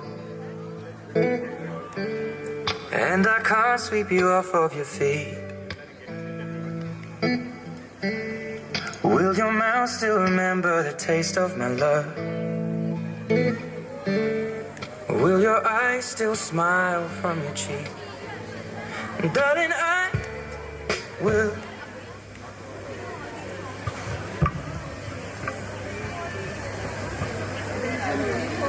We'll be starting with Snowflakes 2022. So I request everyone to come towards stage area so that we can start. Thank you.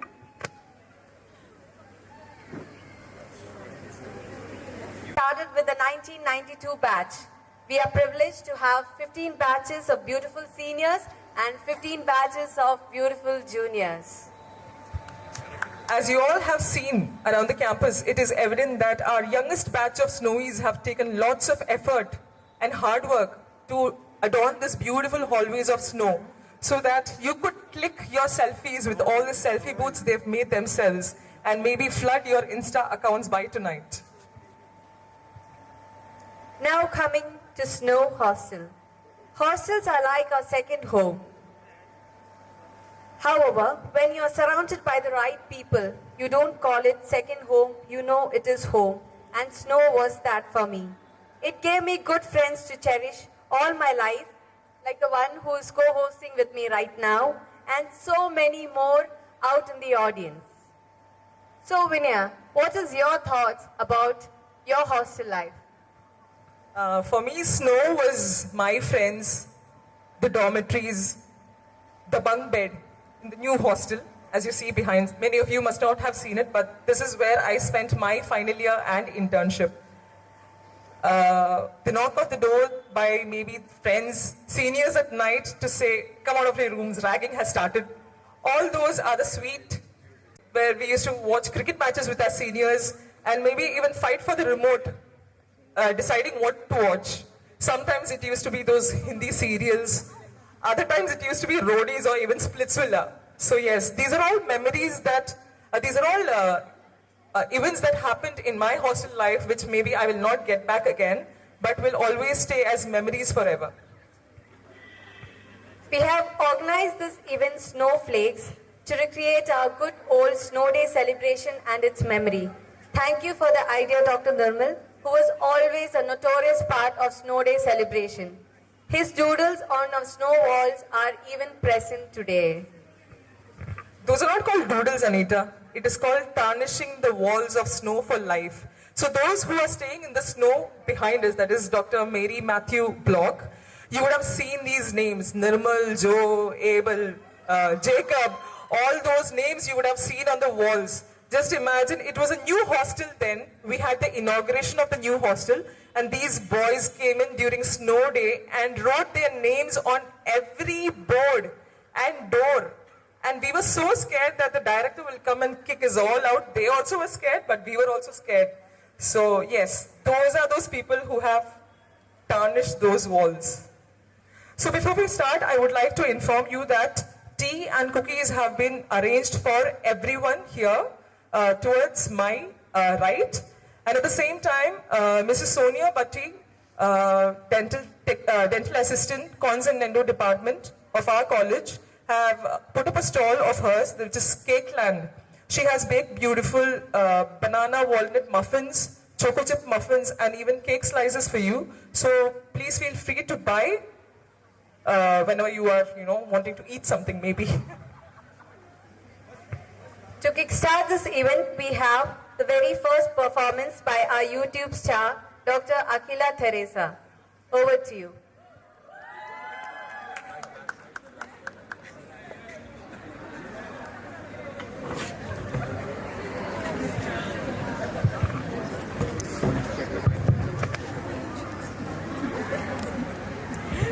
Check. Mic check.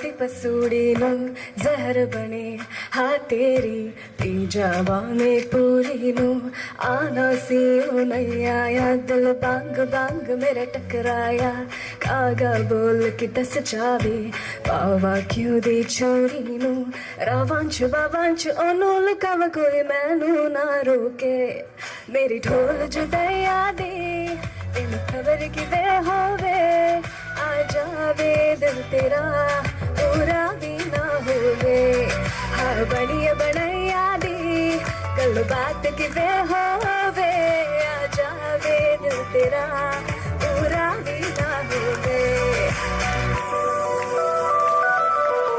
भूल गई मजबूरी नू दुनिया दी दस्तूरी नू साथ तेरा है बतेरा पूरा कर जरूरी नो आरसी ओ नहीं आया रास्ता ना दिखलाया दिल हमारा दे सहारा ख्वाहिशात अधूरी नो वारी में जवा में तेनों बुलावा गल सारी ता होवे मेरी ढोल जुदाइया दी तेनू खबर की वे होवे आ जावे दिल तेरा पूरा भी ना होवे हाँ बनिया बनैया दी गल बात की वे होवे आ जावे दिल तेरा पूरा भी ना होवे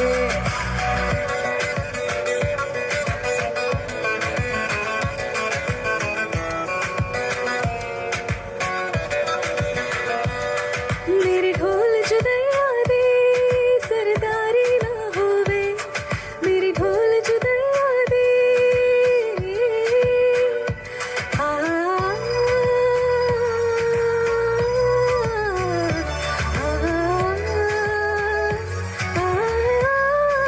मेरी ढोल जुदाइया दी सरदारी ना होवे दिलदारा दी सब यारा दी आजारी ना होवे दिलदारा दी सब यारा दी आजारी ना होवे आ चले लेके तुझे है जहाँ सिलसिले तू है वही है तेरी कमी बना दे सजा दे बना दे हमें बना दे सजा दे बना दे हमें अगला मजबूरी नू आन जान दी पसूड़ी नू जहर बने हाँ तेरी पी जावा में पूरी नू रवांच बवांच ओनू लुकाव कोई मैनू ना रोके मेरी ढोल जुदाइया दी तेनू खबर की वे होवे आ जावे दिल तेरा पूरा भी ना होवे हाँ बनिया बनैया दी गल बात की वे होवे आ जावे दिल तेरा पूरा भी ना होवे पूरा भी ना होवे पूरा भी ना होवे thank you Now that was indeed a beautiful performance. We have next with us our own Nightingale of CDC of her 10 years and even now. Please put your hands together for Dr. Sharon Jacob, 2003 batch.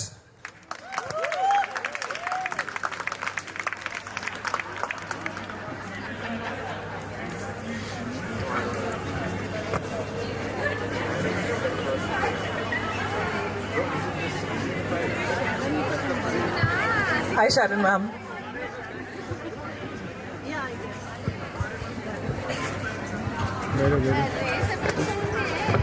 Hello.